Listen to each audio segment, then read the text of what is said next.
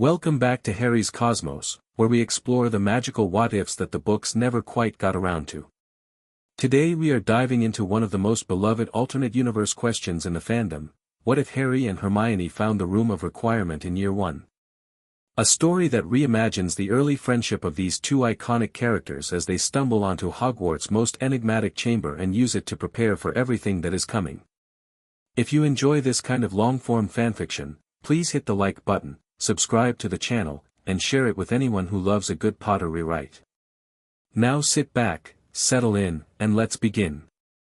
Chapter 1, The Hidden Door. The corridor on the 7th floor smelled of old wax and colder stone, and the echo of Mrs. Norris's meow had a way of curling under the doors and into the seams of one's robes. Harry Potter had never disliked any sound in his life so completely.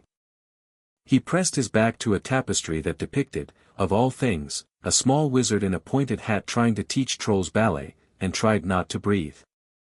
"Move," Hermione whispered, and shoved him further along the wall. "She's coming faster than we thought." "I am moving," Harry muttered. "You're standing on my robe." "I am not." "You are." "Look down." She did, and even in the spear of moonlight slanting through the high arrow slit, the indignation on her face was magnificent. She let go, mortified. "Sorry. Just, go." Filch's voice crawled up the staircase like damp through plaster. "Out of bed, are we, my sweet? After the little brutes again?" Harry didn't wait. He pushed Hermione ahead of him, and they ran. It had been her idea to come up here in the first place, which was not a sentence he had ever expected to think about Hermione Granger, holder of so many points and so few midnight ambitions. But the Halloween feast had ended 3 weeks ago, and that night she had walked beside him out of the girls' bathroom with troll blood drying on his wand and her arms full of his cloak, and somewhere on the slow climb back to Gryffindor she had stopped being a girl who corrected his pronunciation of Wingardium Leviosa and started being something rarer. A friend. Quite a stubborn friend, as it turned out. The stubborn friend had read a footnote in Hogwarts, a history. There were, she had told him, quite a lot of footnotes, about a stretch of wall opposite the Barnabas the Barmy tapestry that was rumored to misbehave. She had said misbehave with the same little frown she gave any noun that hadn't filed its tax forms. So they had come, after curfew, 2 first years with a stolen idea, because Harry could not get it out of his head that the 3rd floor corridor was hiding something, and Hermione had decided that if he was going to kill himself trying to find out what, she was at least going to ensure he died with his shoelaces tied. They turned the corner and Filch's lantern licked the wall behind them. "Where?" Harry hissed. "Anywhere," Hermione gasped. "That's not an answer." "It's not, supposed, to be, Harry, just run." The 7th floor corridor stretched ahead, long and empty and humming with that specific Highcastle silence that suggested the suits of armor were holding their breath. The Barnabas the Barmy tapestry hung opposite a length of pale wall that looked exactly like every other length of pale wall in Hogwarts, except for the way Harry's neck prickled when he looked at it. "There," he said, pointing. "Where?" "There.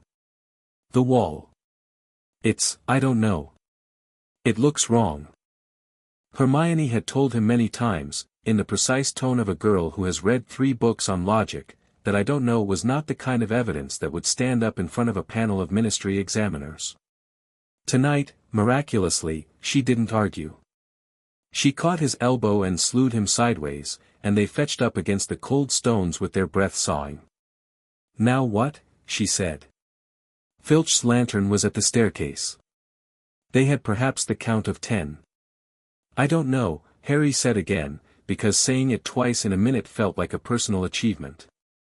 "Hermione, wish for somewhere to hide. Just, wish."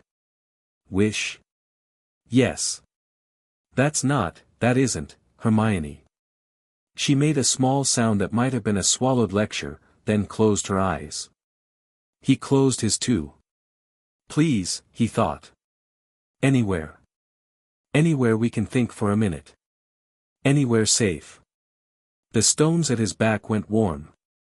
He opened his eyes because Hermione had opened hers, and she was staring at a door. It had not been there. The wall had been smooth and stupid, and the door was now standing in it like a fact someone had remembered, oak and iron banded, wide enough for two scared children, with a handle in the shape of a curling leaf. Harry shoved Hermione through it. Filch's lantern swung around the corner just as the door pulled itself shut behind them with a sound like the last word of a very polite argument. The light from outside cut off. There was a beat of black, and then, light.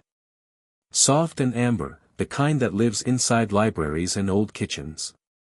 It came from candles in iron sconces and from a fire in a hearth that was burning quite contentedly with no obvious source of fuel. The room they stood in was the size of a Muggle classroom. The walls were paneled in dark wood. Two armchairs faced each other across a low table that had a teapot on it. Steam rose from the spout. There was, Harry noted, a small plate of biscuits. "What?" said Hermione, "in Merlin's name?" Harry stepped further in. The floor was carpet. The carpet was warm. The teapot, when he peered at it, contained tea. There was a window that he was fairly sure had not, when they entered, existed, and out of the window was a quite reasonable view of the lake under stars. "It's the 7th floor," he said. "There's no lake out the 7th floor. Not on this side." "Harry." "What?" "Look at the door." He looked. Behind them, above the door they had come through, words had been carved into the lintel, fresh cut, the splinters of them not yet smoothed by years. 2 lines. Harry read them aloud because he did not trust his eyes. "Anywhere we can think for a minute. Anywhere safe." Hermione sat down. She did this with the dignity of a girl who had decided that if reality was going to behave like a bad-tempered cat, she would at least sit down to argue with it. The armchair welcomed her like a glove. After a second she leaned forward and looked at the teapot like it was something she had read a chapter about and disagreed with. "This is," she began. "Magic," Harry suggested. "Don't be flippant." "It's, Harry, this is room shaping. This is conjuration this is," the door wasn't there. "We wished, and the door. I noticed. Nothing in Hogwarts, a history mentions a wishing room. There was the footnote. The footnote said a wall on the 7th floor misbehaved. It didn't say it served tea." She stared at the teapot. The teapot, with sublime indifference, kept steaming. Harry knelt beside the hearth and held out his hands. The fire was warm without scorching. He thought, for no clear reason, of the cupboard under the stairs, of how cold it had always been, no matter the season, and how he had wished 1,000 times for warmth and never once received it. He swallowed. "Hermione," he said. Try something." "What?" "I don't know. Anything. Something small. Just, wish, and see what it does." She looked at him over the rim of the armchair. She was 11, with her hair braided back unevenly because she had done it herself in the dark, and her eyes, he thought, not for the first time, that she had eyes like a person who'd rather be reading. She closed them. He saw her lips move. She opened them. A book was lying on the low table where there had not been a book. It was thick and old and wore its title in gilded letters, A First Cataloguing of Hidden Spaces in the Wizarding Schools of Europe, by Circumferential Watch, 1602. Hermione made a noise like a kettle. "Oh," she said. "Oh." Harry started to laugh. He could not help it. The laugh got away from him for a moment, and he had to put both hands on the floor and stop, because his ribs hurt, because he was 11 and tired and had not had enough laughter in his life to be steady about it when it came. "Harry," Hermione said. "Harry, listen. Listen. This is, do you understand what this is?" "It's a room," Harry managed. "It's a room with biscuits. It's an artifact. A castle artifact. It has to be old, Harry, older than us, older than Dumbledore. Magic built into the foundations. It answers wishes. Within reason. Probably. We don't know what reason. We don't know what limits. He sat up. The laughter had gone out of him, but its warmth had stayed, which was all he had ever wanted laughter to do. He looked at her, and she was trying not to bounce in her chair, and he thought, with absolute clarity, that he was going to find out what this room could do, because no one was going to take it away from them yet, because no one knew it was here. "Hermione," he said. "Can we keep this a secret?" She blinked. He watched her think. He watched, for a small second, the sensible Hermione who had marched him out of the troll's bathroom go very still and listen to the other Hermione, the one who had read about hidden spaces in the wizarding schools of Europe and wanted to know everything. "For now," she said. "Yes. Until we know what it is. We tell Professor McGonagall when we know what we have. And Ron. Ron will tell Seamus, and Seamus will tell Lavender, and Lavender will tell the Patils, and by Tuesday Malfoy will be in here trying to wish himself into a Slytherin throne. Fair." "For now," Hermione said again, more firmly. "Just us." "Just us," Harry said. It was, he thought afterwards, the first promise he had ever made that had felt like a door closing on something good. They did not stay long. Whatever the room was, Filch had not gone away just because they had, and Hermione would not let either of them be caught after curfew on the 7th floor with an unexplained piece of biscuit. They took one biscuit each, in the spirit of inquiry, ate them slowly, looked at each other, and stood up at the same time. "How do we leave?" Harry said. He had barely said it before the door appeared again behind them in the same place, and Hermione, who was already halfway through a theory involving correspondences and pre-Reformation artifacts, said, "Oh. Oh, of course," and sounded so delighted that Harry had to bite down a grin. They cracked the door. The corridor was empty. Mrs. Norris had gone off to terrorize a different floor. Behind them, the door slid shut into smooth wall as if it had never been there, and, in fact, as far as the wall was concerned, never had. They walked back to the tower in silence, and at the fat lady, Hermione touched his sleeve. "Tomorrow," she said. "After dinner." "Tomorrow," Harry agreed. Tomorrow turned out to be more complicated than that, because tomorrow was a Tuesday, and Tuesdays in early December at Hogwarts had a way of eating themselves. Hermione came down to breakfast already rummaging in her bag for the homework she had certainly already finished. Ron, who had been wary of Hermione since the troll and slightly fond of her since the troll, slid the salt towards her without being asked. Across the great hall, the enchanted ceiling did its business with snowflakes, the snowflakes melting 6 inches above the heads of the Slytherins like the world's most contemptuous hint. Harry chewed toast. "You two are quiet," Ron said, eventually. "We're tired," Harry said. "You were quiet yesterday." "I'm always quiet." "You snore." "That doesn't count." Ron eyed him. Then Hermione. Then him again. Hermione had her nose firmly inside magical drafts and potions and was reading exactly the way a person reads when they want to discourage further conversation. Ron seemed to consider pressing the issue, but the post owls came in then and a parcel landed beside Neville and the question was forgotten. "Did you sleep at all?" Hermione murmured at Harry, low, behind the cover of her book. "Bits," Harry said honestly. He had spent half the night staring at the ceiling and the other half drafting questions for the room. He had a list. He kept the list folded in the pocket of his robes. Hermione, he was fairly certain, also had a list. Hers would be longer. "After dinner," she said again. "Astronomy is at midnight. We've got from 7 to 11. That's 4 hours. 4 hours, he agreed. "I'll bring quills." "Of course you will." The day did its plotting work. Charms with Flitwick was straightforward, they had moved on to color-changing charms, and Harry surprised himself by getting a decent sky blue out of his quill on the second try. Hermione, of course, had her quill cycling neatly through the whole spectrum like a polite slideshow. Snape's potion lesson was its usual exercise in being noticed for the wrong reasons. Harry kept his head down, bottled his draft, and got a sour eyebrow rather than a deduction.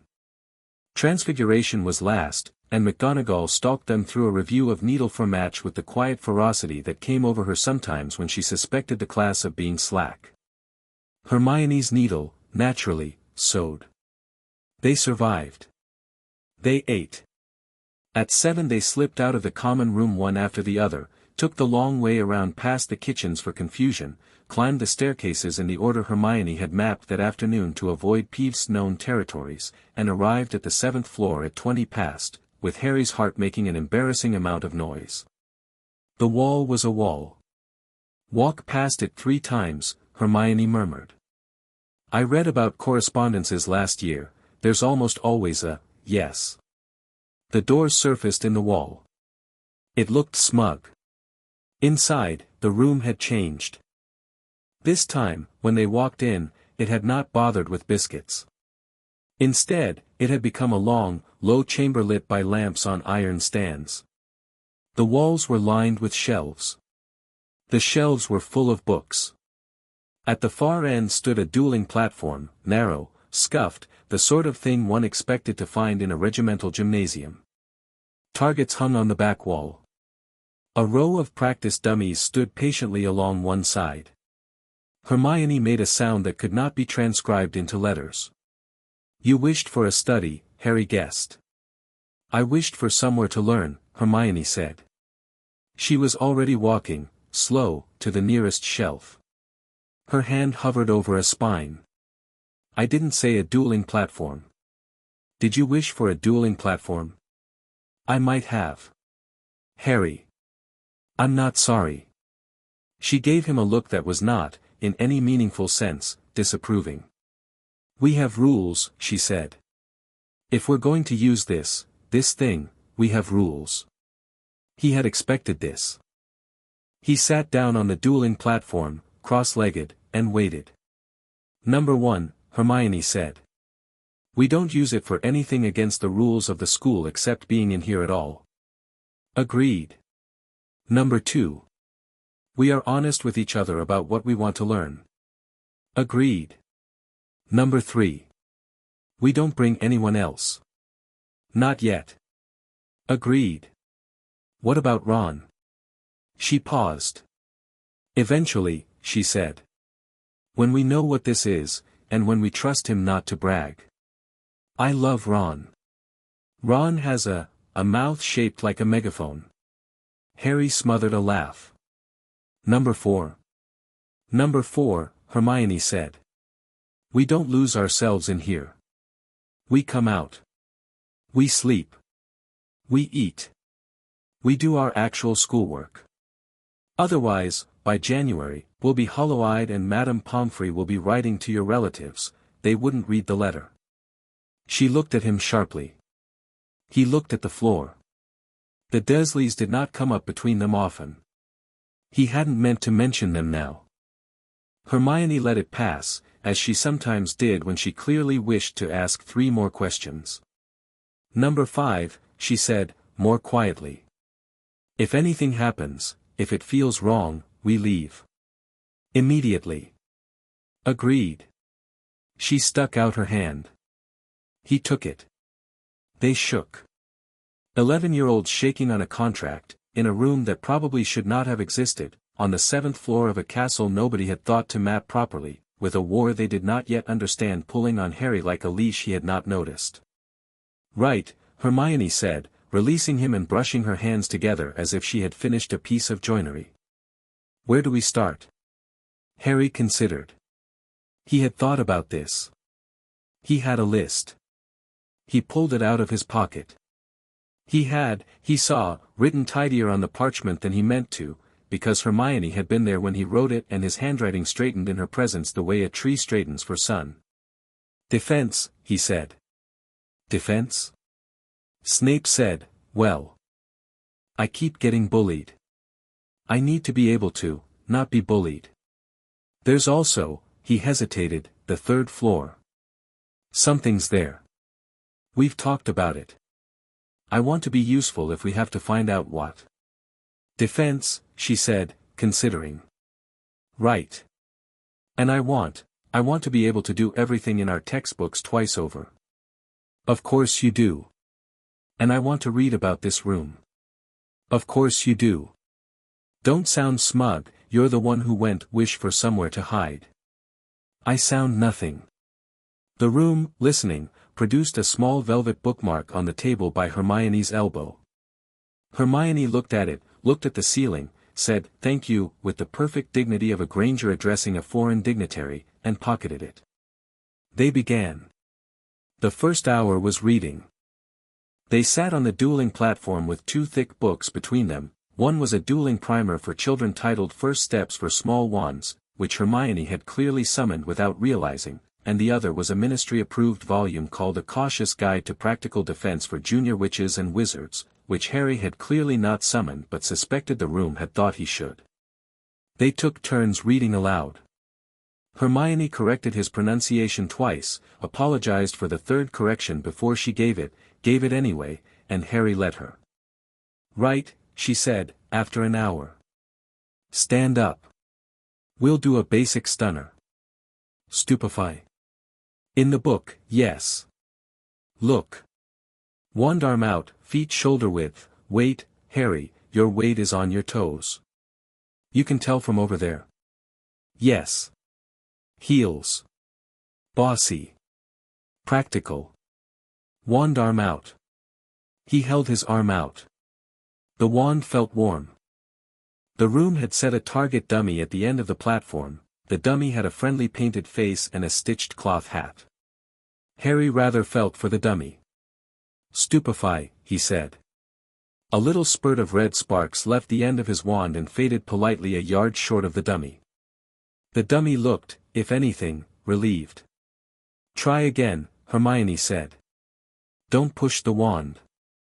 Let it, they say in the book, let the spell come from your stomach." "My stomach. It's a metaphor." "Right." He tried again. The sparks went further this time, but skewed wide and burst harmlessly against a shelf. A book slipped off, landed open on the floor, displayed an etching of an angry hippogriff. The room shut the book and slid it back into place with the patient air of a librarian who had seen worse. "Again," Hermione said. By the end of the second hour, Harry had hit the dummy 4 times, twice on the body, once on the painted hand, and once, quite by accident, between the eyes. The dummy had, up until that final hit, kept its slight smile. After the 4th hit it sat down, of its own accord, with the air of a man who has had enough of his afternoon's work. Hermione had hit the dummy twice. She was fuming. The wand movement is fine, I don't understand. You're thinking too hard. That has never," she said, "been a problem in my life before. It is now." She glowered. He held out a hand. She let him correct her grip. He took her elbow and dropped it half an inch. He stood behind her, 11, awkward, painfully aware of where his arms were, and said, "Don't say it like a question. Tell the spell what to do. Tell it. Like McGonagall talking to first years." Hermione closed her eyes. She opened them. She said, "Stupefy," the way McGonagall would have said sit, and a thumping bolt of red caught the dummy in the chest and threw it 3 feet backwards. It hit the wall and slid down. Smoke unwound from its painted hat. Hermione made a small, astonished noise. "You did that," Harry said. "I did. That was, I know." "Hermione. I know." She sat down, a little dramatically, on the edge of the platform, and laughed, a clean, startled laugh that was nothing like her ordinary careful laugh in classrooms. He sat beside her.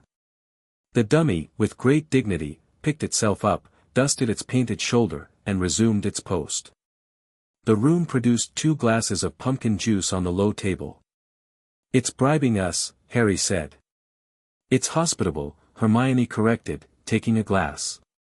"Don't be cynical, Harry, it's been very polite." They drank. Outside, in the impossible window, a moon Harry did not remember rising rose anyway over the not-quite-real lake. Somewhere very far away a clock that didn't exist in the corridor outside chimed 9.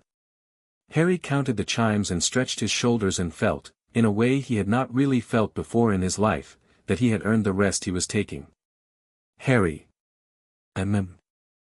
Tomorrow night. Tomorrow night. And the night after. The night after. Until? He thought. The third floor pulled at him. So did the dragon-quiet way Snape had been watching him at the head table. So did the letter from his godfather had not sent. So did Quirrell's stutter, which had sometimes seemed a little too rehearsed. He could not say any of these things to Hermione, not yet, because she would want it neat, and the third floor was not neat. Until we're ready, he said.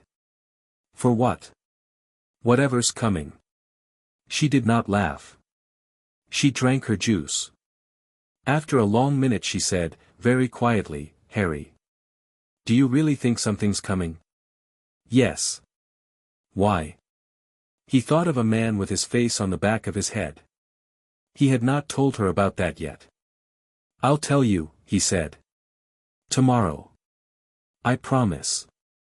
There's something I haven't said. All right, she said, and did not press. They left at 10:30. The corridor was empty. The door eased itself shut into smooth stone. Hermione, halfway down the staircase, slipped her hand into his elbow without looking at him, the way she had walked him out of the troll bathroom, the way friends did, when they couldn't think of anything to say but didn't want to let go yet. Good night, Hermione. Good night, Harry. In the dorm, Ron was asleep with one foot out of the blankets and Trevor in his hair. Harry climbed into bed, drew the curtains, and lay on his back, and saw, behind his closed eyes, a dummy with a painted hat sliding down a wall.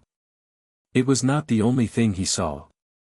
He saw, also, the place where the door had been, and the way the words above the lintel had been carved as if someone had been waiting for him, and Hermione's face when the bolt of red light had gone where she told it. He saw a lake under a moon that did not exist.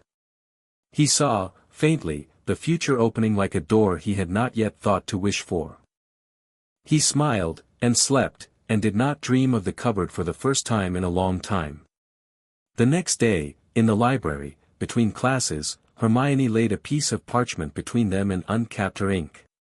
Write, she said, in the voice she used for things she had decided she was going to be excellent at. We need a plan.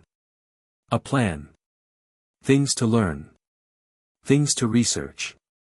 Things to practice. Order. Priorities. We're not just going to flail at it. We're going to be deliberate. Granger, Harry said. Are you about to make a syllabus? I am about to make a syllabus. He grinned. He could not help it. He pulled the parchment towards him. Across the top, in his bad handwriting, he wrote, Hogwarts, after hours. Number 1, she said. Stunning. Stunning. Then. Shielding. There's a charm in the cautious guide, Protego. Good. Then. Disarming. Can't do anything if you can't disarm someone. Yes. Then. He looked at her. He swallowed. Hermione, what if we just do everything in our textbooks first? Properly. 2 months ahead. She smiled. The quill was already moving. Number 4, she said. 2 months ahead by Christmas. Then we move on. Then we look at, what was it the room had on the dueling shelf, silent casting. Do you think we could try, Harry said. The library was quiet around them. A slant of December sun leaned in through the high window and lay on the table like a paw. Madame Pants walked past at one point, glanced at their parchment, glanced at Hermione, and went on without a word, which was as close to approval as Madame Pants ever came. They did not see Filch all day. They did not, in fact, see anyone they didn't want to see, which was unusual for Harry. He had begun to suspect, vaguely, that the world had decided to give him a small pocket of peace before it asked him for something. He had decided to take the pocket, and to fill it with a girl's voice listing spells in the order they ought to be learned, and a list growing on a piece of parchment in the center of a library table, and the certainty that, somewhere on the 7th floor, a door he could remember was waiting to be remembered again. That night they returned to the room. The night after that, also. In the days that followed they fell into the rhythm of the syllabus, and the room learned them, and they learned the room, and Harry began to suspect that he had not, in 11 years of life, ever before been in a place that simply wanted him to do well. By the end of the second week, Hermione had stupefy off-target 1 in every 5 tries, which she considered a personal failing. Harry had it 1 in 2, which he considered miraculous. They had begun on Protego, and on a smaller, simpler shield charm called Salio. Hermione had read 3 books on the architecture of Hogwarts and 1 ill-advised volume called Whispers of the Castle, by a man who, on the evidence, had been wrong about most things. None of the books had said anything useful about a room that listened. On a Thursday night 2 days before the term broke for Christmas, Hermione said, "Harry." He had been firing at the dummy with his off-hand on a dare. He stopped. "Yes. You said you'd tell me." He had been waiting for this. He had been waiting for it, in fact, since the night she had asked. He sat down on the platform and laid his wand beside him. "There was a man," he said, "who was teaching last year." A man. Quirrell wasn't his name then. It's Quirrell now. There was a man with a turban, there is a man with a turban, and on Halloween, when I went to the bathroom, I felt something. Something. Watching. From his head. The wrong side of his head. The back. She went very still. "And in Diagon Alley," he said, "before term, he shook my hand. It went cold. I thought it was him. Nervous, you know. Then yesterday I walked past him in the corridor and, Hermione, there was a smell. Old garlic. Nothing wrong with that. But underneath it, there was something else. I don't know what. Harry. I know. I know. It sounds, don't apologize. It sounds, I said don't. He didn't. Harry, Hermione said. She was looking at him, and she was 11, and he watched her decide. He watched her file the question of whether he was being silly, and reject it, and pick up the question of whether they ought to do something about it, and turn it over in her hands. He had never seen anyone listen to him like that. "Right," she said, finally. "We add it to the list. We add it. Number, what are we on, 5. Investigate Quirrell. We can't just, we're not going to just. We're going to investigate. There is a difference, Harry, between accusation and inquiry. Accusation is what gets first years suspended. Inquiry is what wins points. Granger. Have I told you how grateful I am that you're on my side?" She blushed. She covered it by being brisk. "Don't be soppy, Potter, we have spells to practice." He stood. He raised his wand. He looked at her, at his friend, at the only person in the world who had heard the sentence "I felt something behind a man's head" and not laughed, and he thought, perhaps for the first time, that he was not alone in this. "Stupefy," he said. The dummy went over. Outside the impossible window, on a lake that didn't exist, the moon kept its post. The next afternoon, Hermione cornered him near the library with a piece of parchment that had 3 columns and 4 colors on it, and Harry, looking at it, knew that something terrible had been done to his evening. "It's a schedule," she said. "It's a tapestry. It's a schedule. Look, defense work in the room 4 nights, theory in the library 2 nights, 1 night off for sleep, the other for actual homework. You've made yourself 2 columns and me 1. You're a slower reader. Hermione. Fine. I'll do mine and yours." He almost let her. He didn't. He leaned over and drew a crooked line through one of her columns. She made a small protesting noise and then, almost shyly, smiled. Together, he said. Or not at all. Together, she said. Together, it turned out, was the only useful definition for what they were doing. By the Friday before the holidays, they had run through the whole of the Year 1 charms reading list once and most of the Year 2 list twice. By the Saturday they had agreed, between the two of them, on the spells they were prepared to bet their lives on: Stupefy, Protego, Expelliarmus, the Leg Locker, the Trip Jinx, and a little knockback hex called Flipendo that Hermione had read about in a dueling manual and that Harry adored on contact. On the Saturday afternoon, on a whim, the room produced for them a chess set. Hermione laughed out loud. "That's not for us. That's for Ron," Harry finished. They sat on either side of it for a while, looking at the pieces. The White Knight stamped a little, restless to be played with. Harry reached out and rotated the board so the white was facing him, the way Ron always rotated it. "We will tell him," Hermione said. "Eventually." "Eventually. After Christmas?" "After Christmas," Harry said. "When we know what we have. Will we know by then?" He looked at her, at the book stacked at her elbow, at the worry that had crept into the corners of her eyes around Quirrell, at the small steady wand in her hand. "I don't know," he said. "But I think we'll know more." She nodded. She tipped a black pawn over with her thumb and stood it back up. She smiled, small and private, the smile that he had begun, somewhere between the troll and the room, to think of as belonging to him. "All right," she said. "After Christmas, then." The room considered them. Outside the impossible window, the not-quite-real lake darkened, and the not-quite-real moon rose. The dueling dummy, idle, polished its painted hat. The teapot, by some private logic, refilled itself. And on the lintel above the door, Harry noticed it now and would not, for a long time, mention it. 3 new lines had been added in the same fresh-cut script as the first 2, defense. Together. Until ready.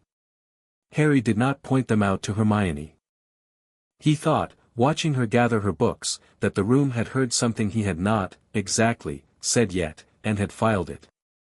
He liked, very much, that it had filed it. They left at 9. The corridor was empty.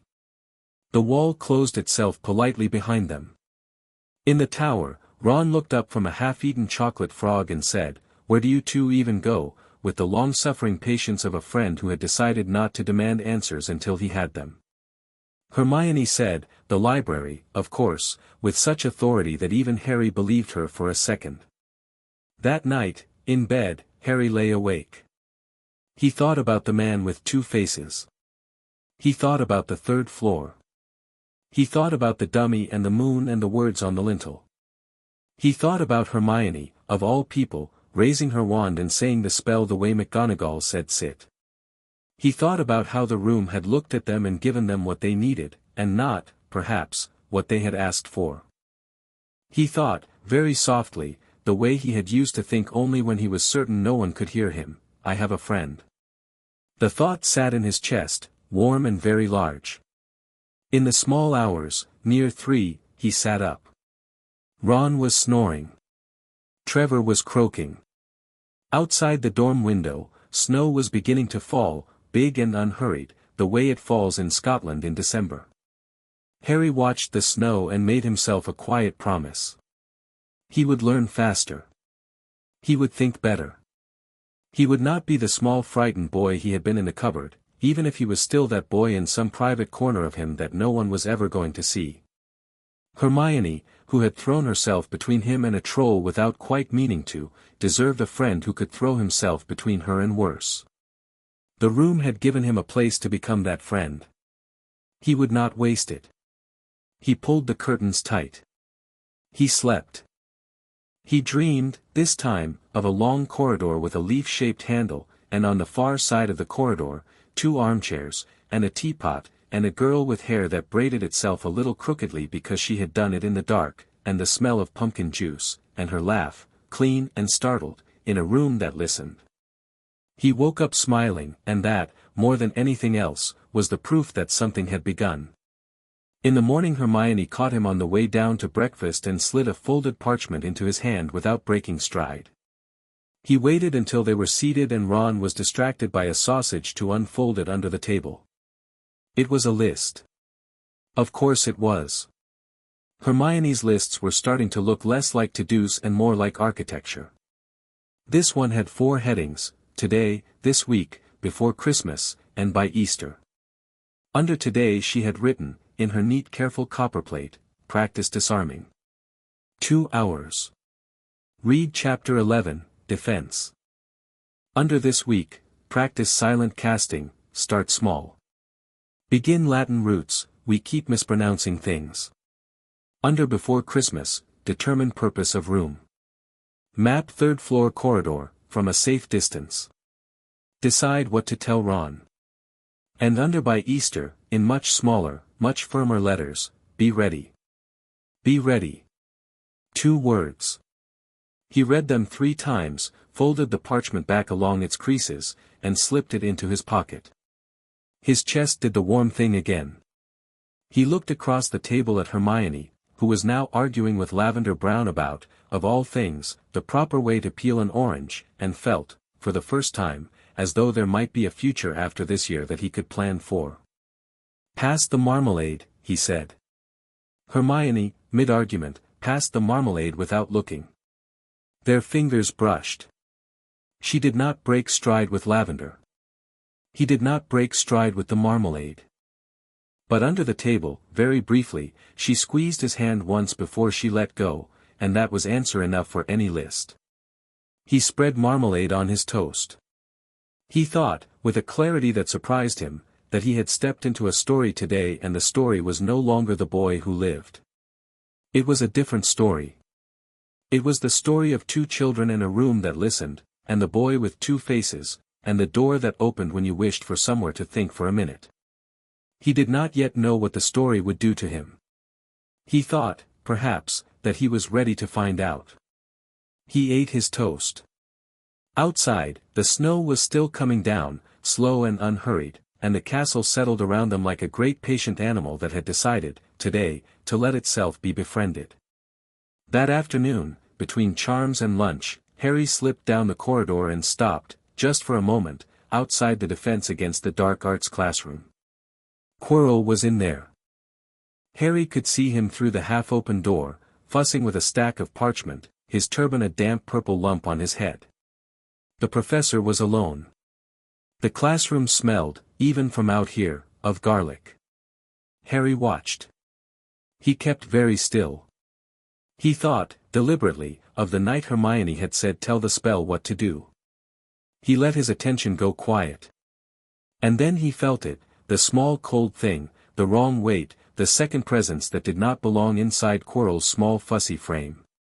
It was like standing near a closed cupboard and knowing, without being told, that something was inside. Something that did not want to be looked at. Harry looked at it anyway. Politely. From the corridor. With his face as blank as he could make it. The cold thing turned, infinitesimally, towards him. Harry did not run. He turned in a perfectly ordinary way, as though he had merely paused to adjust his bag, and walked down the corridor at the speed of a slightly bored 11-year-old.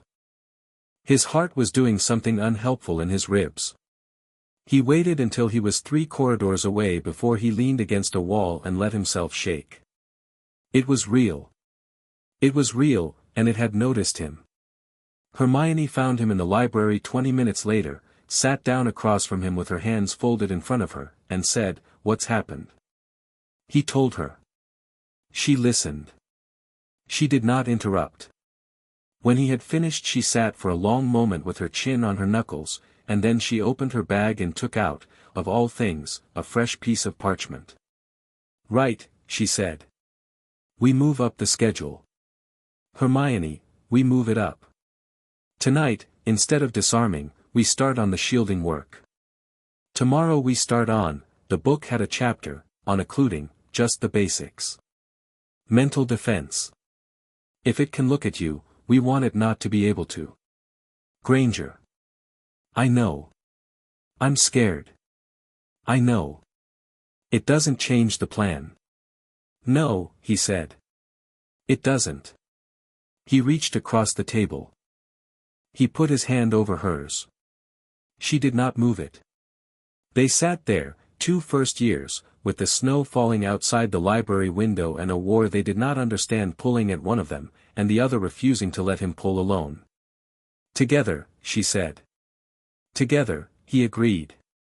That night the room gave them, without being asked, a third book, small, leather-bound, very old, and titled, in plain unfussy letters, A Beginning of the Mind's Wall. Hermione picked it up and made the small kettle noise. Harry laughed despite himself. The room, listening, set out 2 cups of cocoa, with marshmallows, because it had begun to suspect that they were children, and that children, even children with wars on their shoulders, sometimes needed cocoa. They drank it. They began. It was, Harry thought afterwards, the night the syllabus stopped being a syllabus and became a campaign.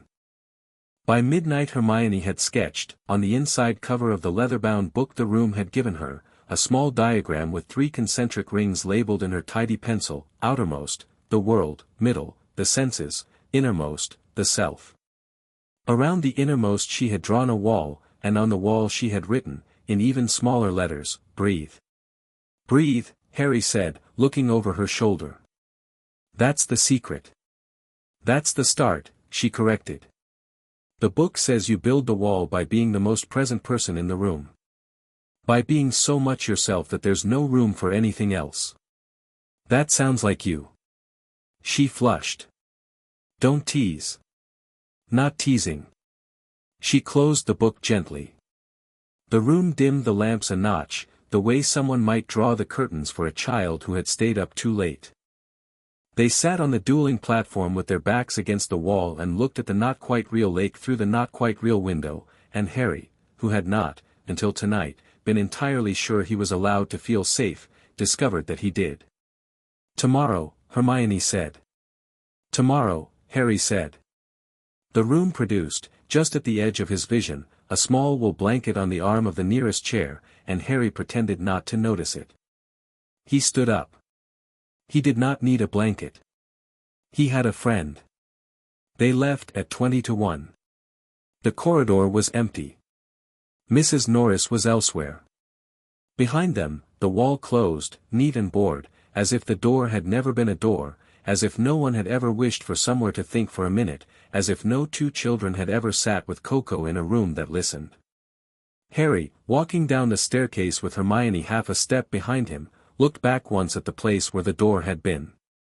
The wall was a wall. He smiled. He had begun. Chapter 1 End. Chapter 2, The Room That Knows. The first lesson the room taught them, that December, was that it had a sense of humor. They learned this on a Tuesday, 3 nights into what Hermione had begun to call, for purposes of her notebook, the program. They had walked past the wall 3 times, Hermione muttered, somewhere we can practice silent casting, with the seriousness of a girl conducting a séance, and the door had appeared as it always did, polite and faintly smug, and they had walked in. The room had given them a very large stone hall. The floor was flagged in slate. There were no chairs. There was a single wooden lectern at the far end, and on the lectern was a small handbell. Hermione looked at the handbell. She walked across the flagged floor to the lectern. She picked up the handbell. The handbell did not ring. She turned it over. She examined the clapper. She rang it harder.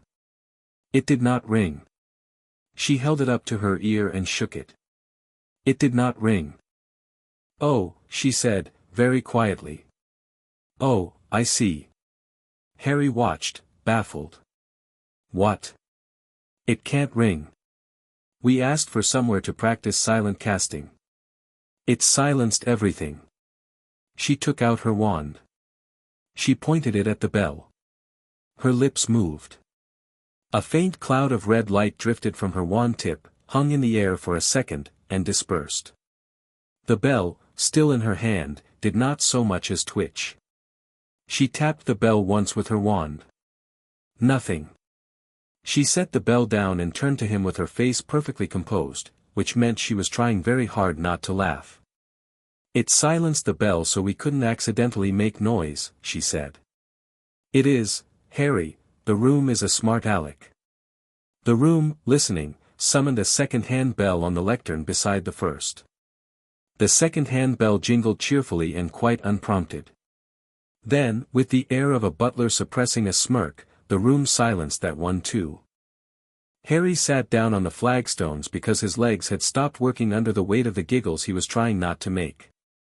Hermione lasted 3 more seconds before she joined him, both of them shaking, both of them trying not to make sound, both of them finally giving up and laughing audibly because the room had, with a flick of imagined fingers, lifted the silencing the second they actually needed to laugh.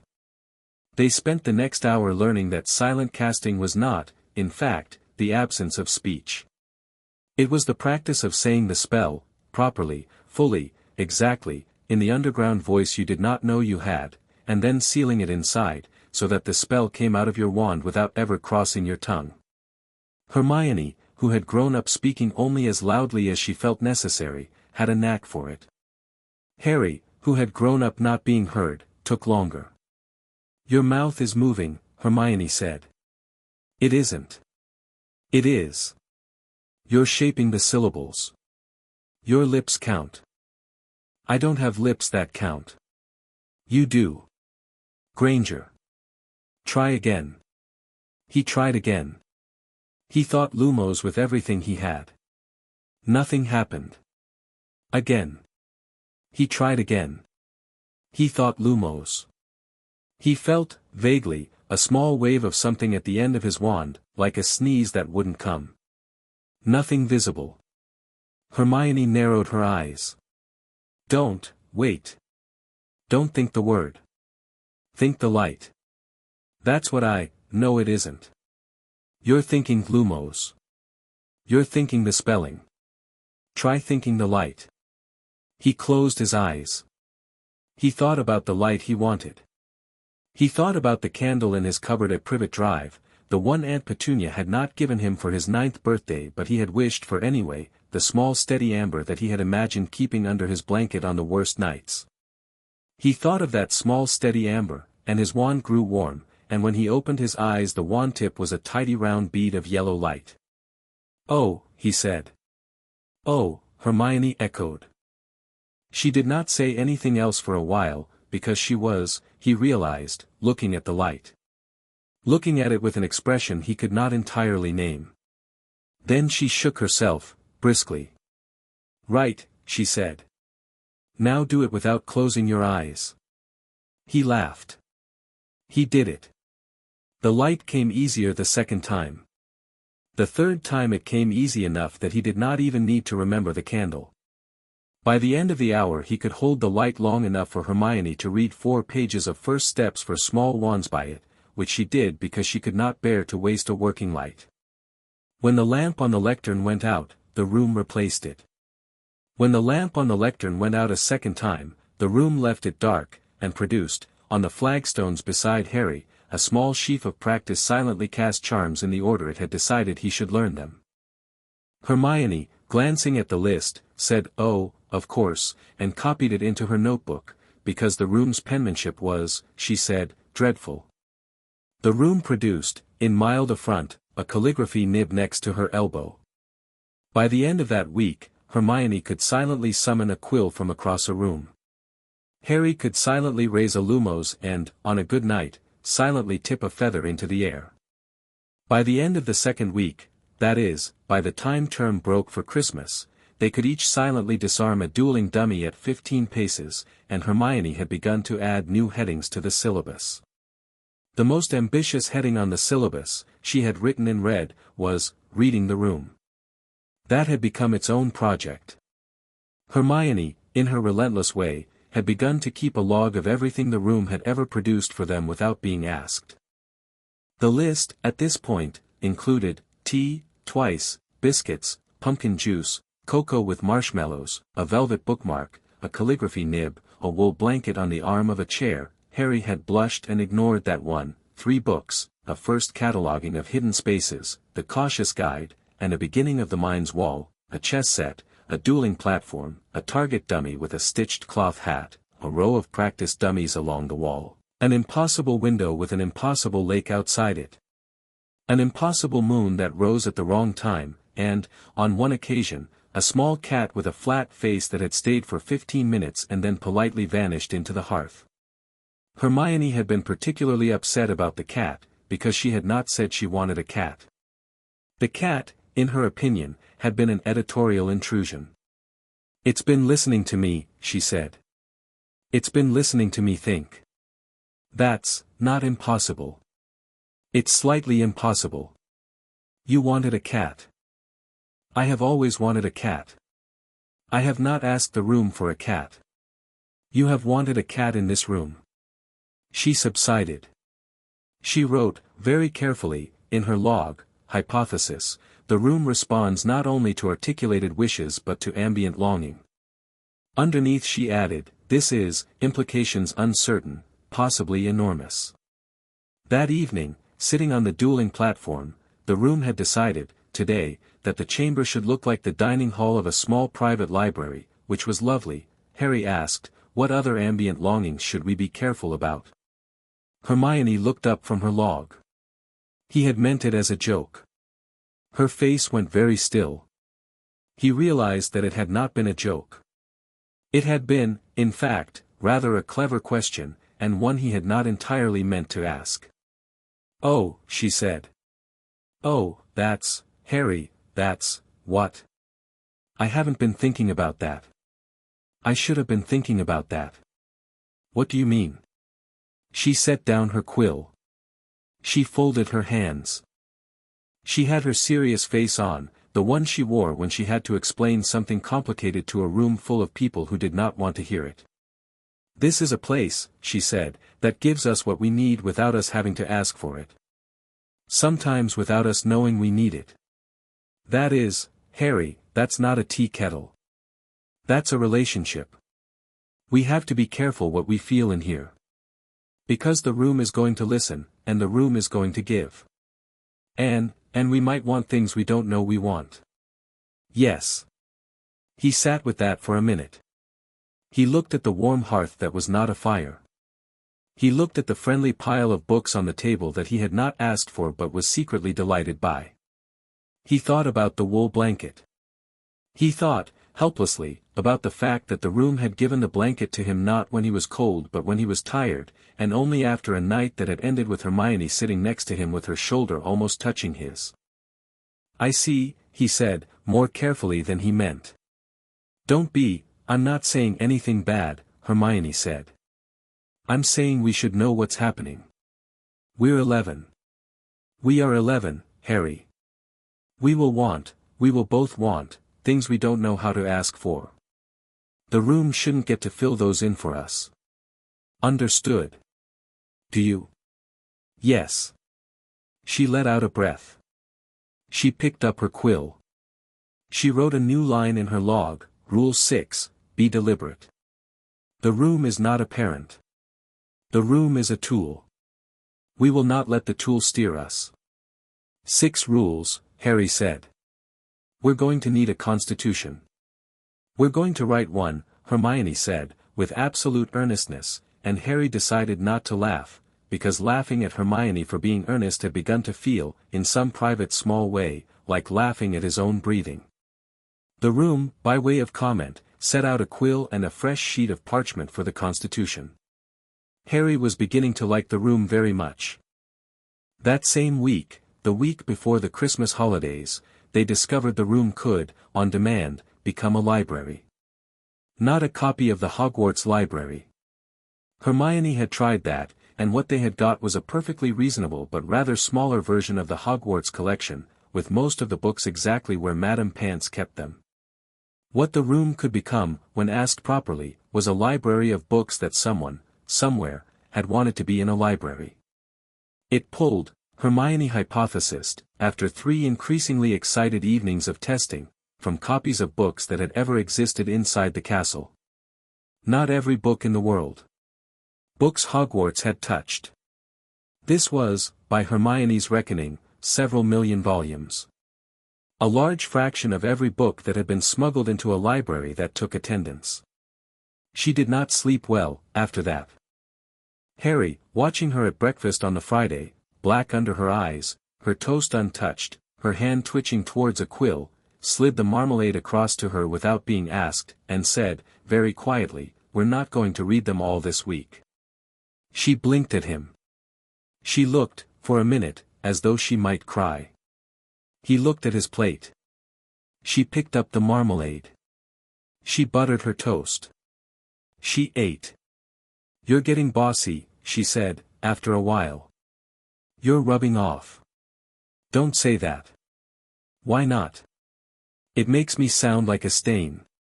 He laughed into his pumpkin juice and got it up his nose, and for the first time in the week she really laughed, and Ron, 3 places down, looked up with mild offense at being left out. "What?" Ron said. "Nothing," they said in unison, which was such a clear lie that even Neville, 2 seats away, gave them a curious look. Ron narrowed his eyes. He looked, for a moment, hurt. That afternoon Harry pulled Ron aside in the corridor between charms and lunch. He had been nerving himself up for it for 2 days. "Ron," he said. "What?" "There's something. I can't tell you yet." Ron's ears turned the color of a howler. "Harry, I will. I promise. Soon. After Christmas. I need, Hermione, and I need to know what we have first." "Hermione knows." "Yes. And I don't." "Yes." Ron stood there with his hands in his pockets and his face working through a complicated set of expressions. Harry was learning, easier to read than most people. He was also fairer, which Harry had not really expected of any human he had met up to age 11. "Right," Ron said, finally. "Soon. Soon. You'll tell me." "I'll tell you. It's nothing dangerous." Harry hesitated. He thought of the cold thing behind Quirrell's turban. He thought of the 3rd floor. He thought of the dummy sliding down the wall. He thought of the syllabus growing in Hermione's notebook in 5 colors of ink. "It is," he said. "But not now. Now we're learning." "Learning what?" "How to handle it." Ron looked at him for a long second. "Harry," he said. "Whatever it is. If you need me, I'm there. Right? You don't have to tell me first. You just have to call." The corridor between charms and lunch in early December at Hogwarts is a busy place. Children went past them in both directions. Peeves blew a raspberry from a balcony. Somewhere overhead the ghost of the Wide Friar was reciting something obscene. Harry put his hand on Ron's shoulder. He did not have a lot of practice with that gesture. He had not been the kind of small boy whose family had taught him to put his hand on people. "I'll call," he said. Ron nodded. Ron, blessed with a family that touched, hugged him briefly. The hug was awkward and brief and one-armed. Harry, who had been hugged for the first time in his memory by Hagrid 4 months ago, found that this one knocked something loose in his chest.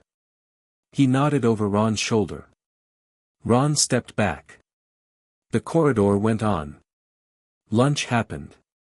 In the room that evening, when he told Hermione about it, she put her hand over his on the table and said nothing for a long minute, which was not at all like Hermione, and which made him think she was crying, which she was not, but which made him think he should have hugged Ron back longer. "He's a good friend," Hermione said.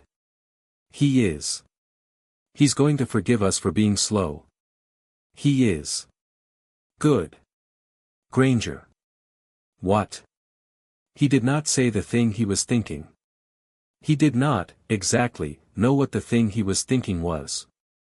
He looked at her hand on the table, and he turned his hand over so their palms touched, and he squeezed her hand once before he let her go, and she did not look at him, and the room set a single candle on the table where there had been none, and the candle burned, and they both pretended that nothing had happened, because they were 11, and because 11 is a year for pretending nothing has happened until you are 12 and old enough to admit it has. The next night, Hermione asked the room for everything Hogwarts ever held about defense. The room obliged. The walls receded. The floor stretched. A long, low gallery opened up, lit by floating candles, lined floor to ceiling with shelves. The shelves marched into a distance Harry could not see the end of. The smell of old paper rolled at them like a wave. Hermione made the kettle noise. Harry sat down on a wooden bench because his knees had decided, briefly, that they would prefer to be horizontal. "Hermione," he said. "I know. Hermione, we cannot read all of these in a week. I know. We cannot read all of these in our lives. I know, Harry. What do we do?" She turned. Her eyes were very bright. Her hands were trembling slightly. He realized, with a jolt of warmth, that he was looking at the happiest she had ever been in his presence. "We choose," she said. "Choose. We pick. We have an hour, Harry. We pick 5 books each. The room knows what we want. It'll bring the right ones close. Look at the shelf nearest us." He looked. The shelf nearest them held, at eye height, 5 books. The titles, in order: A Practical Defense Against the Dark Arts, Volume 1, by Albus Dumbledore, Annotated Edition, 1962, The Quiet Wand, Silent and Wandless Casting in Professional Practice, by Philomena Vance, 1971, A Beginner's Companion to Magical Mind Theory, by Antiochus Black, 1899, Hexes, Curses, and How Not to Catch Them, by an author who appeared to have insisted on anonymity, and, very simply, self-defense for the young witch or wizard. "Oh," Hermione said, very quietly. "Oh," Harry said. They took all 5. They took, in fact, 11 that night, because Hermione kept finding more, and because Harry kept finding more after she had stopped, and because the room, with what Harry was beginning to recognize as personal indulgence, set a small stack of bound copies on the bench beside them and labeled the stack, in fresh ink, "Read these first." They left at midnight. They took the stack. Hermione, halfway down the staircase, said, Harry, do you understand?" and trailed off. "I do," Harry said. "This is, Harry, I know, Hermione. It's everything. It's a start. Harry. Hermione." She stopped on the staircase. She put her hand on his arm. "We have to be careful," she said. "We will be. We have to remember it's just a tool. We could lose ourselves in this. We won't. We could. We won't." She looked at him. He looked at her. The staircase, briefly, decided to move under them, and they stumbled, and Hermione laughed, that clean, startled laugh that he was beginning to understand he would do quite a lot in his life to hear, and the moment broke. They walked the rest of the way in silence, with the bound stack of books between them, and at the fat lady, Hermione handed her share to him and said, "You take them. Hide them. I don't trust Lavender with my trunk." He took them. He hid them. He slept with one hand on the top book. The next night, the room performed its second small miracle. Harry had asked, on a whim, could we maybe see what people who really know defense, what they look like, when they fight? The room had heard him. The wood-paneled chamber dissolved. They were standing, they were not standing, they were watching, at the edge of an enormous ring of stone, lit by torches, and in the middle of the ring 2 duelists were circling. The duelists were adult wizards, robed in formal black. They bowed. They began. Harry had never, in his 11 years of life, seen anything like it. He had thought of magic in terms of stupefy at a dueling dummy, of needles into matches, of Wingardium Leviosa. What he saw now was a different category. The duelists threw spells with their wands like a tennis player threw forehands, fluid and precise and shockingly fast. Spells crossed each other in midair and broke apart. Shields bloomed and faded. Floor tiles erupted, settled. One duelist conjured a spike of stone from the ground, the other turned the spike into a flock of birds, the first collapsed the birds into mist. It went on for perhaps 3 minutes. It ended when one of them, with a flick that Harry would replay in his head for weeks, disarmed the other, levitated the wand into his own hand, and bowed. The room dissolved the ring. They stood, again, in the wood-paneled chamber. Hermione sat down. She did not, immediately, speak. "That's what we're aiming for," Harry said, because his throat was working and he had to make it work for something. That's a long way away," Hermione said. "It is. Harry, those were probably old. Those were probably Aurors. Those were not 11-year-olds. No. Harry, I cannot do that yet." "No," Harry said. He looked at her. "But we can start." "Start. Look. Look at this. Look at what we have. Look at the room. We have a teacher who never sleeps. We have books. We have time. We have, Hermione, we have each other. That is, we have advantages that nobody else our age has. We have advantages that grown wizards don't have. We are not going to be those duelists by Christmas. We are not going to be those duelists by Easter. But we are going to be better than we were yesterday every single day until we are." She was looking at him as though she had not seen him before. "Harry," she said. "What? You sound like, what?" Like a person who has decided something." "I have." "What?" He held her gaze. He thought about the cold thing behind Quirrell's turban. He thought about the 3rd floor. He thought about a baby who had survived a killing curse because his mother had stood between him and it. He thought about Hermione, who had thrown herself bodily at a troll on his account. "I have decided," he said, "that I am not going to be the kind of person bad things happen to. I'm going to be the kind of person bad things have to think twice about." She didn't laugh. She didn't smile. She nodded, once, slowly, and she stood up, and she lifted her wand. "Stupefy," she said, silently, and a clean bolt of red light went straight to the dummy's chest. The dummy went down. Harry raised his wand. "Stupefy," he said, also silently, and his bolt landed half a foot from hers. The dummy slid further. The painted hat fell off. They worked for 2 more hours. When the room finally insisted, with a yawn shaped like a softened light, that it was time to leave, Hermione put her wand away with a small, hard-won smile, and said, "You know, I think we should give the dummies names. They're starting to feel like colleagues. Colleagues. It seems unfair that we keep stunning them."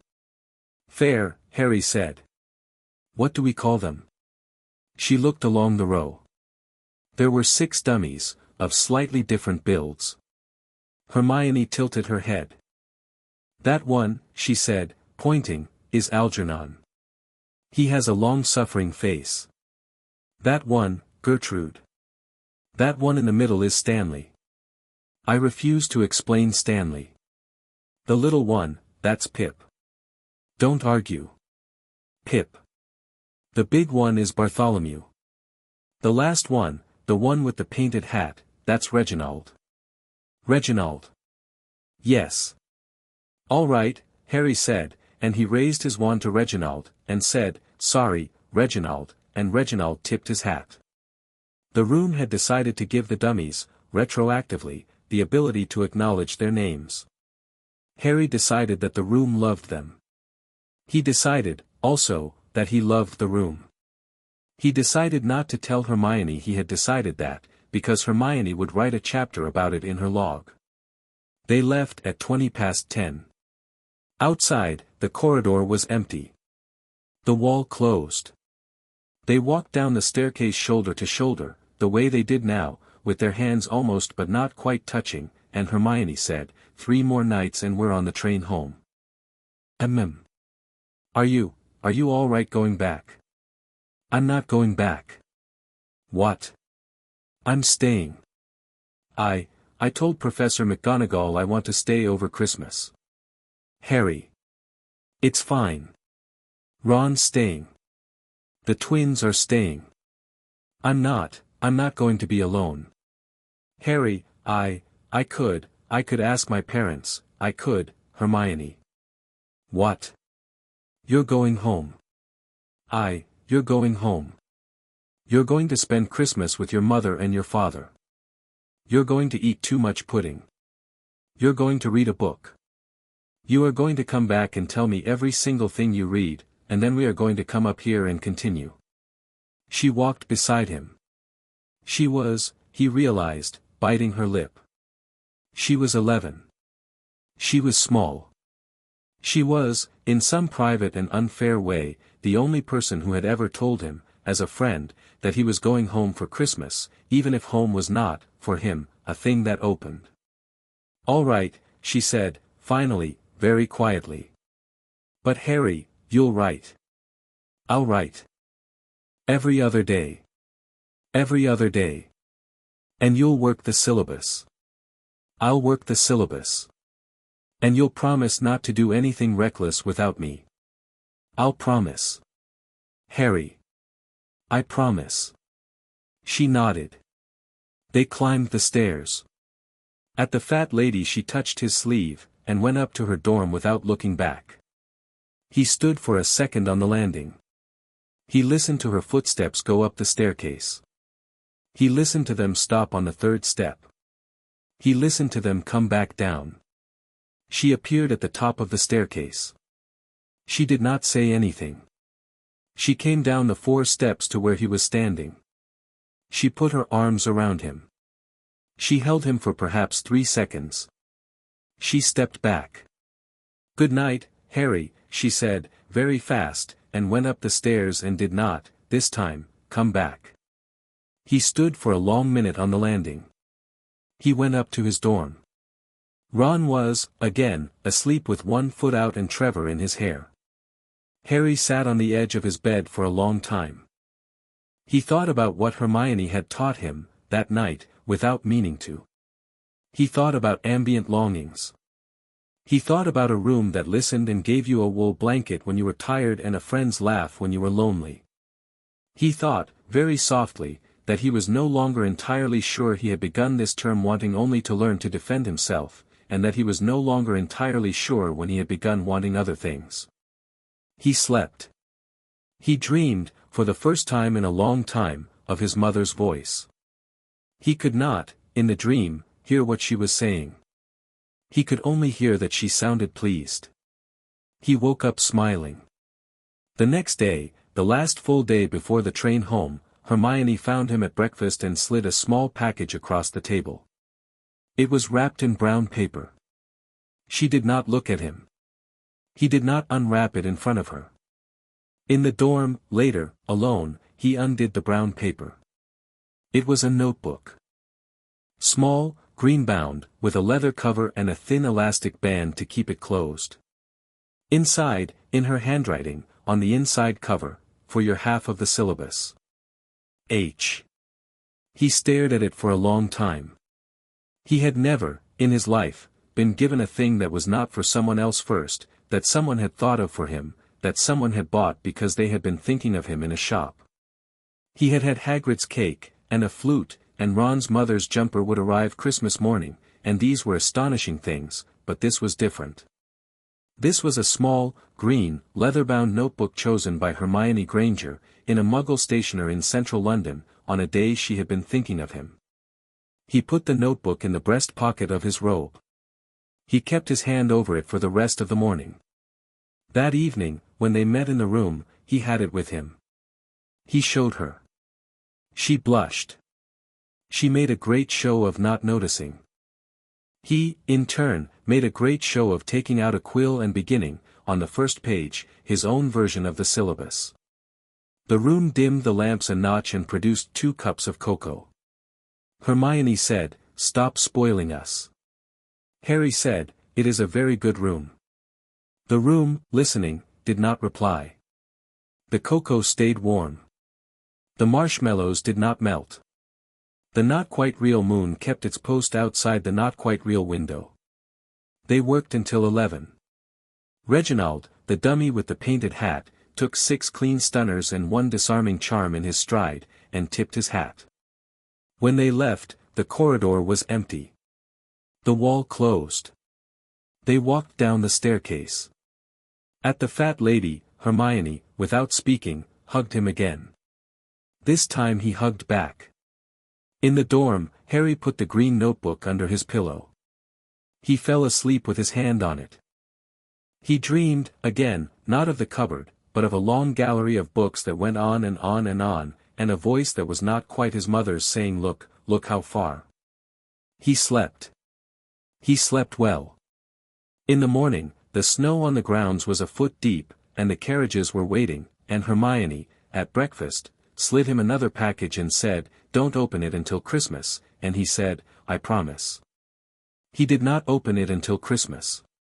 He kept his promises, when he could. He had decided, recently, that this was the kind of person he was going to be. The train pulled out at 11. Harry, alone in the compartment but for Ron, watched the snow fly past. He had Hermione's first present in his pocket and her second one in his trunk and a third, wrapped in green and silver, because she had chosen the colors on purpose to tease him, sitting at his feet. He did not, this winter, feel like a boy who had been left behind. He felt, perhaps for the first time, like a boy who had been chosen. Ron, opposite him, was already reading a Quidditch magazine. Without looking up, he said, "After Christmas." "After Christmas," Harry agreed. Ron nodded. The train moved. The snow blurred past. Somewhere up the country, in a Muggle stationer in central London, a girl had once, on a day she had been thinking of him, bought a small green leather notebook with a thin elastic band. Harry put his hand over the breast pocket of his robe and felt its small hard rectangle, and he closed his eyes, and he smiled. The train slid through the white country. Ron, after a chapter, set down his magazine and said, "Mum's going to ask after you. She always does. She thinks you're starved. I am starved. She'll feed you by post if I let her. Tell her I'm fine." "I won't tell her you're fine. I'll tell her you survived the troll and Quidditch and Snape and a haunted bathroom and lived to write a 5-page charms essay. She'll write you a letter. Tell her I missed the jumper. I'll tell her that part." It was a small thing, and a kind thing, and Harry, who had not, ever, in his life, had a friend whose mother wrote him letters, reached over and tugged the edge of Ron's magazine. "Ron." "What?" "After Christmas." "After Christmas," Ron agreed, again, and this time the word sounded less like a promise being demanded and more like a date being kept. Ron picked up his magazine. The train moved. The snow piled itself on the country.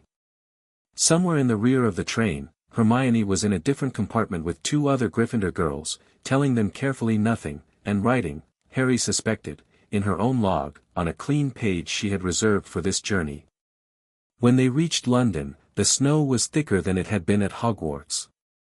Harry watched Hermione step down onto the platform between 2 adults whose faces lit up at the sight of her in a way Harry did not, immediately, recognize.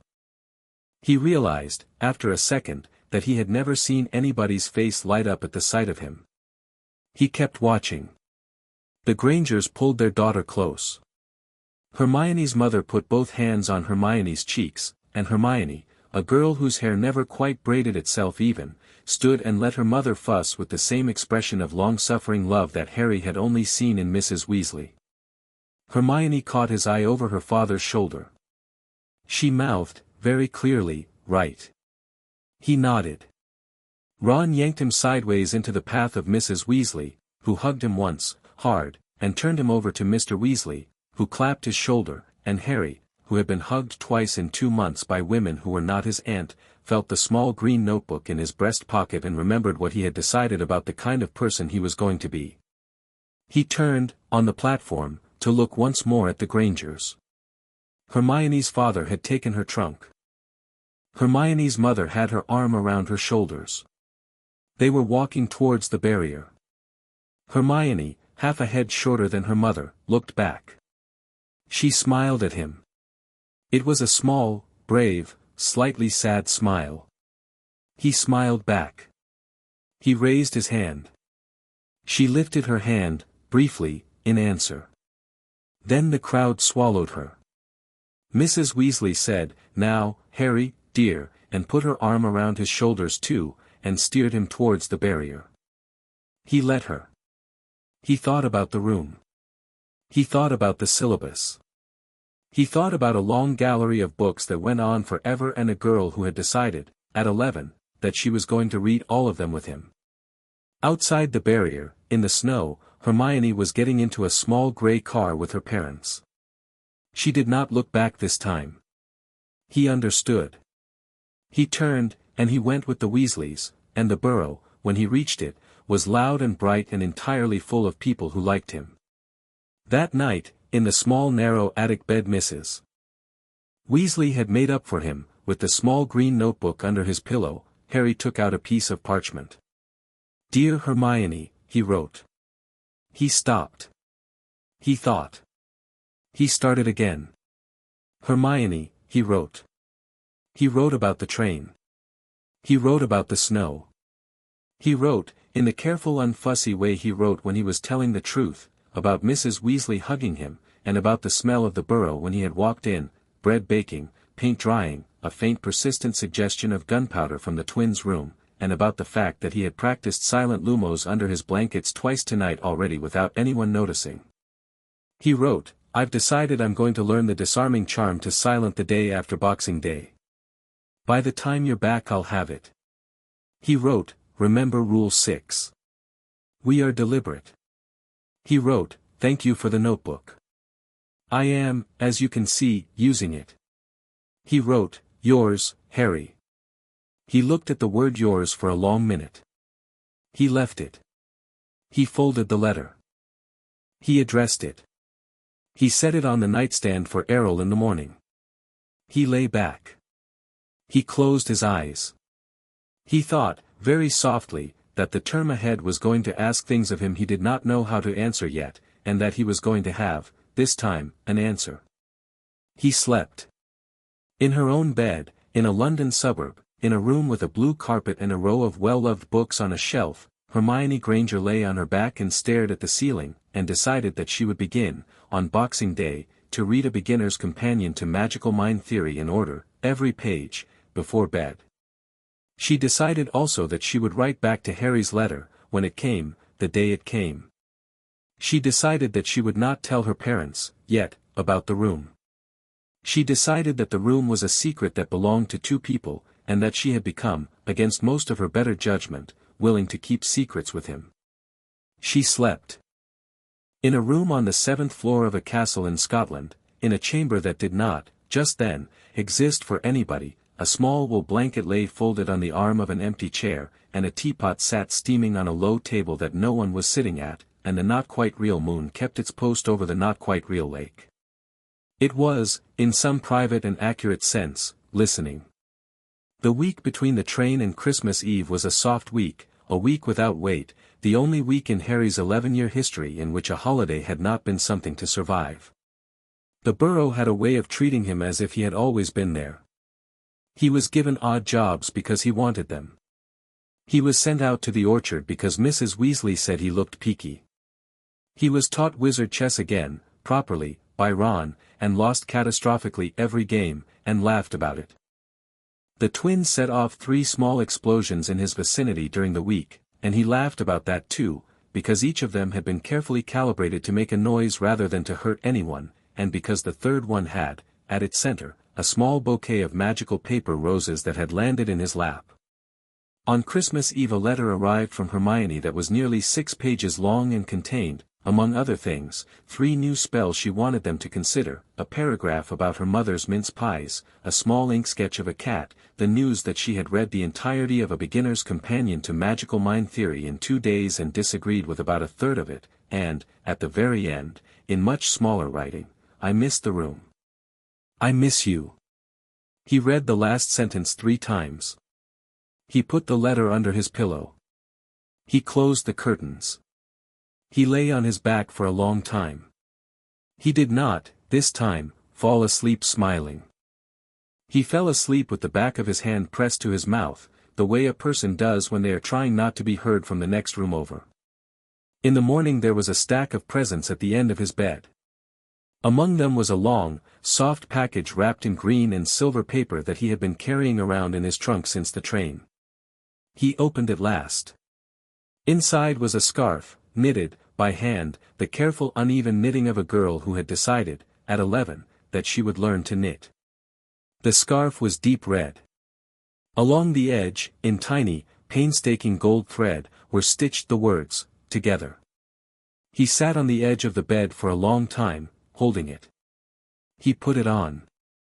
It was warm. It went around his neck twice. He went down to breakfast wearing it. Ron looked, said nothing, did not tease him, and slid the marmalade across without being asked. Harry, that morning, wrote a second letter. Hermione, it said. He stopped. He started again. Hermione, he wrote.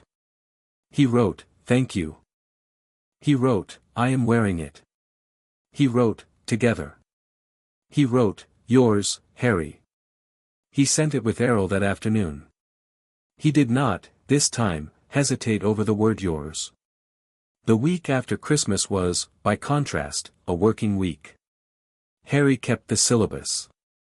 Each morning, before the Burrows house fully woke, he climbed up to the orchard and practiced silent lumos beneath his sleeve, and then silent Wingardium Leviosa on small fallen apples, and then, when he was certain no one was watching, silent Stupefy at a fence post he had named Reginald Jr. Reginald Jr. was a worse target than Reginald. He did not flinch, did not sit down with dignity, did not tip his hat. But Harry hit him, more often than not, square in the center, and that was enough. He wrote to Hermione on alternate days. She wrote back faster than he could keep up. By the end of the week he had a small stack of her letters tied with a piece of red ribbon Mrs. Weasley had left in the kitchen drawer, and Mrs. Weasley, who did not miss anything important, had said nothing about the ribbon when she had refilled the kitchen drawer. He had known then that Mrs. Weasley liked Hermione. It was, he realized, not a small thing to have his second mother approve of his first friend.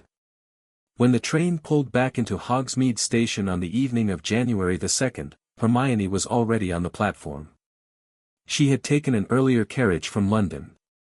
She had her trunk and her cat. The cat was new, a small ginger half-Kneazle named Crookshanks, whom she had bought with her parents on the day after Christmas and was, she said, going to keep, and a thick second scarf around her neck that he did not, until she stood up to wave, recognize as a green and silver mate to his own. He laughed out loud. She blushed. They did not speak about the scarves. That night, after dinner, after they had gone separately up the stairs and waited an hour in their respective common rooms, they met outside the Barnabas the Barmy tapestry.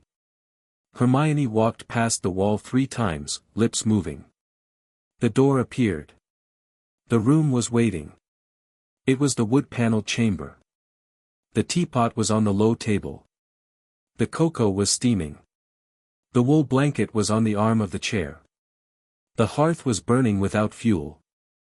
The not-quite-real lake glittered through the not-quite-real window, and the not-quite-real moon rose at exactly the wrong time, and the dummies stood at attention, and Reginald, when Harry caught his painted eye, tipped his hat. Hermione, in the doorway, made the kettle noise. "Hello, room," she said.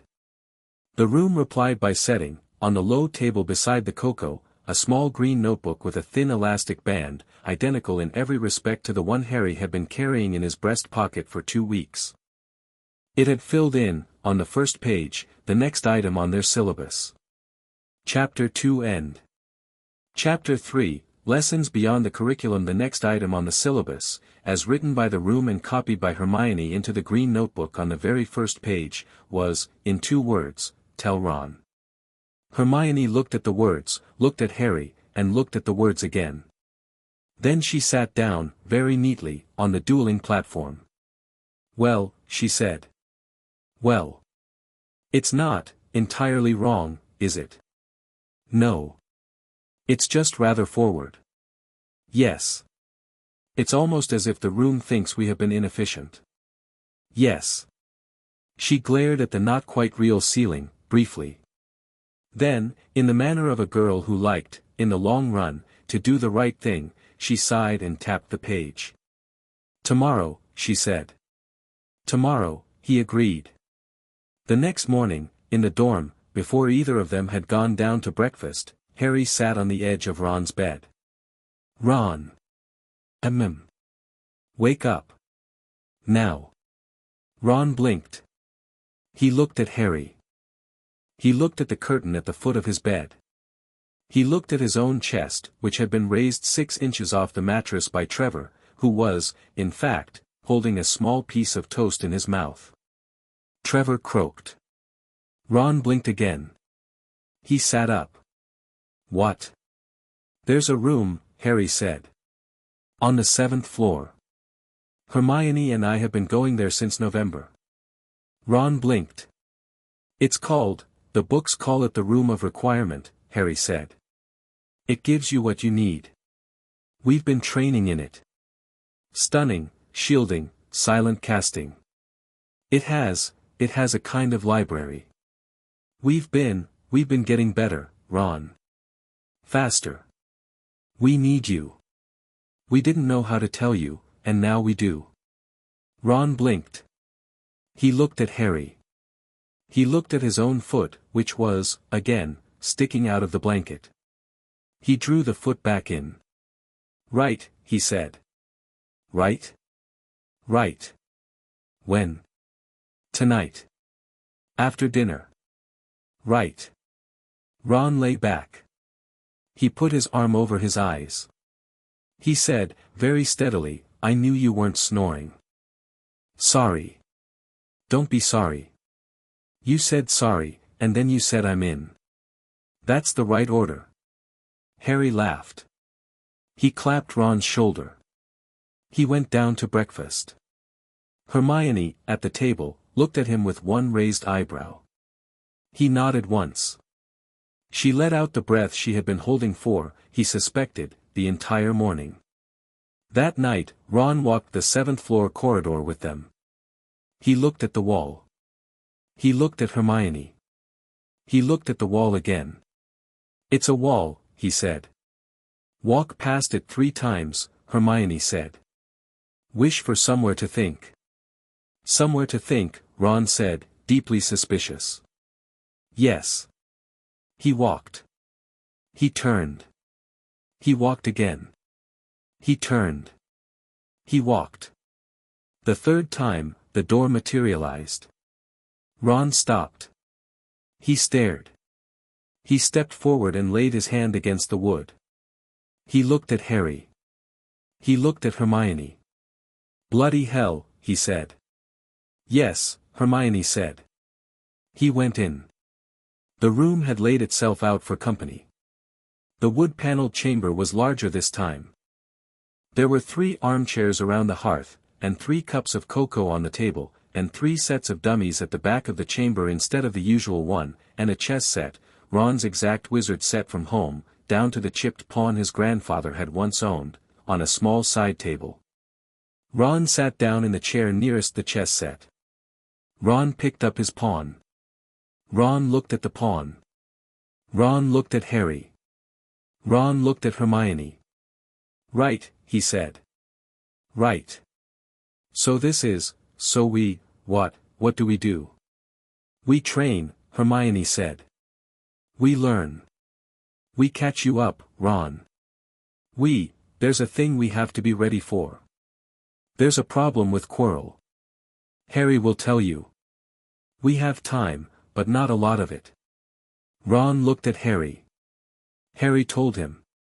He told him about the cold thing behind Quirrell's turban. He told him about the Halloween bathroom and the handshake at Diagon Alley and the smell in the corridor outside the defense classroom. He told him about the 3rd floor and Fluffy and the trapdoor everyone in the school had heard rumors about. He told him about a man who had murdered Harry's parents and who had not, it turned out, entirely died. Ron, when he had finished, sat for a long moment with his pawn in his hand. "Right," he said again. "Right. So we have a Death Eater in the castle. With you-know-who in his head. Likely. On the same wall as our defense classroom. Yes. And he's after a thing on the 3rd floor. Likely. And we, children, are going to be ready," Hermione said, "if no one else is." Ron looked at her. He set the pawn down on the chess set, very carefully, in the center of the board. "Right," he said. "What's first?" Hermione handed him the green notebook. For 2 weeks after that, the program tripled. Ron, it turned out, was not a slow learner.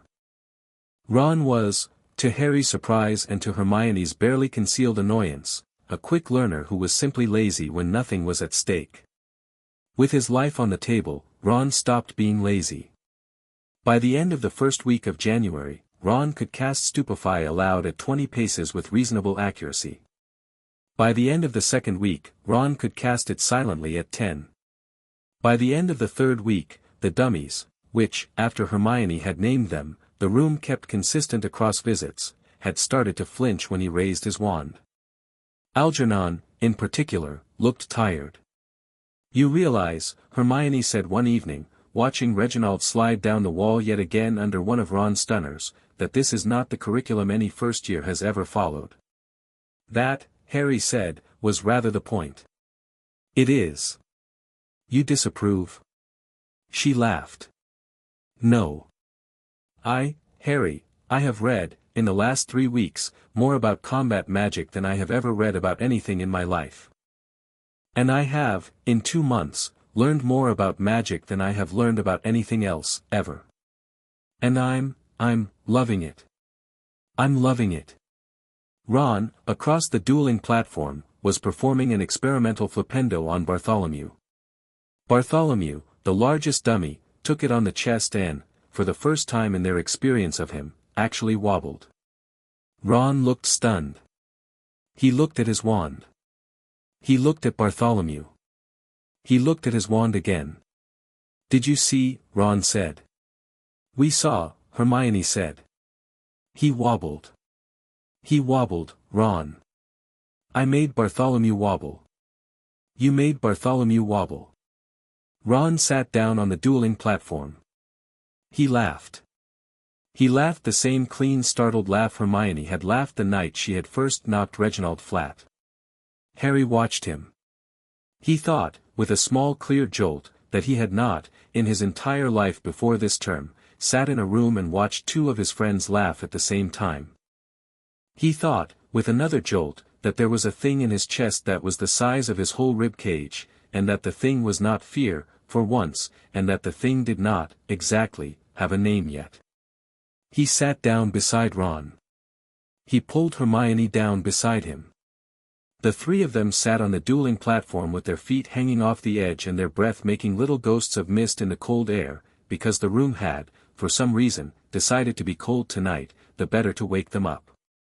Harry put his arms around Ron's shoulders and Hermione's shoulders. Ron, briefly, looked alarmed. He got over it. He put his own arm round Harry's shoulders. Hermione, after a moment in which she clearly considered every implication, put her arm around Harry's waist. The 3 of them sat like that, for a minute, in a room that listened, with a not quite real moon outside an impossible window over an impossible lake, and a fire that burned without fuel, and a row of dummies who had been given names in red ink, and a teapot that refilled itself, and a syllabus on a small green notebook on a low table. The room dimmed the lamps a notch. It was, Harry thought afterwards, the moment the 3 of them became a unit. They worked harder after that. Hermione moved them onto the next chapter of A Beginning of the Mind's Wall and onto the more advanced bits of the Cautious Guide. They began on the shield charm, properly, learning its variants, Protego, Protego Maxima, the Diaphanous Salio, practicing them in pairs and then in trios, drilling the idea that no shield was a static thing but a held intention, the way Hermione's wall around the innermost ring in her diagram was a held intention. They learned how to shield while moving. They learned how to drop a shield and counter in the same beat. They learned, on Hermione's insistence, the one rule Harry kept forgetting: never lift your wand to a face you had not first looked at. They began on occlumency, as much as they could from a book. This was harder than anything else. They sat, the three of them, in the wood-paneled chamber, on cushions arranged in a triangle, and Hermione read aloud from a beginning of the mind's wall. The book was patient and thorough, and it did not, exactly, teach them to defend their minds. It taught them how to be present in their minds in such a way that another mind could not, comfortably, share the room. They practiced a small exercise the book called the candle. You imagined a candle at the center of your chest, and you tended it. You did not think about anything else. You did not chase distractions. You held the candle. You watched it burn. The first time Harry tried it, he failed. He kept thinking about Hermione. He kept thinking about Quirrell. He kept thinking about the cupboard. He kept thinking about Reginald's painted hat. By the time the book's allotted 10 minutes were up, his candle was a flickering smear and he could feel the inside of his head like a market square. Hermione did better. Of course she did. Hermione had a candle Harry could feel, briefly, when he sat next to her. The candle was small and steady and stubborn. Ron did better than Harry expected. Ron's candle was big and bright and roaring, and it burned the way Mrs. Weasley's hearth burned when she was baking, and it took up most of his ribs. By the end of the second week of practice, Harry's candle was small and steady too, though it would gutter when he was tired. By the end of the third week, he could hold it for the full 10 minutes without losing it. By the end of the fourth, he could hold it while casting Stupefy. Hermione cried, very briefly, the first time he did this. He had cast a stunner at Reginald with the candle held inside him, and the spell had landed cleaner and harder than any he had cast before, and Hermione had stood watching him with her wand at her side, and a tear had come down her cheek and she had, irritably, wiped it away. Ron, watching all this from the corner with his arms crossed, said, "Right, so all that is, a lot." "It is a lot," Hermione said. "You're crying." "I am not." "You are." "I am, emotionally moved." "Right. You are emotionally moved." "Yes. Don't be weird about it." "I'm not." "Don't be." "I'm not, Ronald." She was, however, the one who pulled Harry into a hug afterwards, very quickly, very fiercely, before she let him go and pretended not to have done it. Harry, who had been hugged more in 2 months than he had been hugged in 11 years, did not pretend at all. He hugged her back. Then he hugged Ron, because Ron, briefly, looked left out, and Ron, briefly, looked alarmed, and then Ron, who was a Weasley, after all, hugged him back as if he had always known how to. By the end of January, the three of them could each cast 8 spells silently and reliably. They could shield. They could disarm. They could, within reason, defend. They had read, between the three of them, a substantial fraction of the room's lone shelf of defense. They had begun to discuss, in long evening conversations, the structure of the third floor. They had begun to outline, in the green notebook, a plan. Hermione had, by then, taken to keeping the green notebook with her in lessons too, because the room had, on a hunch, given her a copy that responded only to the writing of one of the three of them. Ron had, at first, been horrified by this. "It's an enchanted notebook, Hermione, it could be anything, what if it's dark, what if it's a Horcrux?" But when Hermione had calmly explained that nothing had ever in her life felt more clearly aligned with their interests than this room, and that the notebook had only ever copied between their 3 hands, Ron had subsided. "Don't say Horcrux to me again," Hermione had told him. "I read it in a book." "Where?" "My mum's." "Your mum's books on Horcruxes?" In her cabinet." "Ronald." "What?" "Tell me everything she has." "Hermione." "Tell me later." He told her later. The list was, for a country housewife with 7 children, surprisingly impressive. Hermione wrote it down. Hermione, by Hermione's own admission, was getting greedier about books than was strictly healthy.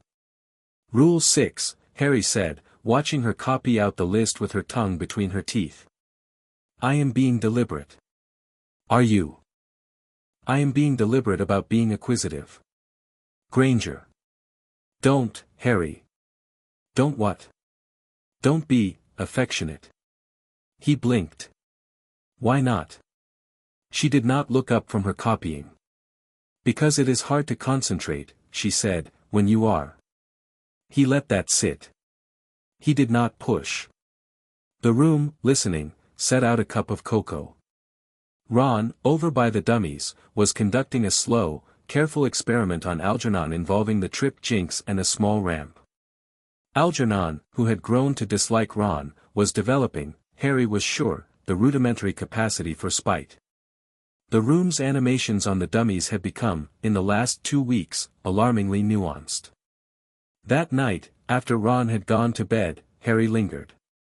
Hermione lingered. Neither of them said anything for a long time. Harry watched the not-quite-real moon move above the not-quite-real lake. Hermione watched her own hands, folded in her lap. Hermione. I'm sorry. Earlier. Don't apologize. What? I am not sorry that you are affectionate. I am sorry that I am 11. I am sorry that I do not have, the equipment to deal with. She looked up.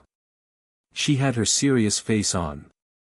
He had begun to think of her serious face the way Ron thought of Mrs. Weasley's wooden spoon, a thing one did not, exactly, joke about.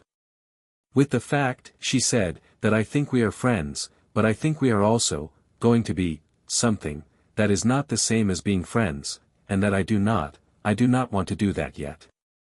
We are 11, Harry. We have a war ahead of us. I do not want to ruin, you won't. I might. You won't. I might. Hermione. Harry. He took her hand. He did not say anything for a long minute. Then he said, we're going to be friends. We are going to be friends. We are going to be friends as long as we are anything at all.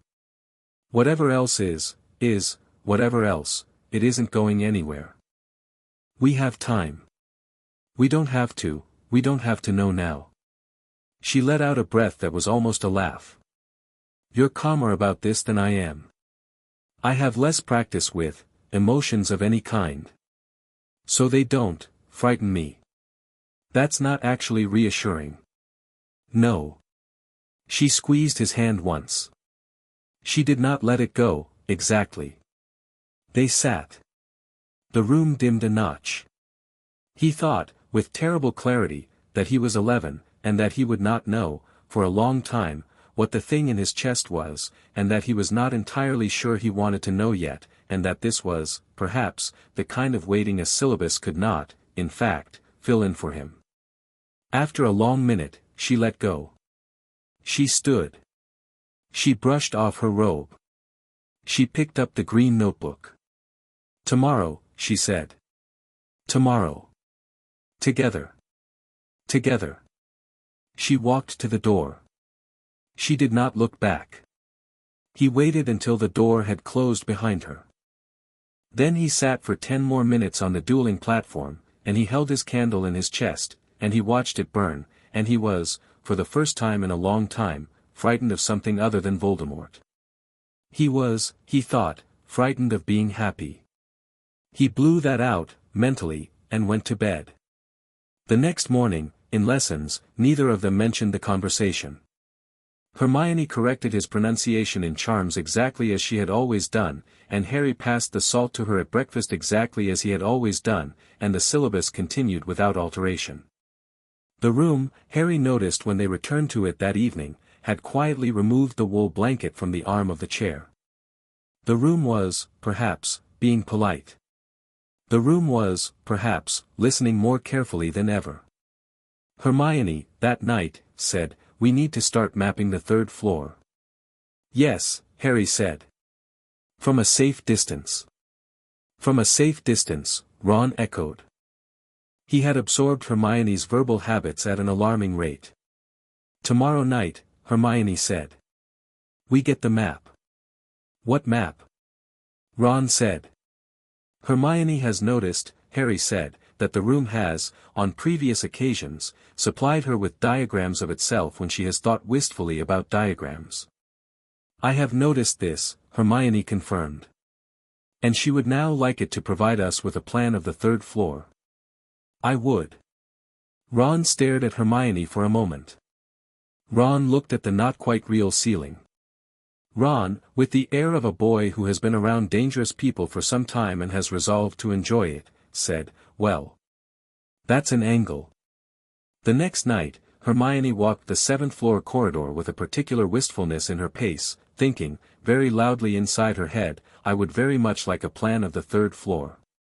The door appeared. They went in. On the low table, in the middle of the chamber, lay a single rolled parchment. Hermione unrolled it. It was a plan of the third floor. Not, Harry noticed at once, the official plan. It was a plan with annotations. It marked the corridor everyone called the Forbidden Corridor. It marked, in red, a door labeled Fluffy's room. It marked, beyond that, a series of chambers labeled, in succession, Trapdoor, Devil's Snare, Key Chamber, Chessboard, Troll Hall, Potions, Mirror. The handwriting at the top of the parchment was a slow, careful, faintly ironic hand that none of them recognized. The room had, somewhere, come by it. Hermione, after staring at the plan for a long minute, let out a slow whistle. Ron, beside her, said, right. Well. Worse than I thought. Mirror, Harry said. What kind of mirror? Don't know, Hermione said. But that's interesting. The whole layout is interesting. It isn't just defenses. It's a series of trials. It's puzzles. As if the people who built it wanted to be sure that whoever got to the end was good at everything, Ron said. Brave. Smart. Flying, for the keys, if the keys fly, chess, if it's chess, potions, that's, well, you and Hermione, mostly Hermione, and what else, selfless, Hermione said quietly. Look at this. What? She tapped the bottom of the parchment. There, in the same hand that had labeled Fluffy's room, was a small note, set under the chamber labeled Mirror. The note read, only those who would not use it can take what is hidden here. Ron looked up. That's a riddle, Hermione said. That's a hell of a riddle, Ron said. Harry, looking at the parchment, did not say anything. The note had set something cold humming very low inside him. Only those who would not use it. He thought of all the things he had wanted in his life. He thought of his parents. He thought of his cupboard. He thought of a syllabus and a room and a girl whose hand he had been holding the night before. He thought of how easy it would be to want what was at the end of that map. Whatever it was, he could already feel the shape of his wanting. He folded the parchment away. He put it in the inside pocket of his robe. We don't go yet, he said. We don't go until we're ready. We don't go until we know what we are walking into. Agreed, Hermione said. Agreed, Ron said. They did not, however, stop preparing. The next 4 weeks were, by Hermione's own ledger, a sustained climb. They drilled. They read. They drilled. Hermione began on Latin roots in the evenings, Ron mocked her, then borrowed her pronunciation. Harry came to lessons with words like ferula, lumus, and silentium burned into the back of his eyes.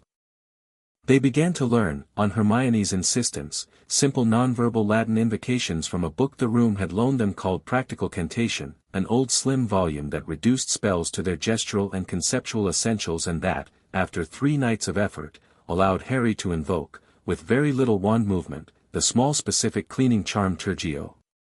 He used it, the first time, to clean a spilt cup of cocoa.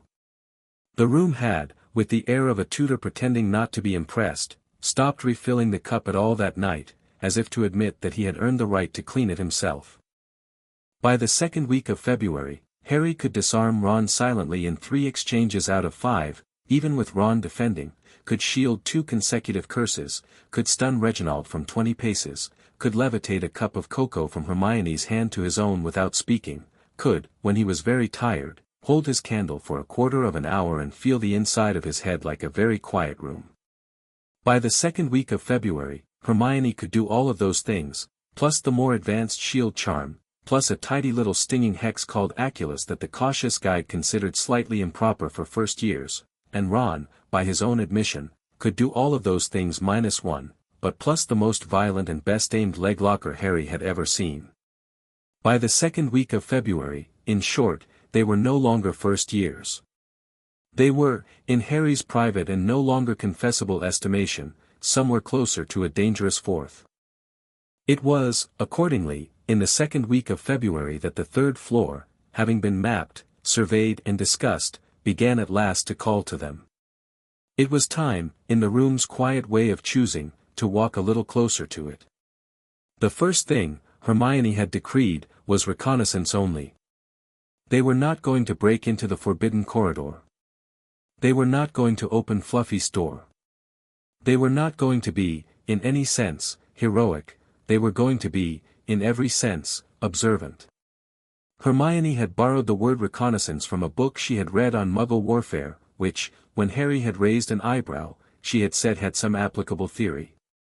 Applicable theory, Harry said. Yes. In a Muggle warfare book. You'd be amazed what generalizes. From Muggles to wizards. From competent humans to less competent humans, Harry. He laughed. He did not contradict her.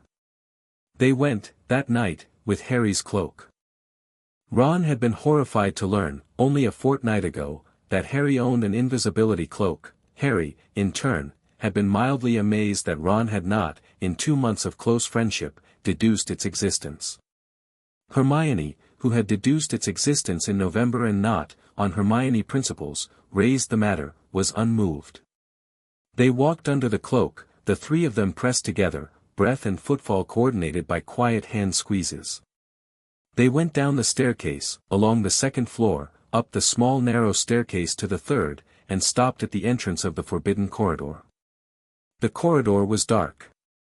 The torches, 1 in 3, were lit. The door at the end was, even from here, audibly defended. Behind its oak, something with 3 throats was breathing. Hermione, even under the cloak, drew Crookshanks, whom she had insisted on bringing, closer to her chest. Crookshanks, half-Kneazle, knew something. Crookshanks, half-Kneazle, did not, however, hiss. Crookshanks, half-Kneazle, made a small inquiring noise that might, in another animal, have been a question. They did not go closer. They listened. They watched.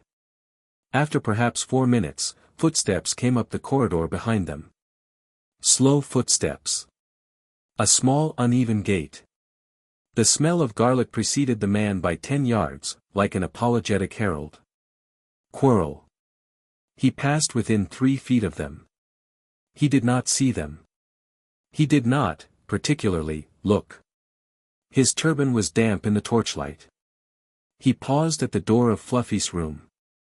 He stood there for a long moment, with his head tilted, and Harry, who had, in the last 6 weeks, cultivated a small steady candle in the center of his chest, and learned to listen for the cold thing behind the man's head, listened now, very carefully. The cold thing was awake. The cold thing was, in fact, in the middle of a quiet, pleased breath, the kind of breath a man took when he was savoring an idea. Soon, whispered the cold thing. Soon, soon, soon. The voice went into Harry's ears in the way the smell of garlic went into his nose, as a fact, a confirmation of what he had only suspected. It was not Quirrell's voice. It was an older voice. It was a voice that had spoken in the cradle of his earliest memory. Even hearing it whisper that single word, soon, through a door in a corridor at a school in Scotland in February made Harry's ears ring. Beside him, under the cloak, Hermione's hand on his elbow tightened to a clench. Quirrell, on the other side of the door, said, in his ordinary stuttering voice, "And not yet, master. The headmaster suspects nothing, but the stone is, well defended. We must wait." The cold thing made a sound that was not a laugh. "Wait," it said. "Wait." It rolled the word around. "I am tired of waiting. Master. Find me a way." "Why yes, master. Find me a way before the Easter holiday." "Yes, master."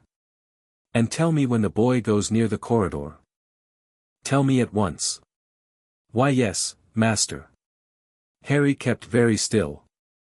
Ron kept very still. Hermione kept very still. Quirrell stood for another long moment outside the door. Then, with the slow deliberate gait of a man who had not finished his rounds, he turned, walked back past them, within 3 feet, the smell of garlic floating off him like sour rain, and went down the corridor and out of sight. The 3 of them stood under the cloak, in a dark corridor, in a school, with a name in their ears that none of them, until tonight, had heard a thing speak with their own. They did not move for 10 minutes. They did not move until Mrs. Norris came up the staircase, and the cold thing was gone, and the corridor was empty, and Hermione, with the smallest ghost of a whisper, breathed out. "Now." Slowly. They went. Back in the room, which had, perhaps in sympathy, made itself into the smaller and warmer chamber of their first night, with biscuits and tea on the low table and the wool blanket back on the arm of the chair, they sat for a long time without speaking. Ron, eventually, said, "Right. So. He has a deadline." "Easter," Hermione whispered. "Easter," Harry said. "That's, 8 weeks. 8 weeks. And he, Quirrell, Voldemort, he wants the stone." "The stone," Hermione said. "Whatever it is." "It's the Philosopher's Stone," Harry said. The words came out before he had quite finished thinking them.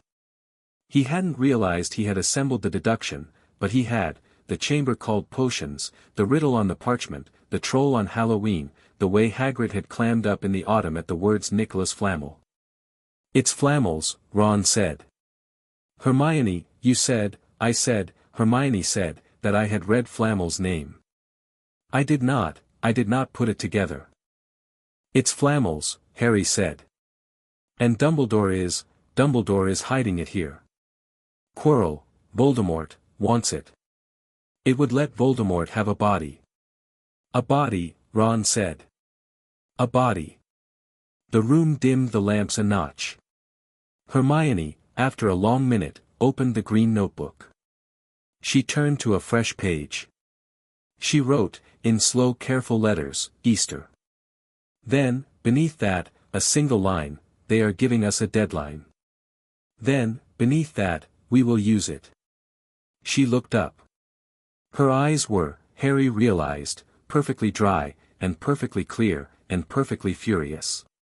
"Right," she said. We do not go to Dumbledore." "Hermione, listen. I have thought about this. I have thought about this very carefully. We will go to Dumbledore. Eventually. But not now. Now Dumbledore does not, by his own admission to his staff, suspect Quirrell, or he would have removed him already. Now Dumbledore is leaving the stone where it is to bait Voldemort. Now we 3, are the only people in the castle who have heard that voice through that door tonight and know what we know. If we go to Dumbledore now, he will smile and pat us on the head and tell us to leave it to the grown-ups. And the grown-ups will not be ready in time. Or worse, they will be ready, and they will move the stone, and Quirrell will be, somewhere we cannot see him. Better the threat we know." "Hermione." "What?" "You're terrifying." "Thank you." Ron, on the other side of the room, made a small noise that was not, exactly, agreement, but was not disagreement either. He looked, Harry thought, like a chess player who had just been shown the next 4 moves. "Hermione," Ron said, what do we actually do? She tapped the green notebook. We use the deadline, she said. We work harder. We finish the syllabus by Easter. We go down ourselves. We get to the stone before Quirrell can. We take it to Dumbledore on a plate. Hermione, 3 first years cannot, 3 first years are already past 3rd year level on 6 combat spells. 3 first years already know 2 occlumency exercises.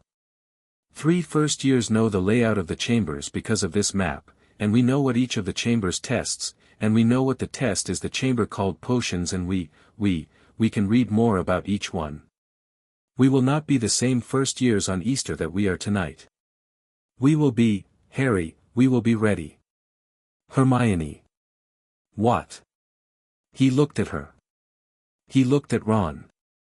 He looked at the small note on the bottom of the parchment, in the slow, careful, ironic hand none of them had recognized. Only those who would not use it can take what is hidden here. I trust you, he said. You trust her, Ron said, or you trust the plan. Both. All right then. The room set out 3 cups of cocoa. Hermione took hers in both hands. Ron drained his in 3 swallows. Harry held his and did not, immediately, drink. We need, he said, to know more about who's helping. Who's around? Who would notice if we go down before Quirrell does? Snape, Ron said immediately. Snape isn't on Quirrell's side, Harry said. I've watched him this term. He's been keeping an eye on Quirrell. He keeps following him. What? He has. How do you know that? I've been watching. Hermione nodded. I have too, she said. Snape he is not pleasant. He is also not the enemy. He is, in fact, the only adult in the castle other than Dumbledore who seems to suspect anything. Which means Snape may be a difficulty. A difficulty. He may try to get to the stone first. Snape isn't, oh, no, not for himself. He may try to take it to Dumbledore. To prove Quirrell. Which would, again, end the threat we know and create a threat we don't. Hermione, you are very sneaky. I am very practical. Harry drank his cocoa. He thought.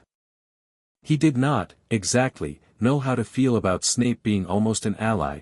The man hated him on sight, every lesson, every meal.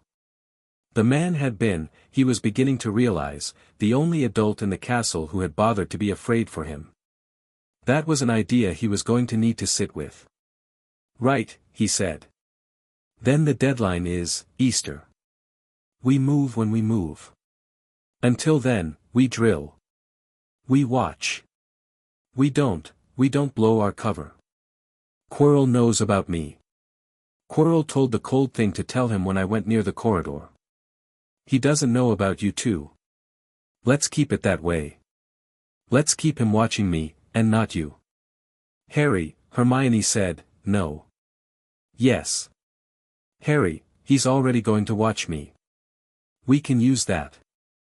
He thinks I am one alone. Let him keep thinking it. You and Ron, you stay in the background. You go invisible. You are the surprise, when the surprise comes.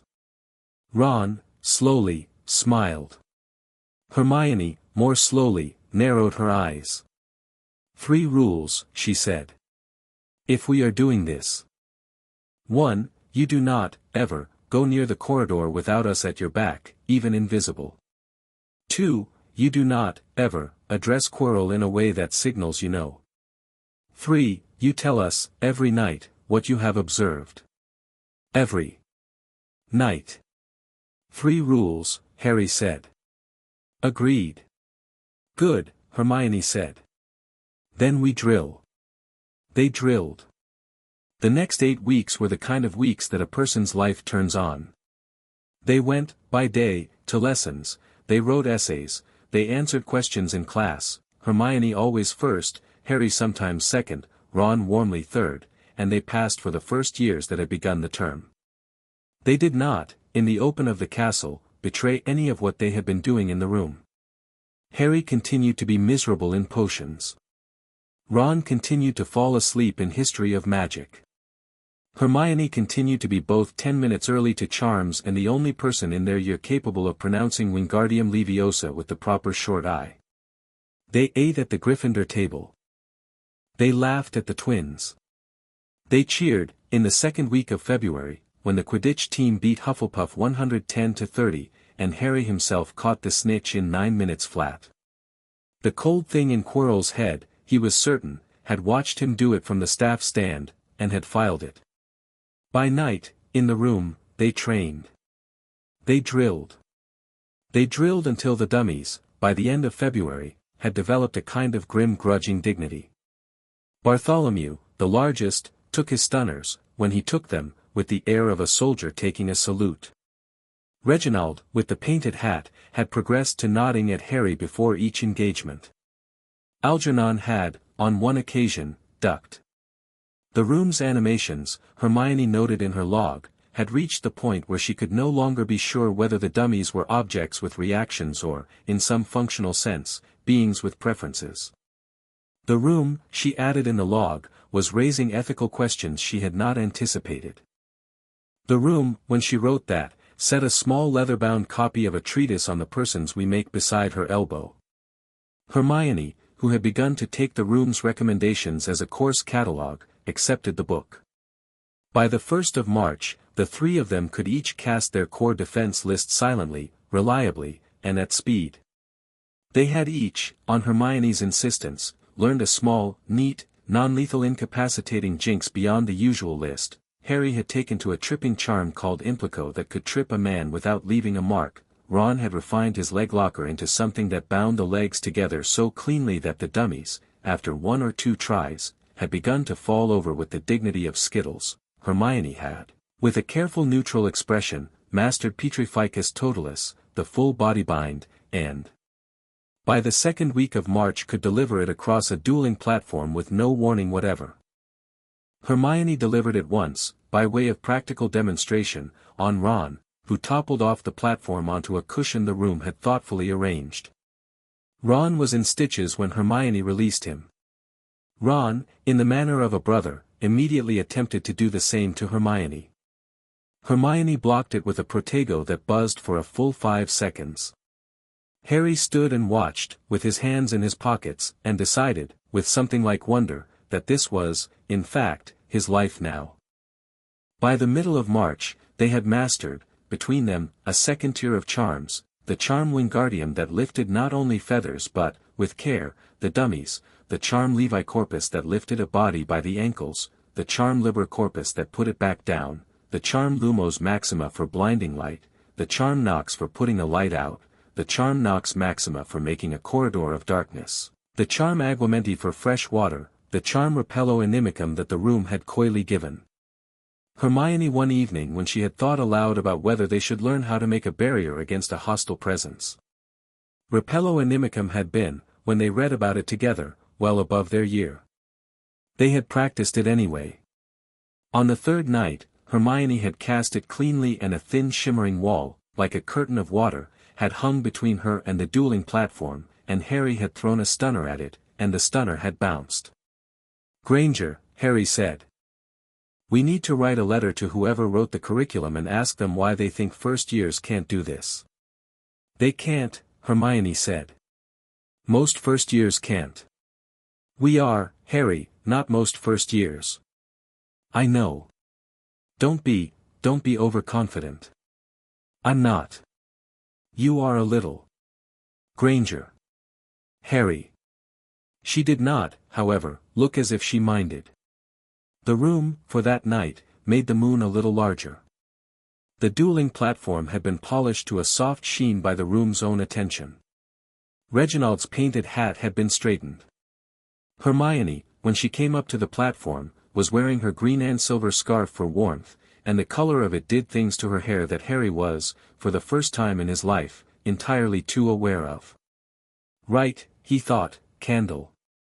Hold the candle. He held the candle. He raised his wand. The drill went on. By the third week of March, the three of them had become, in the room, what Hermione, in her log, had started to call competent. Competent, in Hermione's mouth, was higher praise than most witches gave a colleague. Competent meant, in her usage, ready in any single skirmish to handle an adversary 1 or 2 years older. Competent did not mean, in her usage, ready in any prolonged duel to handle an adult Death Eater.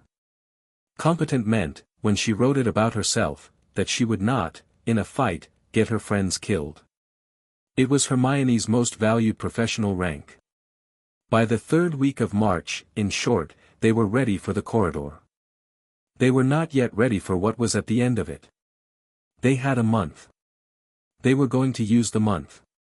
That night, the last night of March, they sat on the dueling platform with their feet hanging off the edge and looked at the not-quite-real lake. The moon, this evening, was new. The window was a wedge of black with stars in it. The room had set out 3 cups of cocoa, 3 biscuits, 1 wool blanket on the arm of 1 chair, and, on the low table, the rolled parchment of the third-floor map.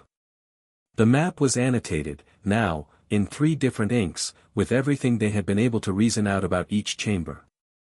They had spent the last fortnight reading and rereading the map. "All right," Hermione said. "1 more month." "1 more month," Harry said. "1 more month," Ron said. "Then, we do this. Then we do this." The room dimmed the lamps. The not-quite-real moon, for the new moon was a courtesy and not a constraint, rose, just a little, in the impossible window. The hearth burned without fuel. They drank their cocoa. They listened to each other breathe. They were, for that one quiet hour, in a place that had, against most of their understanding of magic, become, in the most practical sense possible, theirs. Chapter 3 End. Chapter 4, Whispers in the Walls. April came in, the next morning, with rain. It was the soaking, persistent, unspectacular rain of the Scottish lowlands in spring, and it shut every student inside the castle for 3 days in a row, and it added to the ordinary March smell of damp robes the more particular April smell of wet brick and wood smoke. Hermione, who was the only person Harry had ever met who genuinely enjoyed walking in heavy rain, was the only person at breakfast on the 1st of April who looked entirely cheerful. Ron was eating with the methodical determination of a Weasley who suspected the supplies of bacon to be finite. Harry was stirring his porridge. "You're stirring," Hermione said. "I am stirring. You haven't eaten any of it." "No. You're nervous." "I am thinking." "Same thing," Ron said, with his mouth full. "For Harry." Harry put down his spoon. He was, indeed, nervous. He had, the night before, dreamt for the 3rd time that month of a corridor without an end, and at the end of the corridor, on a low pedestal, a small cracked stone with a single drop of red liquid suspended at its center. He had not, this morning, been able to shake the corridor. The cold thing, he was certain, had begun to push at his sleep. "Tonight," he said.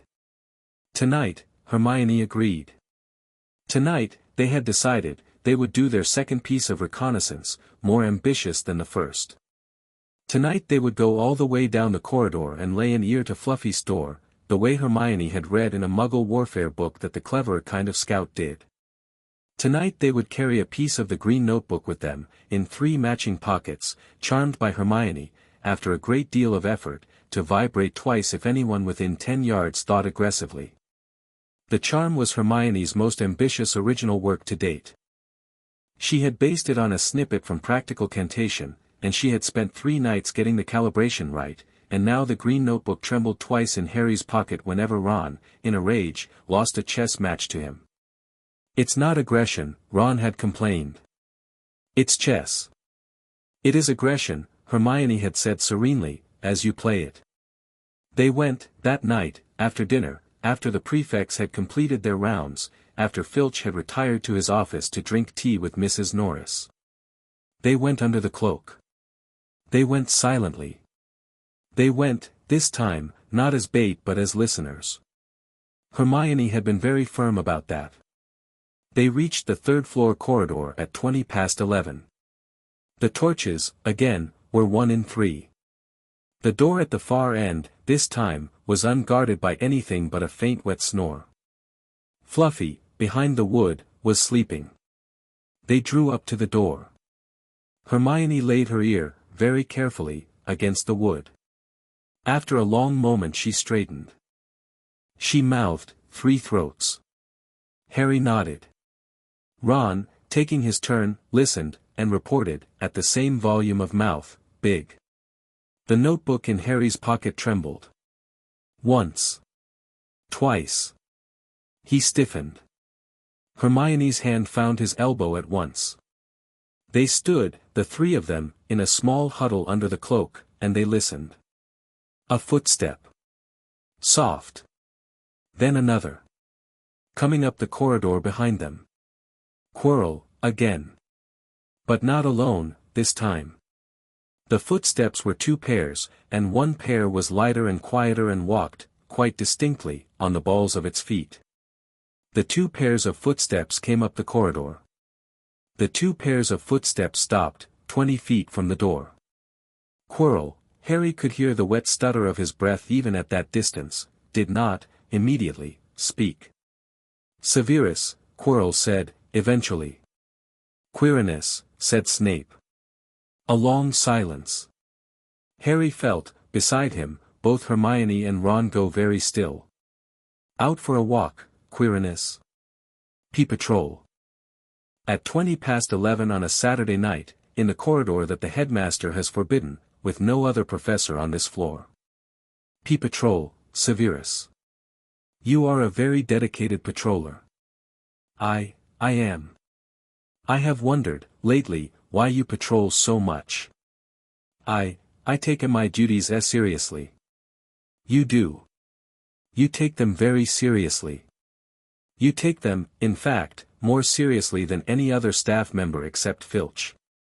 I have wondered, lately, how a man who cannot face a turban without sweating manages to walk past a Cerberus 4 nights a week without flinching. Harry, under the cloak, held his breath. Hermione's grip on his elbow had become a vice.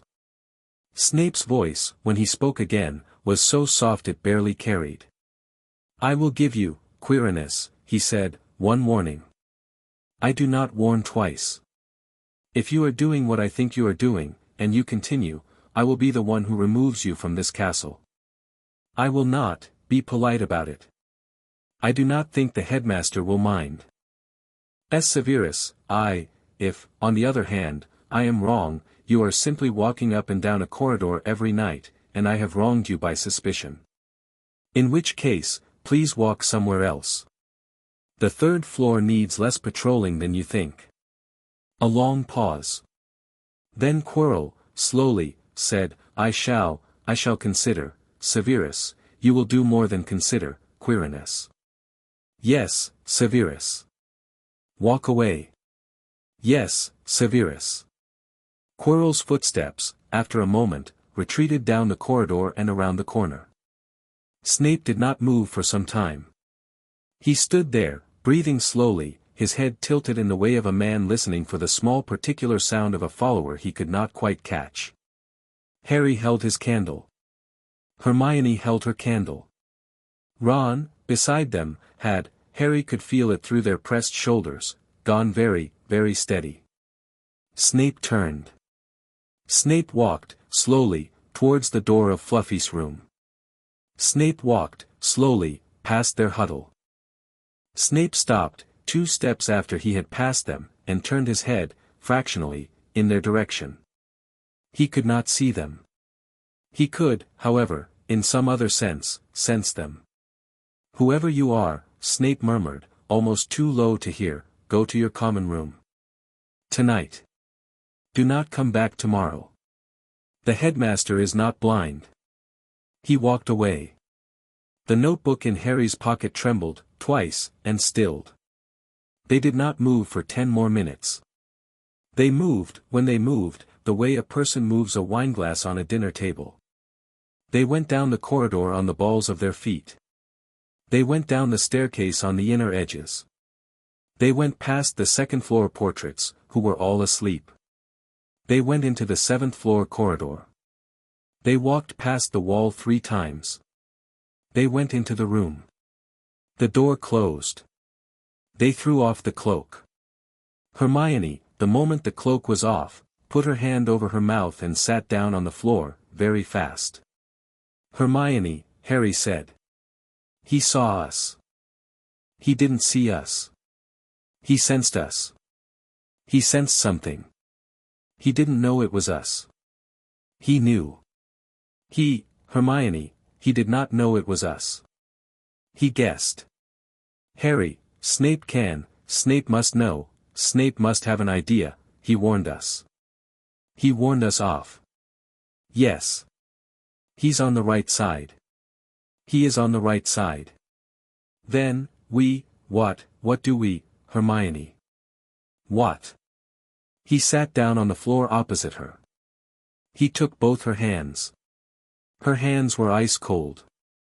He thought, with calm in some new and unfamiliar place inside himself, that he had spent 6 months being afraid of Snape and had, all that time, been afraid in the wrong direction. Now, he said, we get smarter. Smarter how? Snape suspects Quirrell. Snape does not suspect us. Snape is now, however, expecting us, expecting somebody, to follow him. We do not follow him. We let Snape do his job. He is the wall in front of us. We are the surprise behind him. Harry, we are 11, and we have a room, and we have a syllabus, and we have a deadline. We are 11, but Quirrell, Voldemort, is a man with a stutter and a parasite. He is, this moment, more vulnerable than he will ever be again. He cannot kill Snape openly. He cannot kill Dumbledore openly. He cannot kill us openly. He can only sneak. We can sneak too. Hermione looked at him for a long time.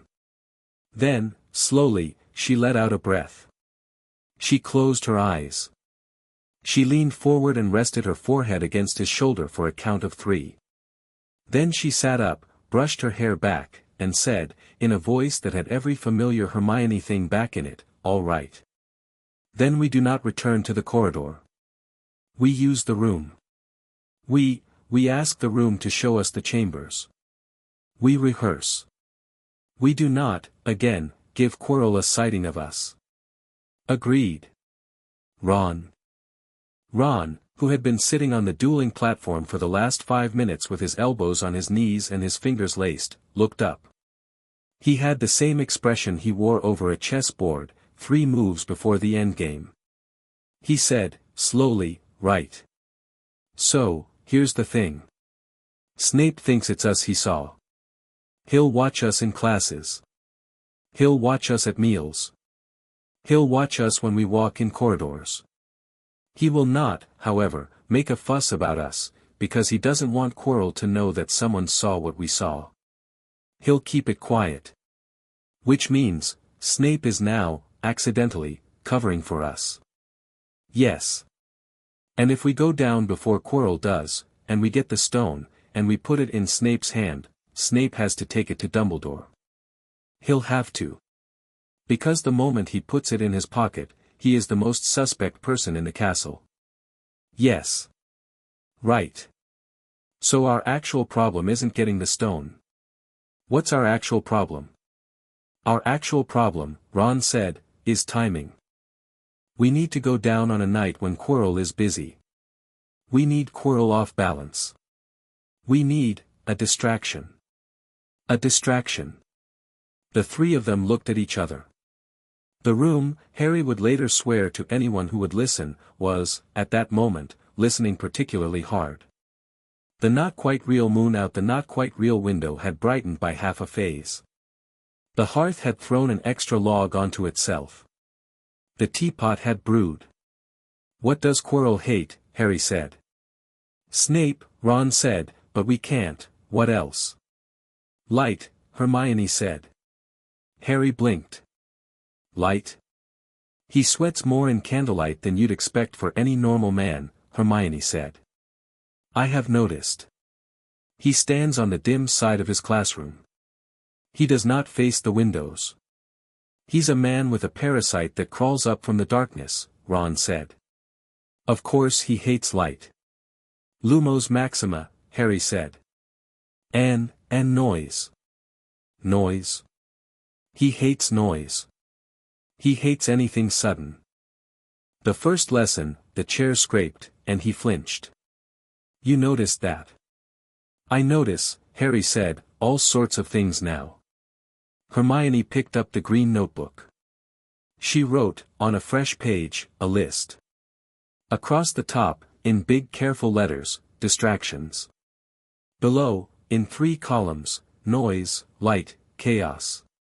Below those, in smaller letters, sudden, sustained, multiple, on different floors. Below that, timing, when does Quirrell sleep? She underlined that last one twice. She looked up. We need to know when Quirrell sleeps, she said. He doesn't, much, Harry said. He paces. I hear him in the night sometimes, through walls, when I am paying attention. You hear him through walls. When I'm listening for him. Harry. What? You have been doing things.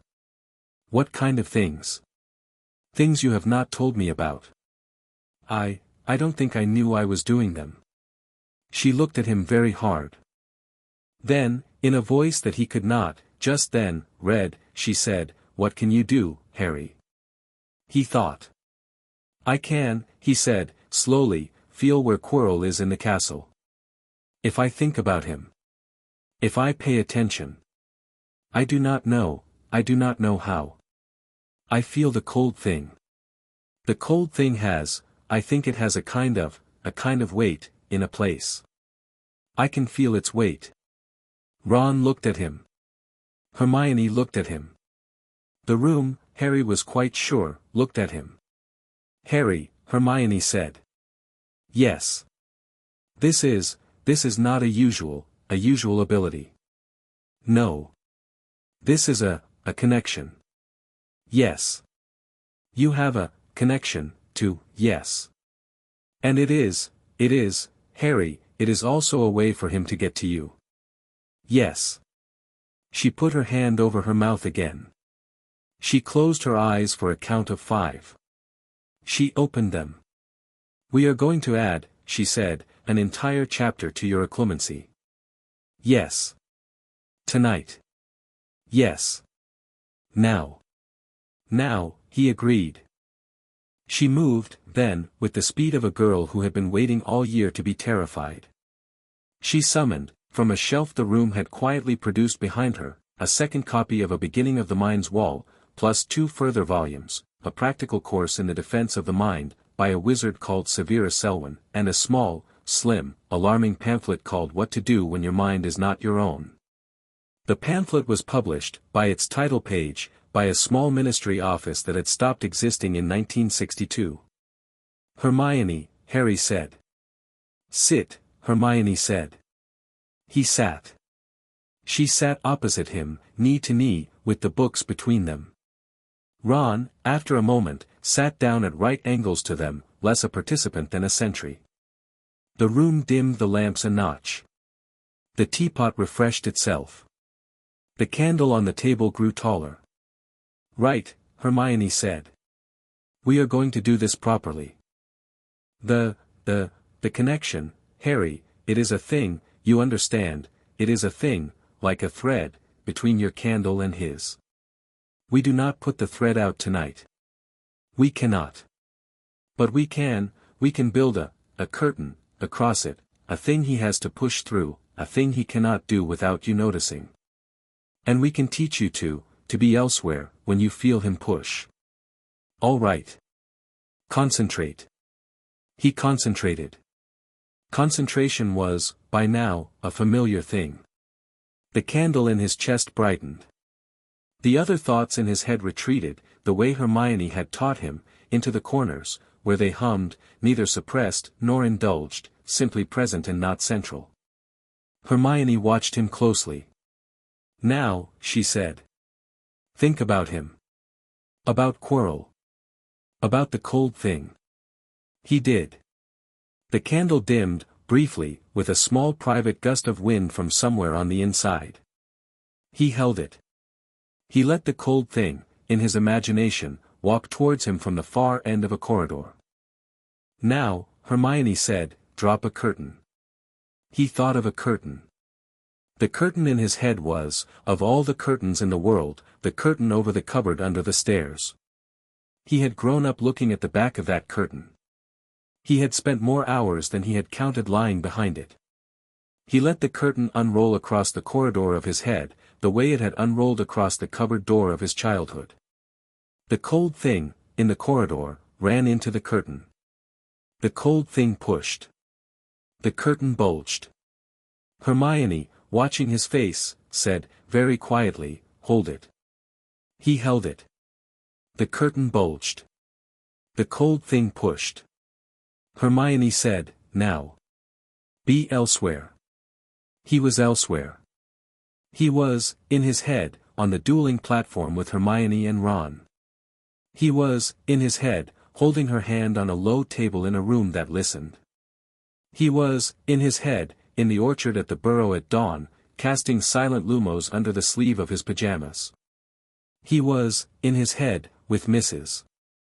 Weasley's hands around his shoulders, on a platform in London. He was, in his head, on his broom in a Quidditch match, with the snitch in his hand. He was, in his head, 11, and he had, finally, places to go. The cold thing, behind the curtain, lost interest. Or, rather, it could not find him. The corridor inside his head was empty. Hermione exhaled. Open your eyes, she said. He opened them. She was crying. So was Ron. Hermione, in defiance of decorum, hugged him and did not let go for a long time. Ron, in defiance of his own dignity, joined the hug. The room, in defiance of its own customary dignity, set out 3 more cups of cocoa. They drank their cocoa. The room, with the air of a tutor who had pulled an inattentive student through a difficult tutorial, laid a small bound copy of what Hermione, glancing at the title page, identified as a memoir by a witch who had survived Imperius for 9 years and written about her recovery. The book was titled, simply, A Mind That Comes Home. Hermione held it in both hands and looked at it as if it were an heirloom. We will read this together, she said. You and I. Until you can hold the curtain in your sleep. Hermione, in your sleep, Harry. In my sleep. He has been pushing at you in your sleep already, hasn't he? He hesitated. He had not, before tonight, told her about the dreams. He had been, he realized, ashamed of them. Yes, he said. How long? A few weeks. A few weeks. Hermione, you, she said, and stopped. She did not look angry. She looked, in fact, as though she had been holding a breath for a long time. She let it out. Harry. We are friends. You tell me the dreams. You tell me everything. We are not playing at this. He is not a problem we can hold in different parts of our heads from each other. From now on, every dream. Every push. Every cold thing. Every one. All right. Promise me. I promise. She nodded. She set the memoir on the table. She picked up her cocoa. Her hands were steadier now. Ron, beside them, was, Harry realized, looking at him properly, pale. Ron, who had taken everything that night with the steadiness of a chess player, had clearly not, until this last moment, fully understood the size of what they were dealing with. Right, Ron said. So, you, Harry, you have a piece of him. It seems so. In your head. Yes. It's a thing. It's a thing, Harry. I know. And we don't just get rid of it. No. Why not? Because we don't know what would happen if we did. Because the books say, Hermione, it is, Ron, an attached piece of magical signature. We cannot, with our skill, safely sever it.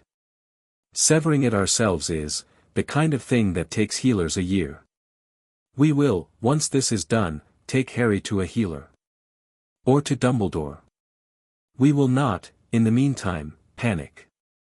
We will, in the meantime, build a curtain. We have, in the meantime, Harry. Ron looked at her. He looked at Harry. He nodded. He did not look reassured. But he nodded. He said, right. Curtain. Right. By April the 8th, Harry's curtain in his head had become, with practice, a doorless wall. The cold thing pushed at it for an hour every night and got nowhere. On 3 separate occasions Harry felt the cold thing get, almost, irritated, and on the 4th night, in his sleep, the cold thing simply gave up. The dreams faded. The corridor without an end did not, in his sleep, return. He woke, on the morning of April the 9th, having slept, for the first time in 3 months, the entire way through the night. Hermione looked at him at breakfast and said, "You slept." "I slept. Properly. Properly." She did not, in front of Ron, hug him. She did, however, slide her foot across, under the table, and rest it briefly against his.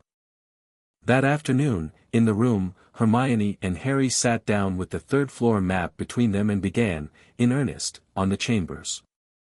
"Devil's Snare," Hermione said. "First room after the trapdoor. You, Ron, your turn first." "Devil's Snare."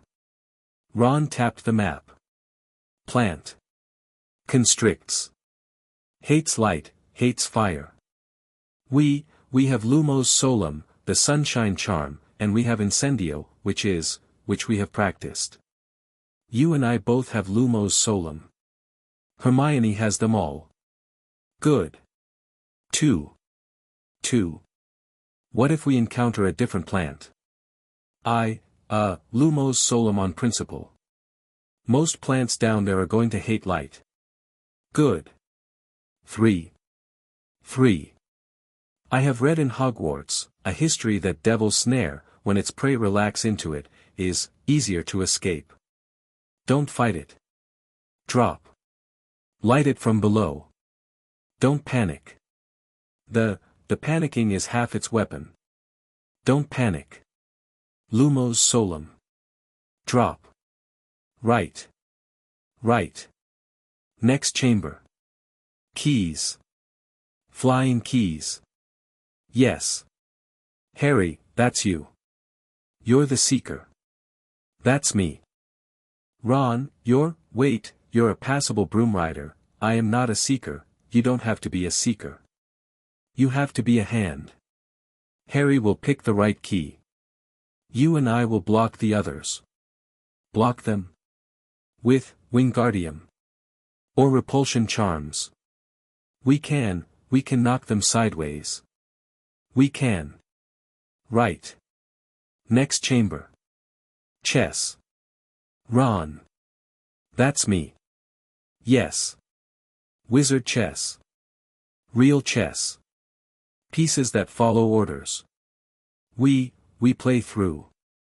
I'll captain. Yes. It'll get me. The captain, the White Queen took out the captain, last time. Last time? In the version of the story I am about to walk into. Hermione narrowed her eyes. Ronald Weasley. What?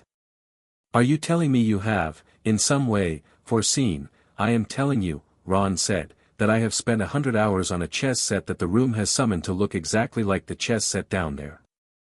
I have done dozens of full games against the room. The room plays the way that board would play. Every time. The captain on the white side is, if I do not give myself up, at the right moment, I cannot, on any line I have found, get the king. Ron. What? You have been thinking about this. For weeks. I've been thinking about it since the day we got the map. She stared at him. He shrugged. It's chess, he said. Chess is what I do. I am not going to be the person who lets anybody else take the captain's seat. I am the captain. Ron, listen to me, there might be another way. Maybe the room can find another line. Have you tried? I've tried every line. Have you really tried every line, Hermione? What? There are something like 10 to the 30 positions in a chess game. I have not tried every line. But I have tried every line that matters. The pieces on that board, the way they're set up to make whoever plays them go a particular kind of way. To pass, you sacrifice the captain. The captain does not, at his sacrifice, die. The captain is knocked. He is gravely knocked, by my reading. He is not irrecoverable. She kept staring. The captain, Ron said, more softly, will be all right. Ron, you cannot promise that. I am promising it. Ron, Hermione. He looked at her. He had, Harry realized with a small jolt, his Mrs. Weasley face on. I am not the chess piece that gets the king. I am the chess piece that lets you and Harry do what comes after. I have decided. Don't waste my decision. She was crying again. Hermione, who had not cried in front of Harry until this term, had cried 4 times in 2 weeks. Ron, awkwardly, patted her shoulder. Harry, on her other side, took her hand. All right, she said, eventually. She did not sound all right. She sounded, in fact, as though her voice had been cut to fit. All right. Then we plan around it. We set up healing in advance. We will not lose you, Ron. Whatever the line says.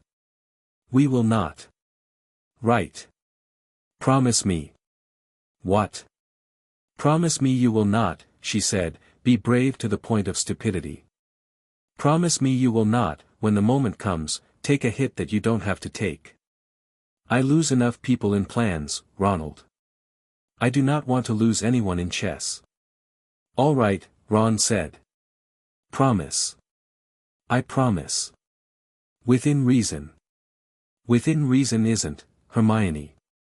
Within reason is what I have to give you. She closed her eyes. She nodded. She squeezed Harry's hand. Harry, on her left, looked at Ron, on her right, and felt, for the first time in his life, what he could only call a brother. He had thought, all term, that he had gained one friend. He understood, looking across Hermione at Ron, that he had gained 2. Next chamber, Ron said, after a beat, in a voice that was very carefully ordinary. Troll Hall, Hermione said. Empty, Ron said. If the map is right. The professors, on this version of things, have already taken care of the troll. We walk through. We keep going. We do not, however, take it for granted. We do not take it for granted. Right. Potions. Potions, Hermione said, with the air of a woman about to enjoy something. This one is mine. Of course it is. Riddle. Logic. 7 bottles. 3 poisons, 2 wines, 1 back, 1 forwards. The book has the riddle printed in the back. I have memorized the riddle. I have constructed the answer in 3 different orderings to make sure it works whether the bottles are arranged left to right or right to left or, on one particularly nasty line, alternating. If we are given this exact riddle in this exact form, I can give us the right bottle within 30 seconds. And if it isn't? Then we read it, and we work it out. Together. Riddles like this, Snape's, Hermione thought, are designed to be solved. They are not designed to defeat us. They are designed, I think, to make sure the person who reaches the end is willing to be slow. To think. To not just barge in. Mirror, Harry said. The other two looked at him. That's mine, Harry said. Harry, Hermione said. I know. Harry, the mirror, I know. The mirror, Harry, on what we have been able to read, the mirror is the mirror of Erist. Yes. It shows the deepest desire of the heart. Yes. And the trick is, only the person who would not use the stone for himself can take it from the mirror. It is a test of motive. A test that, Harry, I am not sure any of us could pass, if we were honest about what we wanted. He looked at her. He thought about it. He thought, hard, for a long minute. He thought about wanting his parents. He thought about wanting Hermione, in a way he did not yet have a word for. He thought about wanting Ron, in a different and equally undefined way. He thought about wanting the stone, the way one wanted any rare and dangerous thing. He thought, also, about the version of himself in the mirror, the version who, presumably, would have everything he wanted, and he thought about what would happen if he stayed in the mirror's gaze too long. I have a plan, he said. What? I don't look at the mirror. What? I close my eyes. Harry, you cannot find the stone with your eyes closed, I don't have to find it. The mirror finds it for me. The mirror gives the stone to whoever stands in front of it without wanting it. If I close my eyes, I am not the one staring at it. I am not the one bargaining with it. I just, stand. With my eyes closed. I tell it I want to give the stone to Dumbledore. That's all. I am not lying. I really do, only want, to give it to Dumbledore. Harry, Hermione. Please. She looked at him for a long minute. Then, very slowly, she nodded. All right, she said. We try that first. If it doesn't work, we have backups. We will work out backups. Backups. Yes. Such as, I have read, mirrors of Erist respond to articulated counter-wishes. If you say what you want is to not have it for yourself, the mirror, under some readings, must yield it. We will rehearse that. We will rehearse you saying that. We will rehearse you meaning it. Harry, we will rehearse you meaning it until you can mean it in your sleep. Right. And if even that fails, if it does not yield the stone, then we walk away.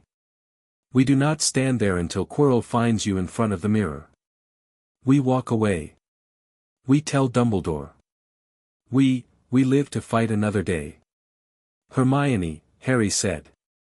I am not going to die in front of a mirror. Harry. I am not. Don't promise that, Harry. Hermione, don't promise that, Harry. Do not. He looked at her. He saw, in her eyes, a thing he had not yet seen. He saw, in her eyes, a girl who had, somewhere in the last 2 weeks, perhaps that night on the third-floor corridor, perhaps later, moved past anything he had a name for. He saw, in her eyes, the terror of a person who had already decided that she would not lose him. He held her gaze. He swallowed. All right, he said. I won't promise. I will say this. I will do my best. I will think of you and Ron. I will not, in front of any mirror, forget that there is something I want more than the stone. She closed her eyes. She breathed once. She opened them. She nodded. All right, she said, in a voice like a person closing a door. Then we are ready. Not yet, Ron said. What? We are not ready. We have one more thing to discuss. What, Ron? Quirrell himself. The man, not the parasite. We have planned for the chambers. We have not planned for him. Hermione exhaled. She drew the green notebook towards her. She turned to a fresh page. Right, she said. Quirrell. They spent the next 2 hours on Quirrell. By the end of those 2 hours, they had, between them, constructed a plan that Hermione, in her log, called the Encircle, in homage to a Muggle word she had read in the Warfare book. The Encircle proceeded from a single insight, articulated by Ron: Quirrell's strength was the cold thing, and the cold thing's strength was concentration. If you broke its concentration, by light, by sound, by surprise, by direct attack on its host, its strength dropped sharply. Quirrell, alone, was a stuttering man with average wand work. Quirrell, with the cold thing in full attention, was a Death Eater. The Encircle was therefore designed, in its first moments, to make the cold thing have to be in many places at once. The Encircle had 3 parts. Part 1, surprise. They would arrive in the chamber of the mirror before Quirrell did. Part 2, blinding. They would carry, between them, 3 small stoppered bottles of bottled sunlight, which the room had taught Hermione how to brew the previous Tuesday, and which Ron, for 2 weeks, had carried in his pockets without breaking. The bottled sunlight, when uncorked, produced for 40 seconds a wash of pure noon white that, the book had explained, was indistinguishable from the actual sun for purposes of the more shadow-bound dark beings. Part 3, encirclement. The 3 of them would split, Hermione behind, Ron above, Harry in front. Quirrell would face Harry, Hermione would deliver the disarming charm to Quirrell's wand from his back, Ron, on a platform the room had taught him to summon. He had, now, in his repertoire, the rudiments of a temporary conjuration, which he had been quietly perfecting, would, from above, hold the cold thing's attention with a sustained Lumos Maxima. The plan, on paper, was thorough. The plan, in practice, was 3 first years with a war ahead of them. Hermione knew this. Ron knew this. Harry knew this. It is, Hermione said, the best plan we have. It is the best plan we have, Ron agreed. It will probably, Hermione said, fail at 3 points. It will probably, Ron agreed, fail at 3 points. And we will have to, Hermione said, improvise. Together, Ron said. Together, Harry said. The room dimmed the lamps. Outside the not-quite-real window, the not-quite-real moon rose to the wrong place. The 3 of them sat, knee to knee, on the dueling platform, with a green notebook between them and a plan in 3 colors of ink, and a pair of scarves on the arm of the chair, 1 red and 1 green and silver. Hermione, after a long minute, said, "Right. 1 more week of drills. Then we go." "1 more week," Ron said. "1 more week," Harry said.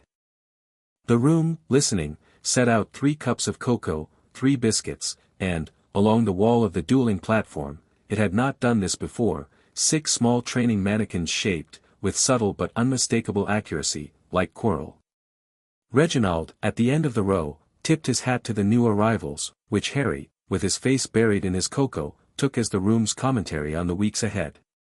That night, when they left, Hermione stopped Harry in the corridor outside the room. "Harry." "Yes. If anything happens, to me, in the chambers, you go on.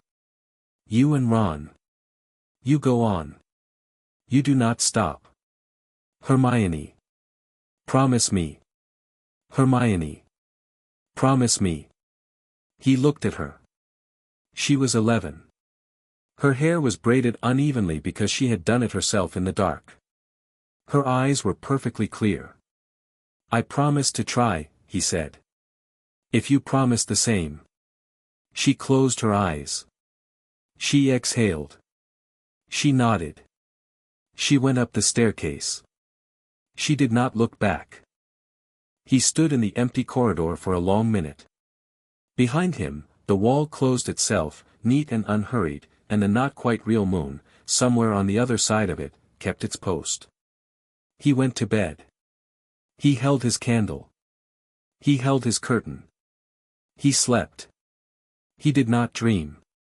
In the morning, the rain had stopped, and the country was a shock of sudden green, and the Easter holidays began, and Hermione, at breakfast, slid a small folded parchment across the table to him without looking up. He unfolded it under the table. It said, in her tidy copperplate, "I have decided. After the stone, you are going to learn to dance. Love, H." He read it 3 times. He folded it back along its creases. He put it in his breast pocket, beside the green notebook. He felt, for one small ridiculous moment in a corridor at the start of an Easter on which he was, in 8 days' time, going to walk into a chamber to confront the man who had killed his parents, entirely, briefly, joyfully ridiculous. He buttered his toast. He thought, with a small private clarity, the cold thing has no idea what it is up against. The week that followed was the longest week of Harry's life and also the shortest. He would, looking back, never quite agree with himself about it. Each day went on forever. Each day vanished the moment it ended. At lessons he was, they all were, entirely ordinary. In the corridors he was Harry Potter, the small bespectacled first year with his friends. In the room, after dinner, he was a different person. In the room, that week, they ran the in-circle. The room had, somewhere between Tuesday and Wednesday, quietly redrawn the dueling platform into a perfect replica of the Chamber of the Mirror, as the Green Notebook's intelligence had described it. There was a low stone room. There was a single tall mirror at the far end, polished and silent. There were 2 doors, one in, one further. There were torches in the walls, which the room had set, on Hermione's request, to unreliable, the better to simulate the kind of underlit chamber Quirrell would walk into. The room had also, on Ron's request, summoned a perfect Quirrell, a magical mannequin that wore a damp purple turban and stuttered convincingly and, when it raised a wand, cast spells with the speed and pattern Hermione had decided, after 2 weeks of observation, were Quirrell's actual limits. They ran the in-circle, from the Chamber of the Keys onward, 14 times that week.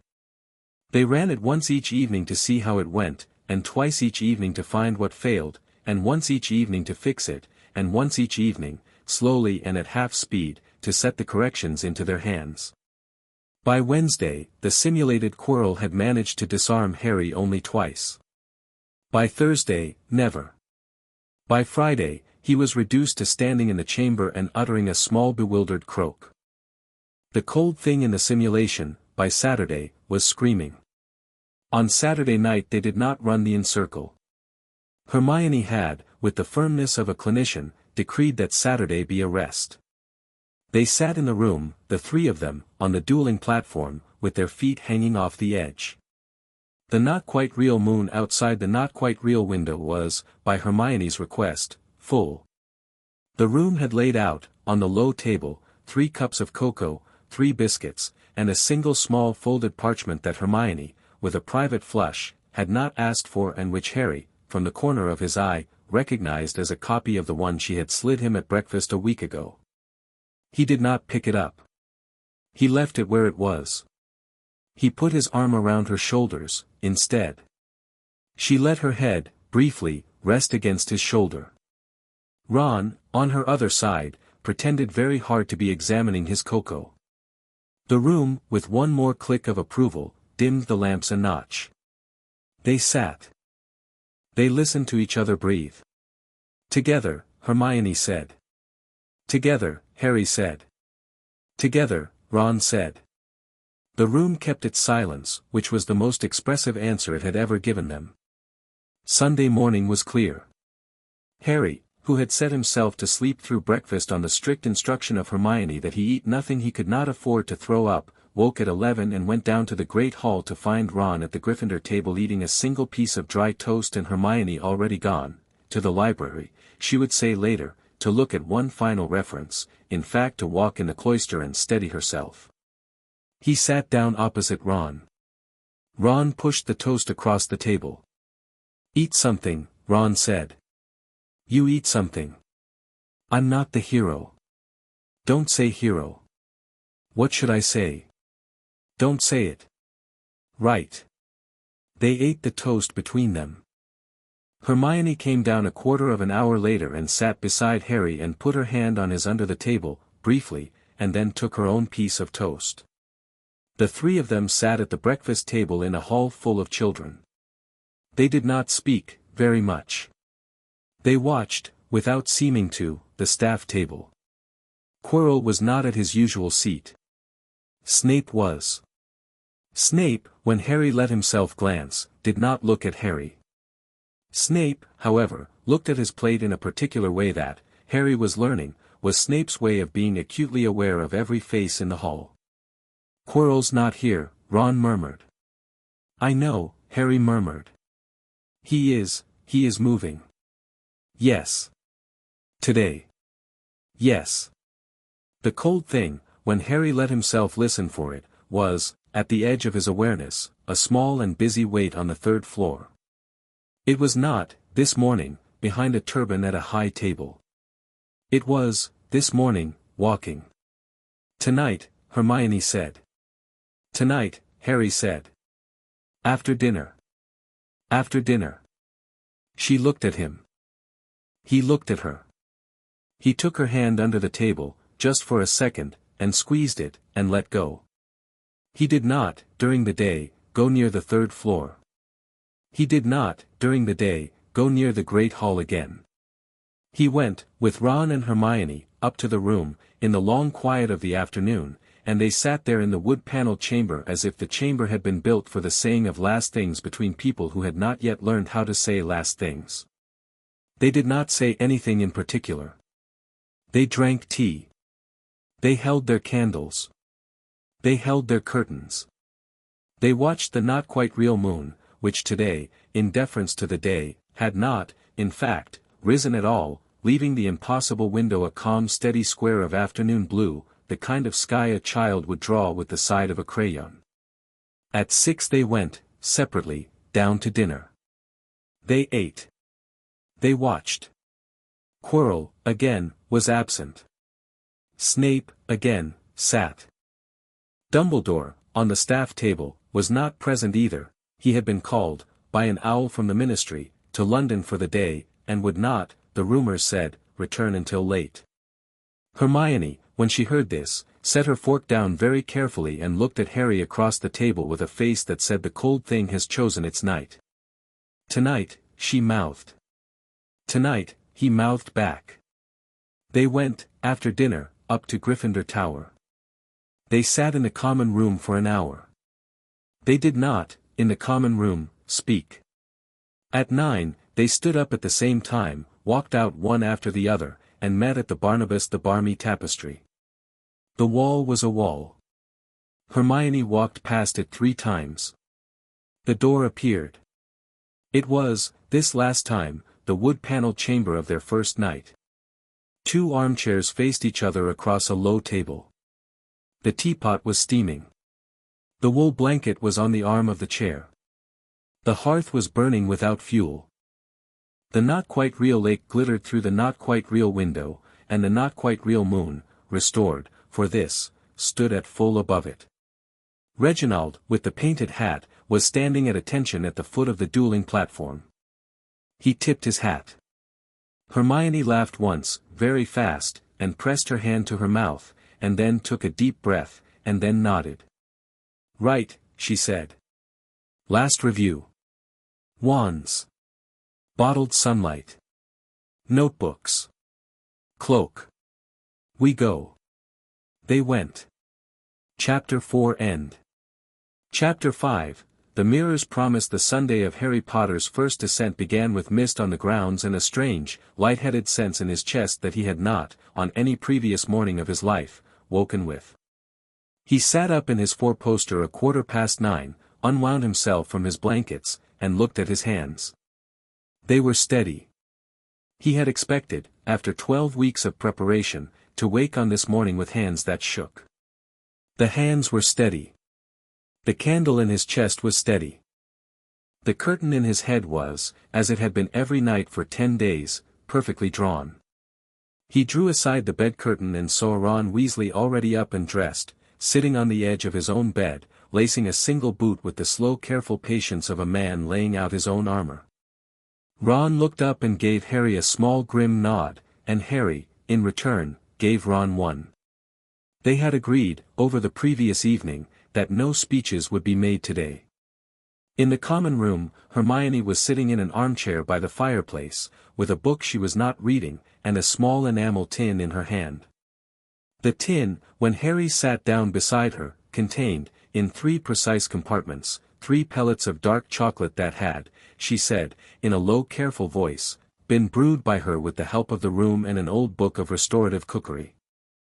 They were, she said, calorie bombs designed for the moment of a long sustained effort, the kind of thing a healer's apprentice carried in her pocket on a long shift.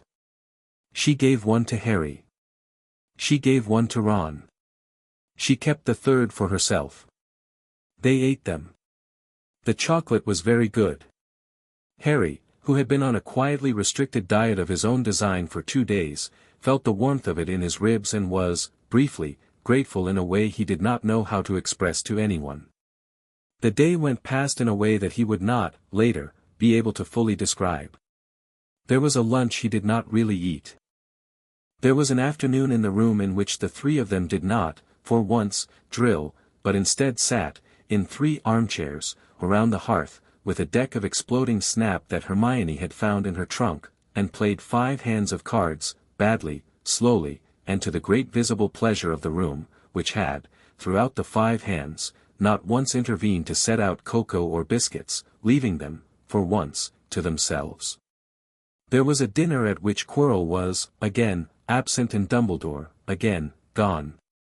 There was a walk back to the common room in which Hermione, behind Ron's back, briefly slipped her hand into Harry's and held it for the count of 5 steps and then released it. There was an hour in the common room in which Harry sat with Ron and beat him at wizard chess, twice, because Ron, he realized slowly, was letting him win, the way Ron had sometimes let his younger brother Ginny win at chess at home. The 3rd game Ron played to win, and won, and grinned, and Harry, very quietly, was glad. At 9:15, by the great clock above the fireplace, Hermione closed her unread book, set it on the little table beside her chair, and stood up. Ron stood up. Harry stood up. They did not speak. They walked, one after the other, out of the portrait hole and into the 7th-floor corridor, and along the 7th-floor corridor to the Barnabas the Barmy tapestry, and Hermione walked past the wall 3 times with the green notebook in her right hand and her wand in her left, and the door appeared. The room had laid itself out for the last time. It was, this time, neither the wood-paneled chamber nor the dueling hall nor the gallery of books, but a small, plain, low-ceilinged anteroom, a room that, when Harry stepped into it, felt less like a room than like the small entrance hall of a Muggle house in winter. There were 3 coat hooks on the wall.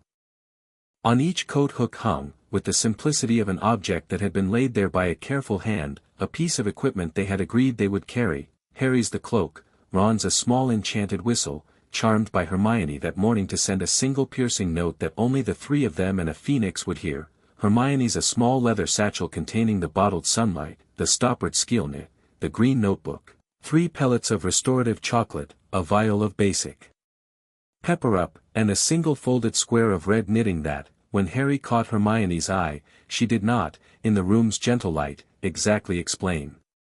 There was, beside the coat hooks, a long mirror. The mirror was not the mirror of Ariste, Hermione had been very clear, at length and on 3 separate evenings, on what the mirror of Ariste could and could not be made to be, but a perfectly ordinary mirror that the room had set there for the purposes of dressing. The 3 of them, standing in front of it, looked back at themselves, 3 first years in school robes, neatly buttoned, with their wands at the ready and their faces set. Harry looked at his own reflection. He had grown, he had not, until now, noticed it, perhaps 2 inches in 12 weeks. His shoulders had set. His green eyes, in the glass, were not, this evening, the eyes of a small boy who had spent his life behind a curtain in a cupboard. They were the eyes, he thought, of a person who had decided. Right, Hermione said, in the small entrance hall of the room. Right, Ron said. Right, Harry said. They put on their coats, the cloaks the room had set on the hooks, slightly thicker and longer than their own, and Hermione handed each of them the items she had set aside for them, and they checked them again. Ron, for his part, refused his own mother's voice in his head and tucked the whistle into his collar so it lay against his throat, the better to feel its weight. Harry tucked the cloak into the pocket Hermione had charmed inside his school robe to hold it without bulge, and felt the small green notebook in his breast pocket, and pressed his hand over it for a count of 3. The room had, on the table by the door, set out a single sheet of paper. It said, in plain letters in the room's own hand, "Come back." Hermione, when she read it, did not, this time, make the kettle noise. She, instead, very gently, laid her hand on the paper for a count of 3, the way a person might lay her hand on a familiar table she expected, in some other version of her life, never to see again. Ron, beside her, said, "We will," to the paper, and to the room. Harry, behind her, said nothing. He stepped forward. He took the paper. He folded it once, twice. He put it in his breast pocket beside the green notebook. "All right," he said. "Let's go." They walked out of the room. The wall closed itself behind them. The corridor was empty. The Barnabas the Barmy tapestry, on the wall opposite, hung in the dim, the small painted wizard in its center still trying, bless him, to teach trolls ballet. Harry, on the way past, lifted a hand to him in salute. The painted wizard, after a beat, lifted a hand back. Hermione, who had been pretending not to see, hid a small smile. They went down the staircases on the inner edges of the steps. They did not speak. The torches in the second-floor corridor were lit, the torches in the first-floor corridor were not. Mrs. Norris, ahead of them, was elsewhere. Filch, ahead of them, was, by the green notebook's intelligence, Hermione had charmed the notebook with a small adapted point-me hex that responded to surnames, currently in his office, 3 floors below them, drinking tea. Snape, by the same intelligence, was in his quarters in the dungeons. Quirrell, by the same intelligence, was on the 3rd floor. The corridor on the 3rd floor was darker, that night, than it had been on the night they had heard Snape warn Quirrell to walk somewhere else. 2 of the 3 torches had been put out. The 3rd torch was guttering. The door at the end of the corridor was open by an inch. The faintest yellow line of light leaked out beneath it. Harry stopped, 6 feet short of it. Ron stopped half a step behind. Hermione, behind them both, threw the cloak off and folded it. She did not, in the open corridor, drop her voice below the small careful pitch she used at the Gryffindor breakfast table when she did not wish, for some reason, to be overheard by the Patil twins. "He went in," Harry whispered. "He's already in." "Then we move," Ron said. "We move." Hermione laid her hand against the door.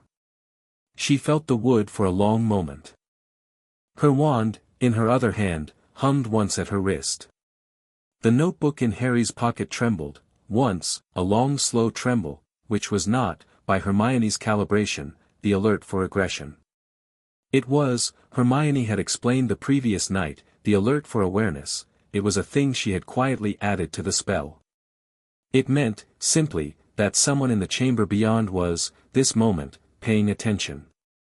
"He's listening," Hermione murmured. "Harry, he is listening for footsteps." "Then we don't make any."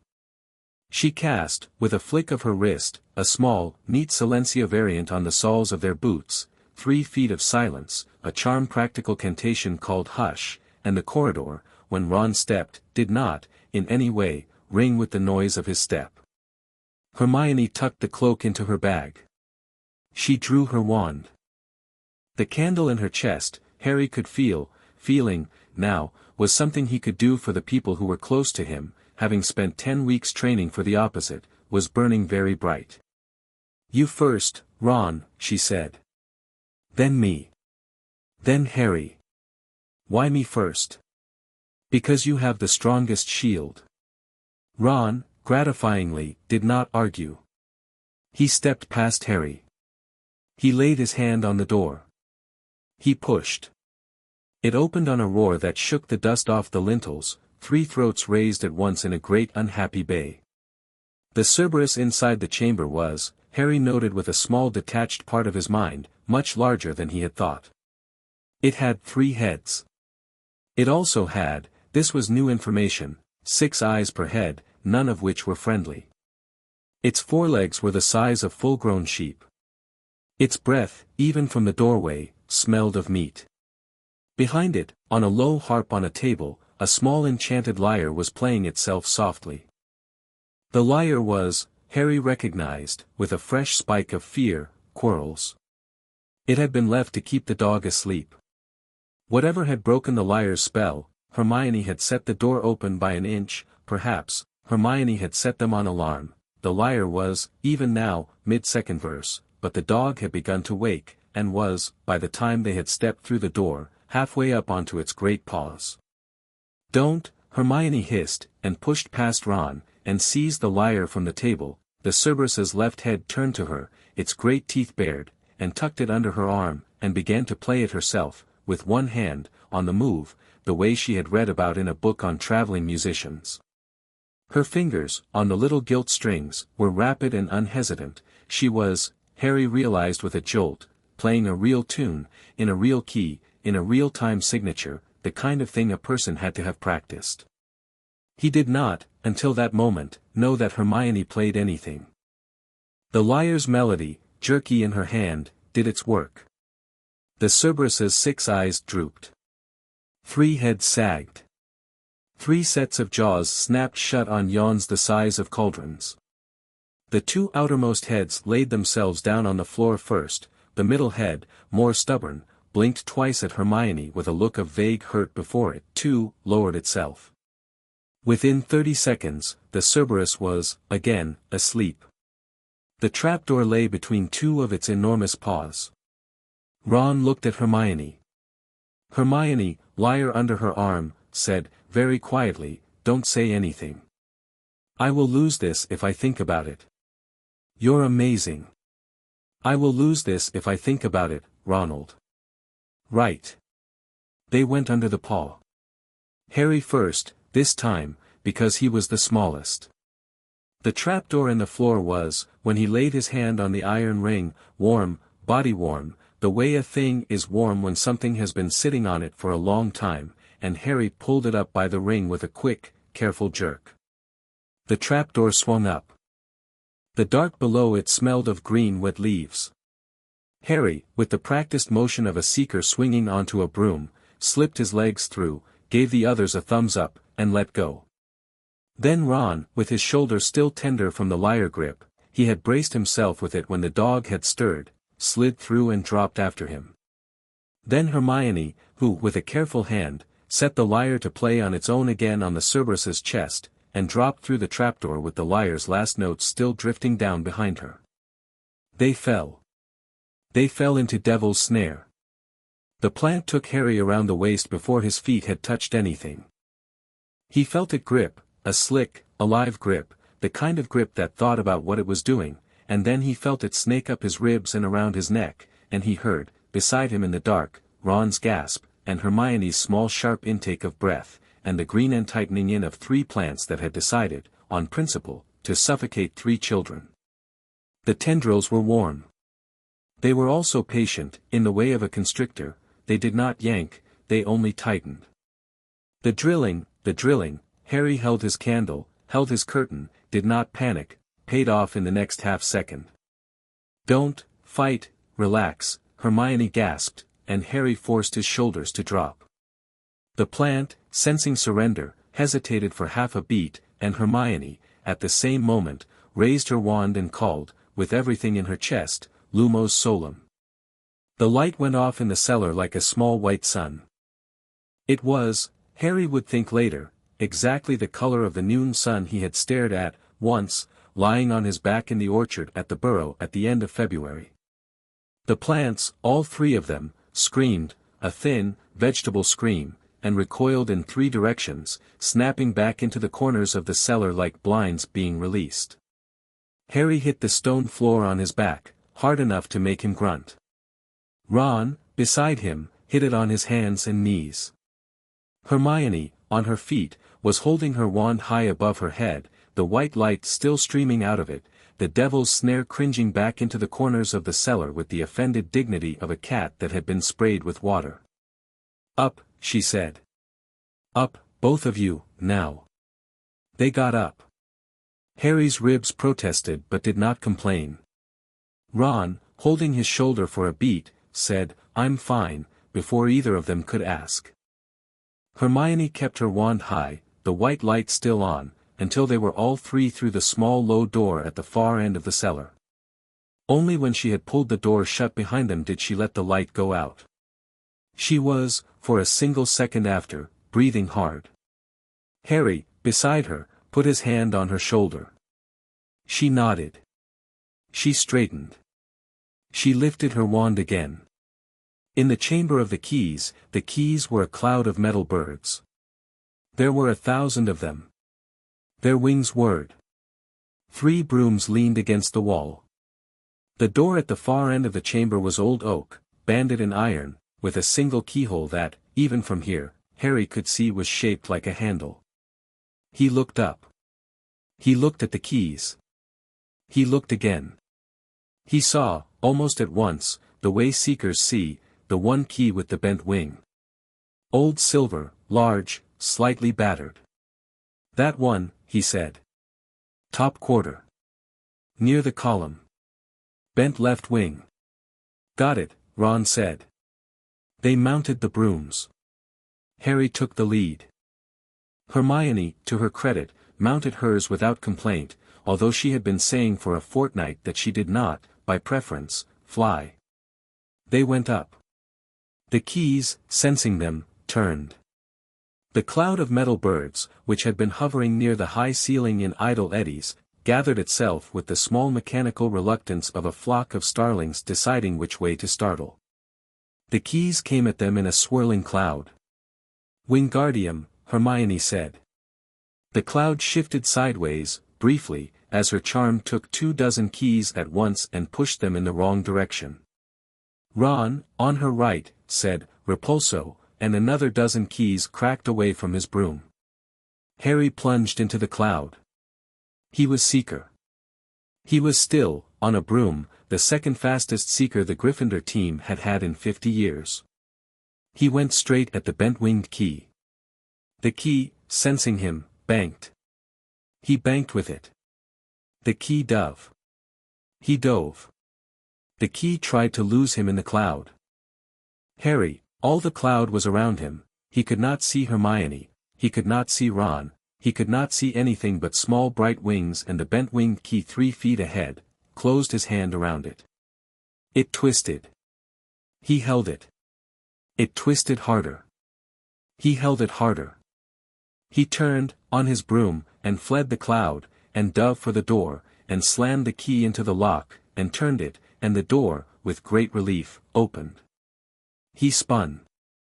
Ron, behind him, was driving keys off Hermione with a slow methodical pattern of repulsos delivered. Harry was impressed to see, with the rhythm of a metronome, 1 repulso every 2 beats, never more, never less, sweeping a small clean cone of cleared air around her broom.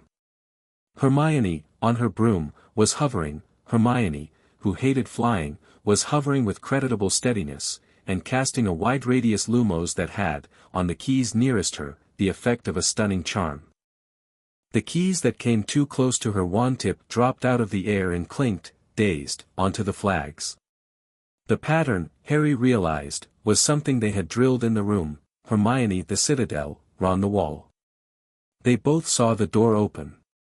They both saw him in the doorway. "Down!" Harry shouted. They dropped. They came through the door at speed. Ron, in the rush, slammed the door behind them with a careless backhand. 3 keys, in a final indignity, struck the door and tinkered to the floor. Hermione, breathing hard, slid off her broom and steadied herself against the wall. Harry, his hand still curled around the bent-winged key, he had, without thinking, kept it, opened his fingers and let it drop into his palm. The key did not, this time, struggle. It lay still. He pocketed it.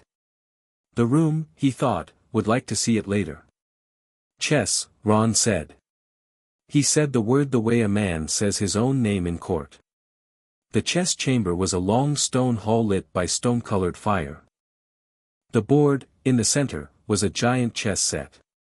The white pieces stood on one side. The black pieces, that is, the side they had to play, the color the map had labeled them, stood on the other. The black king was missing his queen. The black bishop, on the right, had a chip out of his mitre. The white side was full and gleaming. Ron stepped onto the board. He looked at the pieces. He turned.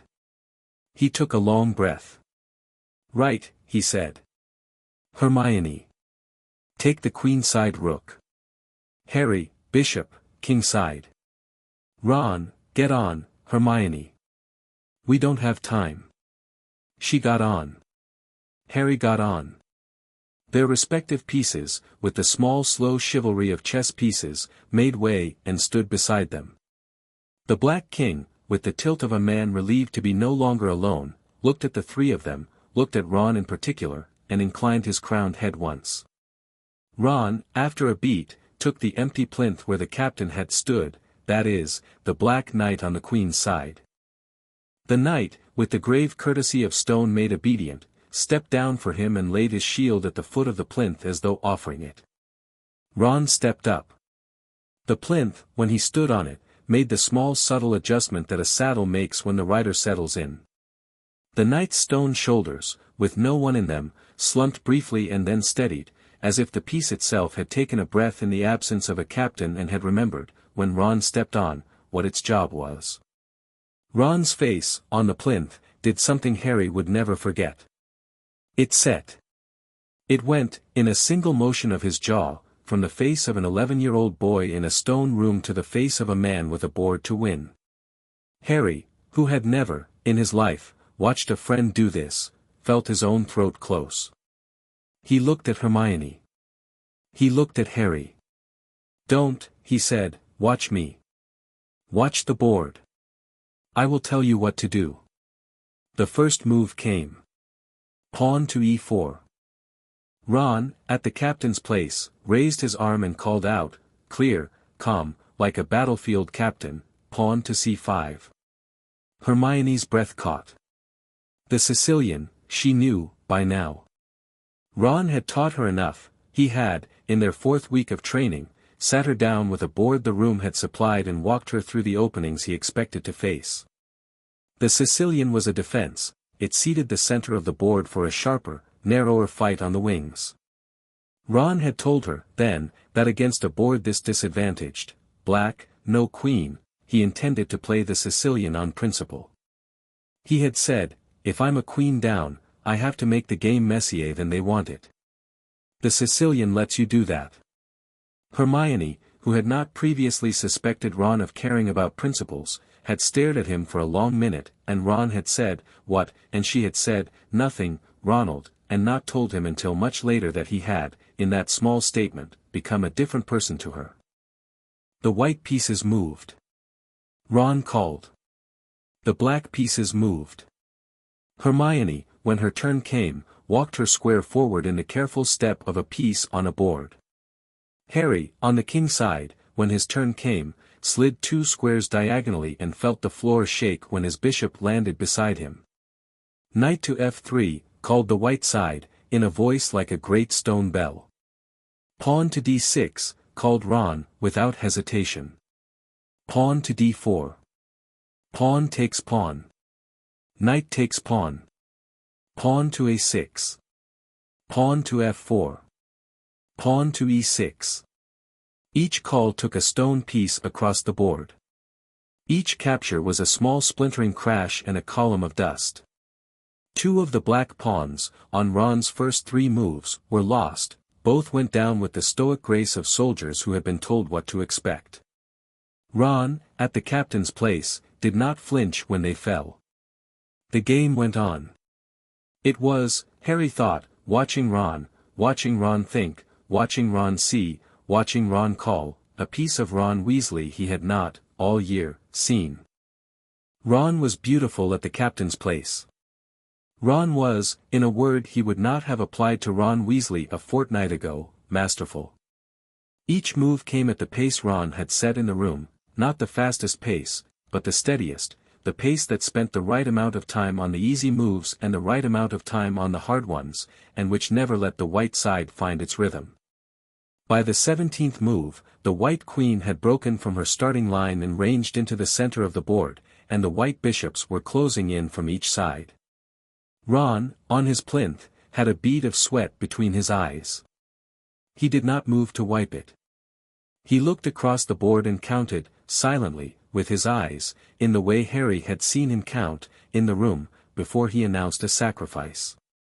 "Hermione," he said, very quietly. "When the white queen comes for the knight on c3, you do not, under any circumstances, move." "Ron, Hermione." "All right." "Harry." "Same. Stay where you are." "All right." The white queen took the black bishop on the king's side, that is, the bishop next to Harry, with a great splintering crash. Harry, already moving, sprang back as the bishop's stone shoulder knocked past him. The bishop fell. Hermione, on the other side of the board, gasped. "Not Harry," Ron called. "Not Hermione. Watch. Move when I tell you." The game went on.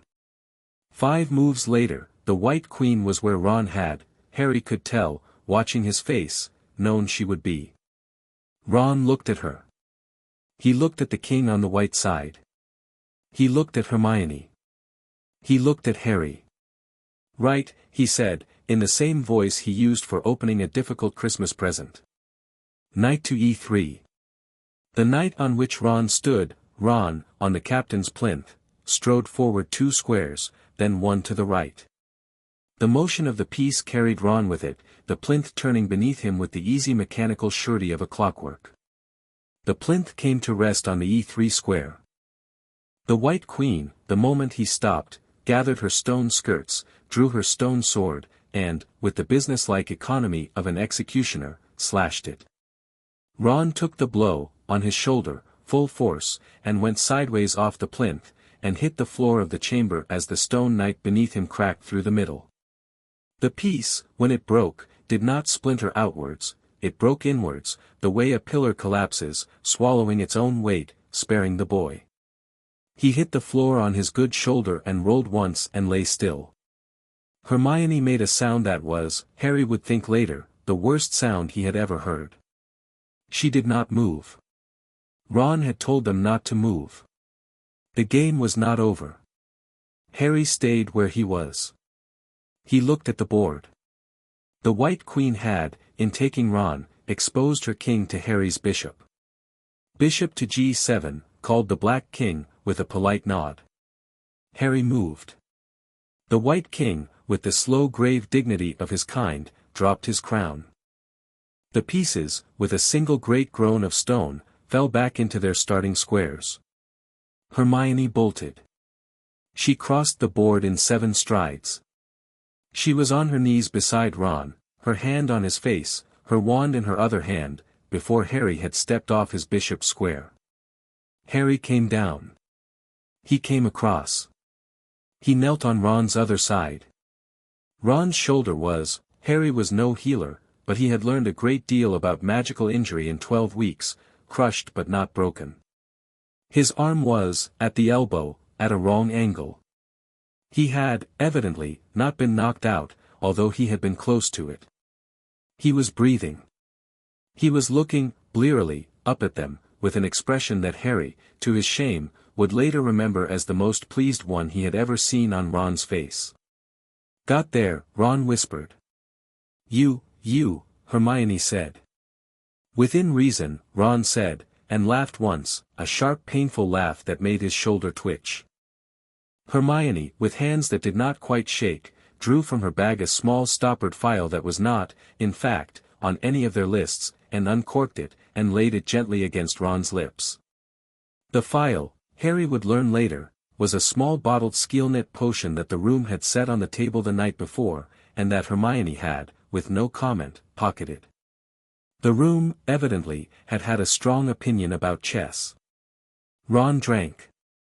Ron's shoulder, after a long minute, made a small unpleasant noise. Ron's elbow, after another long minute, made a much worse one. By the end of 3 minutes, Ron's shoulder was, while not new, at least his own again. Ron's elbow was, while bruised, at the right angle. "You're staying here," Hermione said. "I am not." "Ron, you are concussed." "I am, probably, concussed." "Ron." "Hermione, I am not, Hermione, staying, here, on a chessboard, while you and Harry, Ron." "I am coming." Harry looked at him. He looked at Hermione. He thought, with the tactical part of his head that had grown over the last 12 weeks, that Ron, still standing, was an asset. He also thought, with the other part of him that had also grown over the last 12 weeks, that he was not, in fact, leaving Ron on a chessboard if Ron did not want to be left. "Then come," Harry said. "Slow. Behind us. If you can't, you sit. We'll come back for you." "I can." "Slow." "Slow," Ron agreed. They went, the three of them, through the door at the end of the chess chamber. Harry, in the lead. Hermione, with one hand still on Ron's good elbow. Ron, with his teeth set, walking. Hermione, as they walked, kept her wand out and, at intervals, murmured a small steadying charm at Ron's shoulder, which she had learned the previous Tuesday from a slim healer's primer the room had loaned her. The charm, it was called subligatio, a binding and warming charm, knitted the bone fragments closer to one another and, for a few minutes at a time, dimmed the pain to a tolerable buzz. Ron, who would never, on any account, have been the kind of boy to admit to pain, walked between them with his face set, and Harry, half a step ahead, listened to his breathing, and was glad of every steady inhale. The corridor between the chess chamber and the troll hall was narrow and damp. The torches, here, burned low. The smell, wet stone, old hair, fresh blood, grew stronger as they went. Hermione, very quietly, said, "Ron, if at any point you cannot," and Ron said, "I can." She did not press. They went on.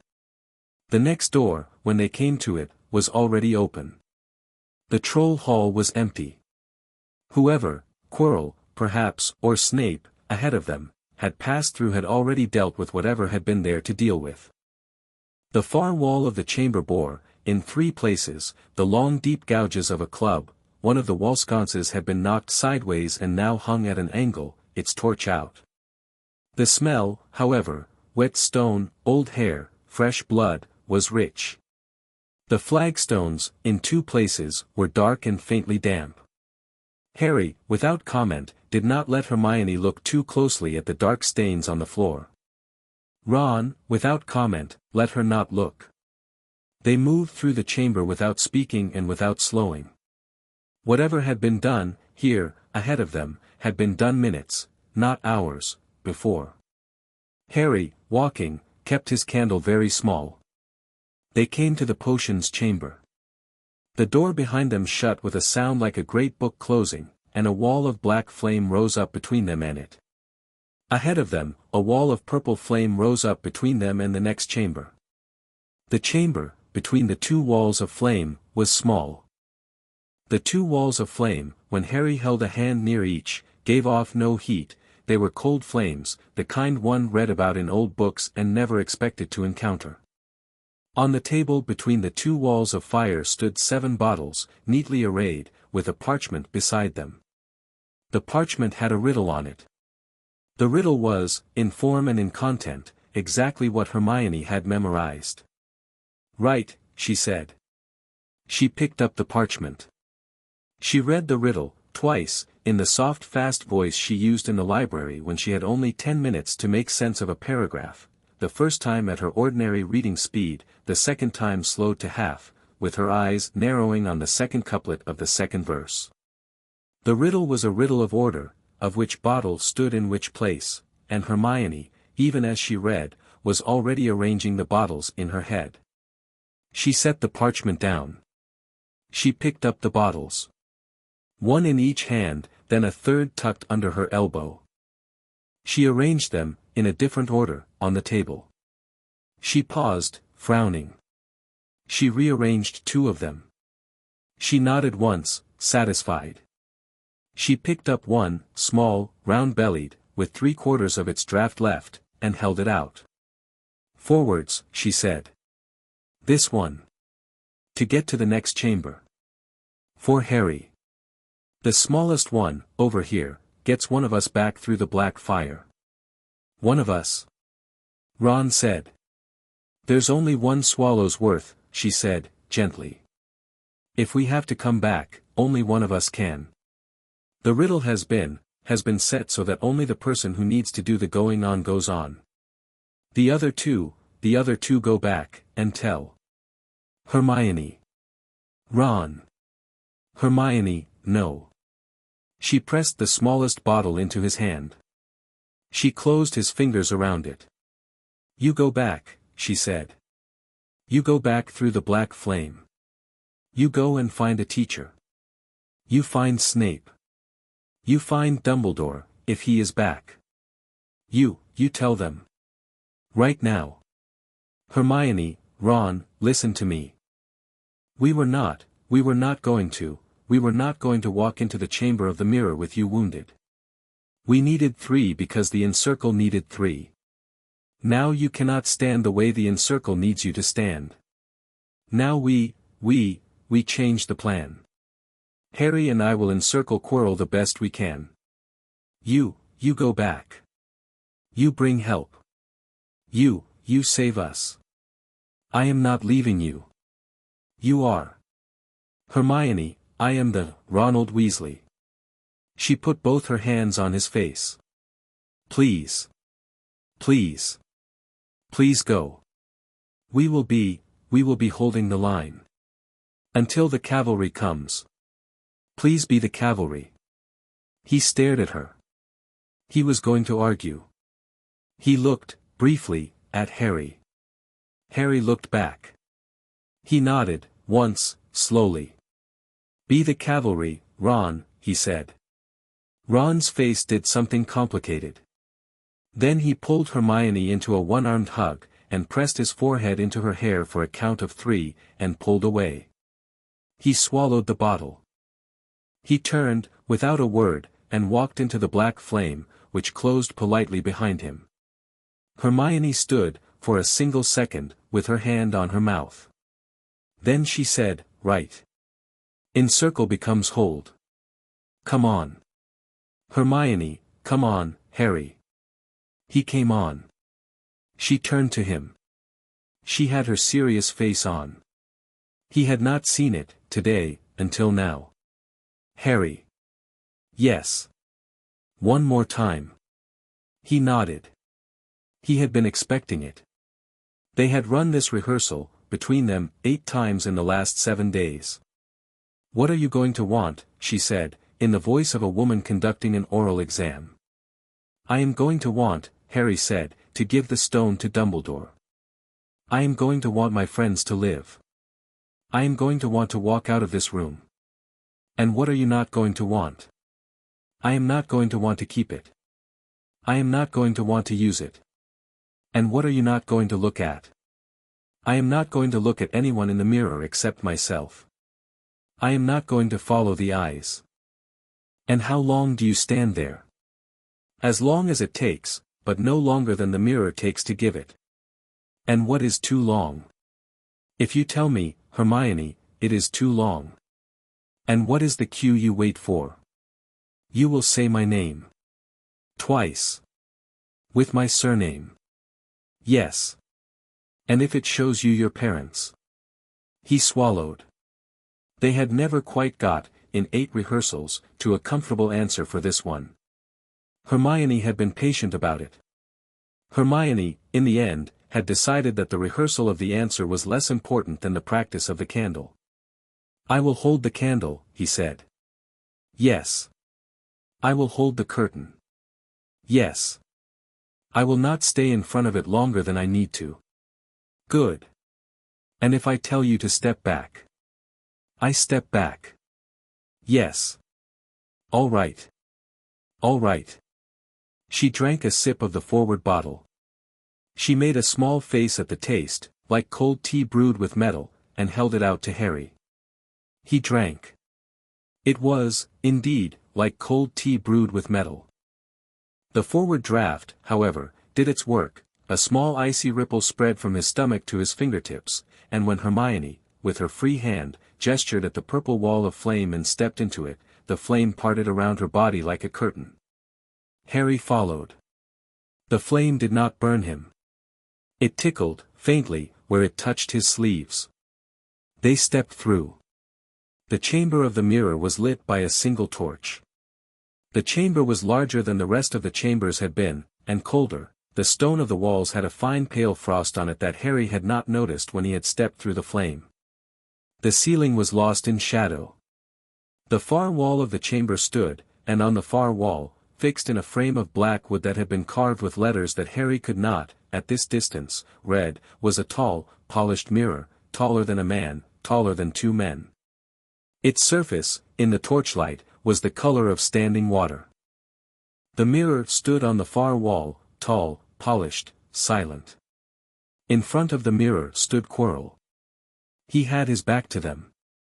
He was, in the center of the chamber, very still. The single torch in the wall behind them threw his shadow onto the silvered glass, where the shadow had a faint, flickering second outline that did not, exactly, match the first. Harry, holding his candle and his curtain, felt, for the first time in 12 weeks, the cold thing in the room with him in the body. It was no longer a weight at the edge of his awareness. It was, here, the loudest thing in his head. It pressed against his curtain like a hand on a window. He has not yet looked into the mirror, Hermione breathed, in a voice less than a whisper. No. Harry, he is waiting for me, Harry said. He has been waiting for me. She squeezed his hand, once, and let it go. Quirrell turned. He turned slowly, as a man turns who has heard the small unmistakable footstep of someone whose arrival he had been awaiting longer than they have been alive. He turned with the courtesy of a host. He turned with the grim eagerness of a hunter who had, after months of patience, brought the quarry into the very room he had built for it. He turned, and the second outline on the silvered glass behind him resolved itself, for an instant, into the unmistakable shadow of a snake-thin face on the back of a man's head, and Hermione, beside Harry, drew in one long deep breath. His turban was off. The back of his head was a face. It was not a face Harry had imagined, in his weeks of imagining. It was worse and better at once, a thin, white, snake-like face, with glittering red eyes and slits where the nose should have been and a slow, wet, intelligent mouth. The mouth, when Harry stepped through the purple flame with Hermione at his shoulder, smiled. Harry Potter, it said. Chapter 5 End. Chapter 6, The Confrontation. The voice that came out of the back of Quirrell's head was not the voice that came out of the front of Quirrell's head. It was older, and it was crueler, and it sounded like a thing that had spent a great deal of time on its consonants. Harry Potter, it said again, when Harry did not, at once, reply. The slow wet mouth shaped the syllables of his name as though tasting them. Harry Potter. How long I have waited. It was the voice Harry had heard whisper soon through a door in a corridor in the dark. It was the voice he had heard, also, in his earliest memory, before words. Voldemort, Harry said. Hermione's hand, in his, tightened. She did not, this time, gasp. She had, Harry felt it in her hand, gone cold and quiet and dangerous in a way he had not seen before. The candle inside her, when he reached for it, was a clean steady flame the size of a torch. And you have brought, said Voldemort, with a slow polite turn of his face, a friend. She is more than a friend, Harry said. The words came out before he had thought them. Indeed, said Voldemort, the slow polite voice rolling in his throat. How touching. Mother and son, I am told, also walk together towards their deaths. Though, of course, in your case, it was the mother, alone. Hermione's hand on his did not waver. He did not, in his head, take the bait. He had been preparing for this, for the bait, for 2 months. The candle in his chest steadied. The curtain in his head, behind which the cold thing had been pushing for weeks, snapped to attention. He smiled. He had not smiled at this voice before. The voice, when he smiled, paused. "You came," Voldemort said, "for the stone." "I came," Harry said, "to take the stone away from you." "There is a difference." "Words. Tell me, boy, how did you know I would be here tonight?" "I felt you." "From the 7th floor." A silence. "How interesting." "Yes. How interesting." The slow wet mouth, on the back of the head, considered him. Quirrell, the body, did not move. Hermione, beside him, did not move. Harry, 3 months trained, a candle in his chest, a curtain in his head, did not move. "You have been doing things, boy." "Yes." "You have been preparing." "Yes." "And the girl?" "The girl has been preparing, also." "Yes." "How charming. A young Mr. Potter and his bookworm. The school, I assume, will write a poem." Hermione, at the bait, did not, this time, twitch. The candle inside her brightened. Voldemort, watching her, made a sound that was not, exactly, a laugh, and turned, again, towards the mirror. Quirrell, the turbanless front of the body that contained Voldemort, turned, then, fully, away from the mirror, and faced Harry head-on. The mirror behind him was a tall silent column of silvered glass. The torch on the wall flickered. Hermione, at Harry's shoulder, raised her wand without raising it. "Step aside, boy." "No." "Step aside, and I will spare your friend." "No." "Step aside, and I will give you, your parents back." "The mirror, you understand, the mirror has shown them to me. It will show them to you. They are, closer to you than you know." Harry's hand, in Hermione's, jerked. He held the candle.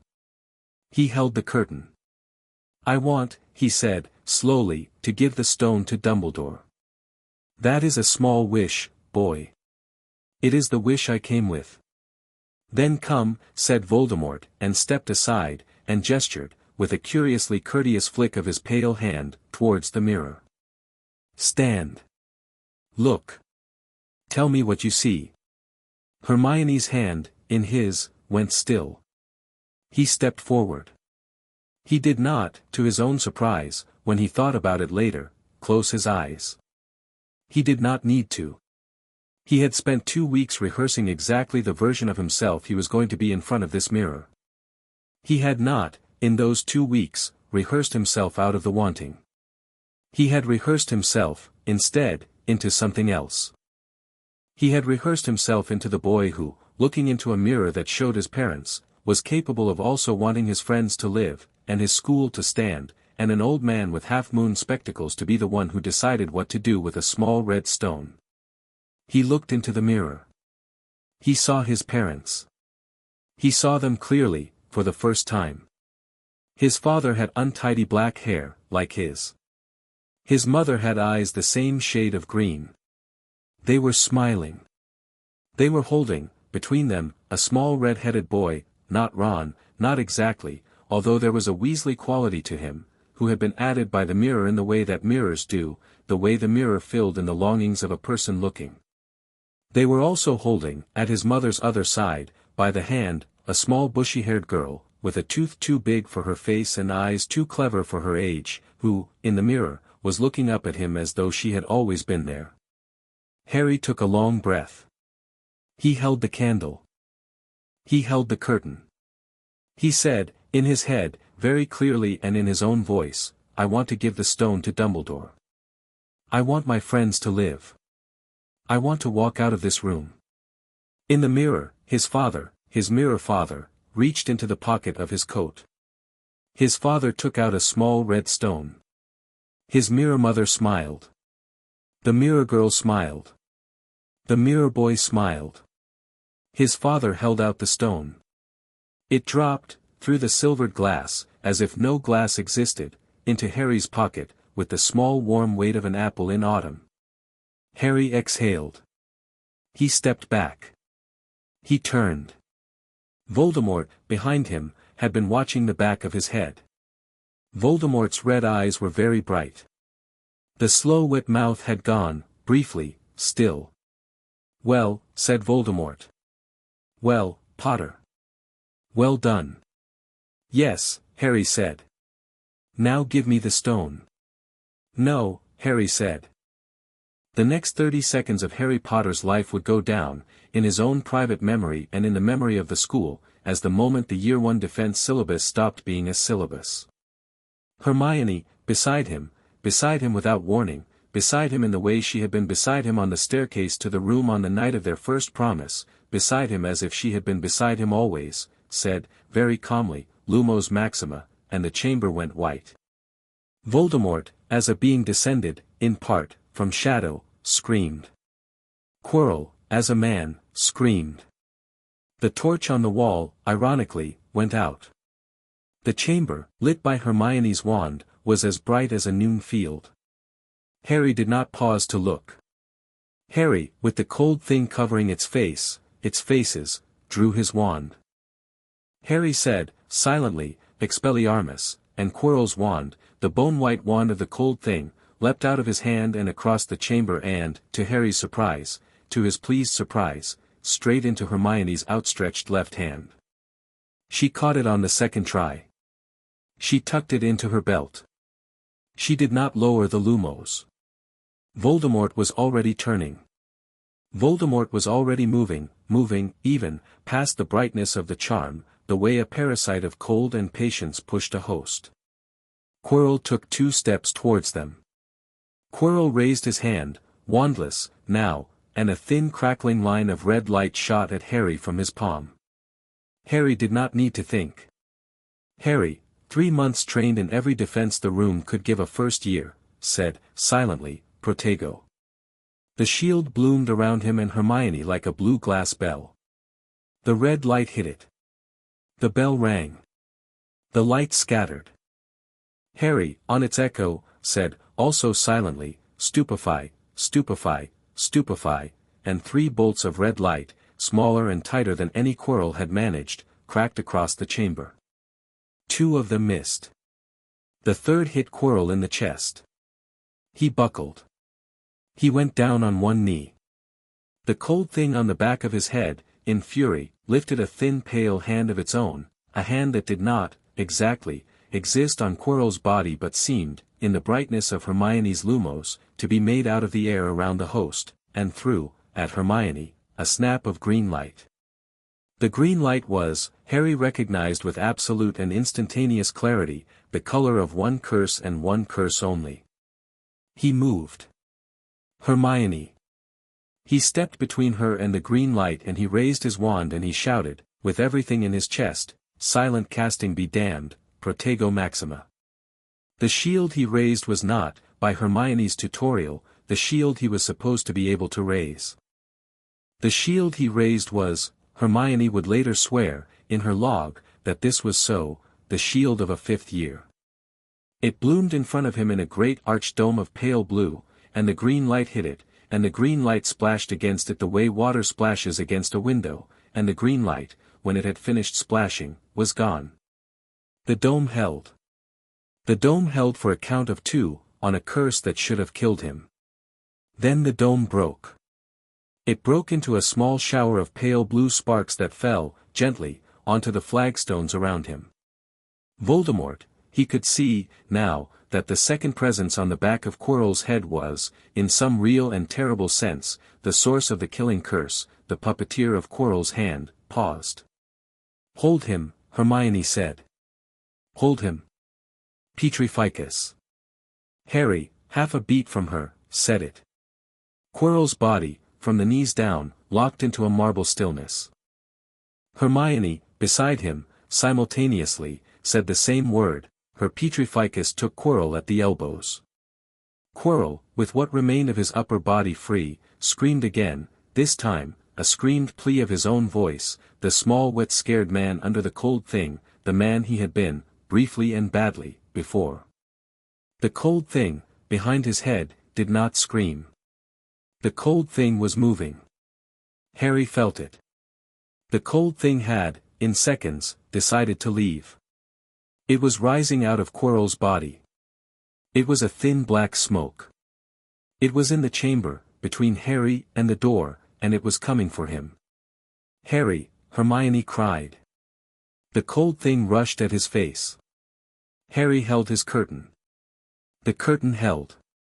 The cold thing, 3 months of practice, the wall in his head was not, this hour, going to fail, broke against it. The cold thing recoiled.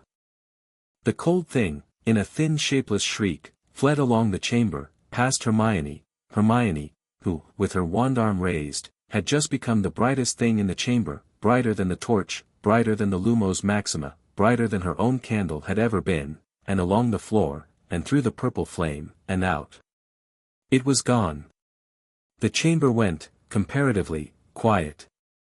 Quirrell, on his knees, Petrificus had locked him to the chest down, but his arms were bound, his torso could move, slumped sideways. He was, Harry saw at once, dying. The cold thing had been keeping him alive. Without it, the body that had been hosting it was, in some catastrophic and absolute sense, leaving. Harry stepped towards him. Hermione, with her wand arm down at last, came with him. Quirrell looked up. His eyes, small, watery, scared, were Quirrell's own again. He tried to say something. His lips moved. He did not, exactly, make a sound. Then his head, with the small dignity of the polite man he had once been, fell forward onto his chest, and he was, in the only way a man can be, gone. Hermione, after a long moment, very gently put her hand on the dead man's shoulder. "I'm sorry," she said, to the dead man. Harry could not make himself say anything. He was, he realized, shaking. He had been very steady through the duel, he had been very steady through the disarming, he had been very steady when the green curse had come for Hermione. He was not, now, steady. He sat down, slowly, on the stone floor of the chamber, and he put his head between his knees, and he breathed. Hermione knelt beside him. She did not, immediately, touch him. After a long moment she put her hand, very gently, on the back of his neck. She did not say anything. She left her hand there. In his pocket, the small warm weight of the stone shifted, like an apple settling in a bowl. The chamber, after a few seconds, was very quiet. The torch on the wall was still out. Hermione's wand, at her side, glowed, the Lumos Maxima had simmered down, by her own will, into the small steady Lumos she had begun the evening with, and through a soft white circle on the wall behind them. The mirror, on its frame, was, again, perfectly silvered, and showed, when Harry looked at it through his hands, the shape of a boy on the floor and a girl beside him with her hand on his neck. The mirror, this time, did not, in any way, lie. Behind them, in the chamber of the potions, footsteps, many footsteps, were coming through the purple flame. Snape, at the head of 3 other adults, came through first. He came through with his wand held in front of him in the precise low line of a duelist who was, in spite of his own will, prepared to find his colleagues already dead. He looked, in 2 seconds, at Quirrell. He looked, in 2 more seconds, at Hermione's hand on the dead man's shoulder. He looked, at last, at Harry. His face, for the first time in Harry's memory of the man, did not, in any way, sneer. "Potter," he said. "Are you hurt?" "No, sir." "Granger?" "No, sir." Weasley made it out. "Yes, sir." "He brought us." "Yes, sir." Snape, with his wand still raised, though now lowered an inch, the way a duelist lowers his wand by 1 degree at a time, stepped forward. He knelt, briefly, at Quirrell's body. He laid his hand on the dead man's shoulder, in the same place Hermione had put hers. He closed his eyes. He bowed his head, briefly, in a gesture so small that Harry, even watching, almost did not notice it. Then he stood. He turned to Harry. He did not, this time, look down on him. How did he die, Potter? The cold thing, Voldemort, left him. Sir. Left. It came out. Like smoke. It tried to attack me. I held the curtain. The curtain. A clemency, sir. A silence. A clemency, Snape said. Yes, sir. You have learned a clemency. Yes, sir. At 11. Yes, sir. Snape looked at Hermione. Hermione looked at her hands. Snape looked at Harry. Snape, after a long beat, did something Harry had never seen before. He smiled.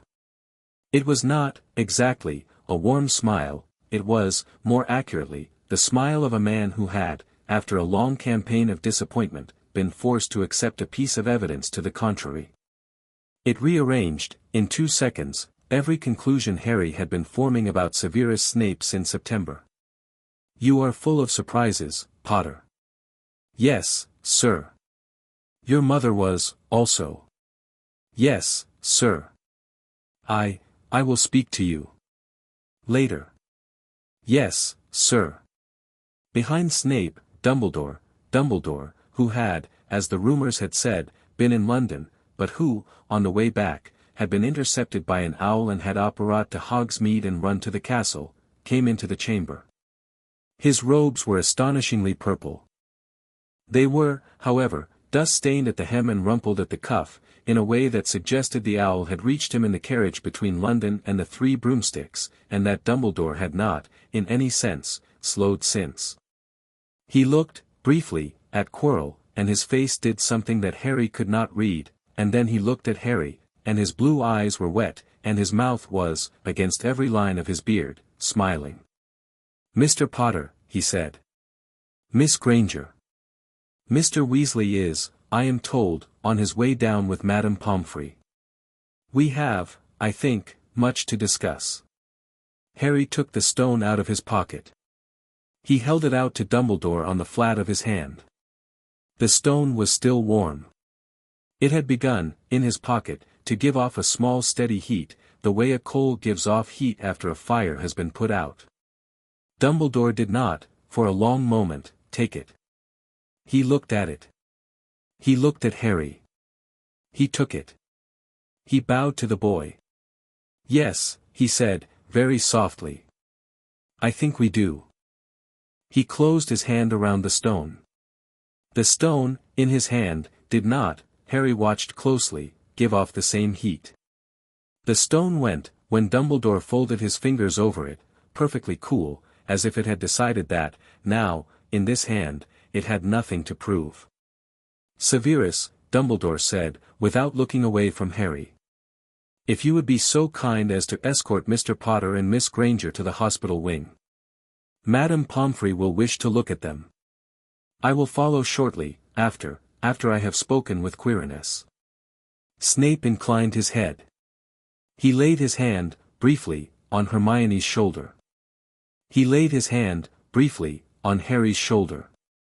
He turned and led them through the chamber, past the dead man, past the silvered mirror, through the purple flame, which, on Dumbledore's word, parted for them without a draught, and back through the chambers, in reverse, through the potions chamber, through the troll hall, through the chess chamber, through the chamber of the keys, now, were sleeping on the floor in 3 quiet piles, exhausted by their own pursuit, and at last back up the stairs and into the corridor of the Cerberus, where the Cerberus was sleeping, and where the liar had run down to silence, and where, in the corridor outside the door, Madame Pomfrey was, that very moment, levitating Ron Weasley onto a stretcher and saying, with the brisk affection she gave only to her favorite patients, "It's all right, Mr. Weasley, you've done splendidly.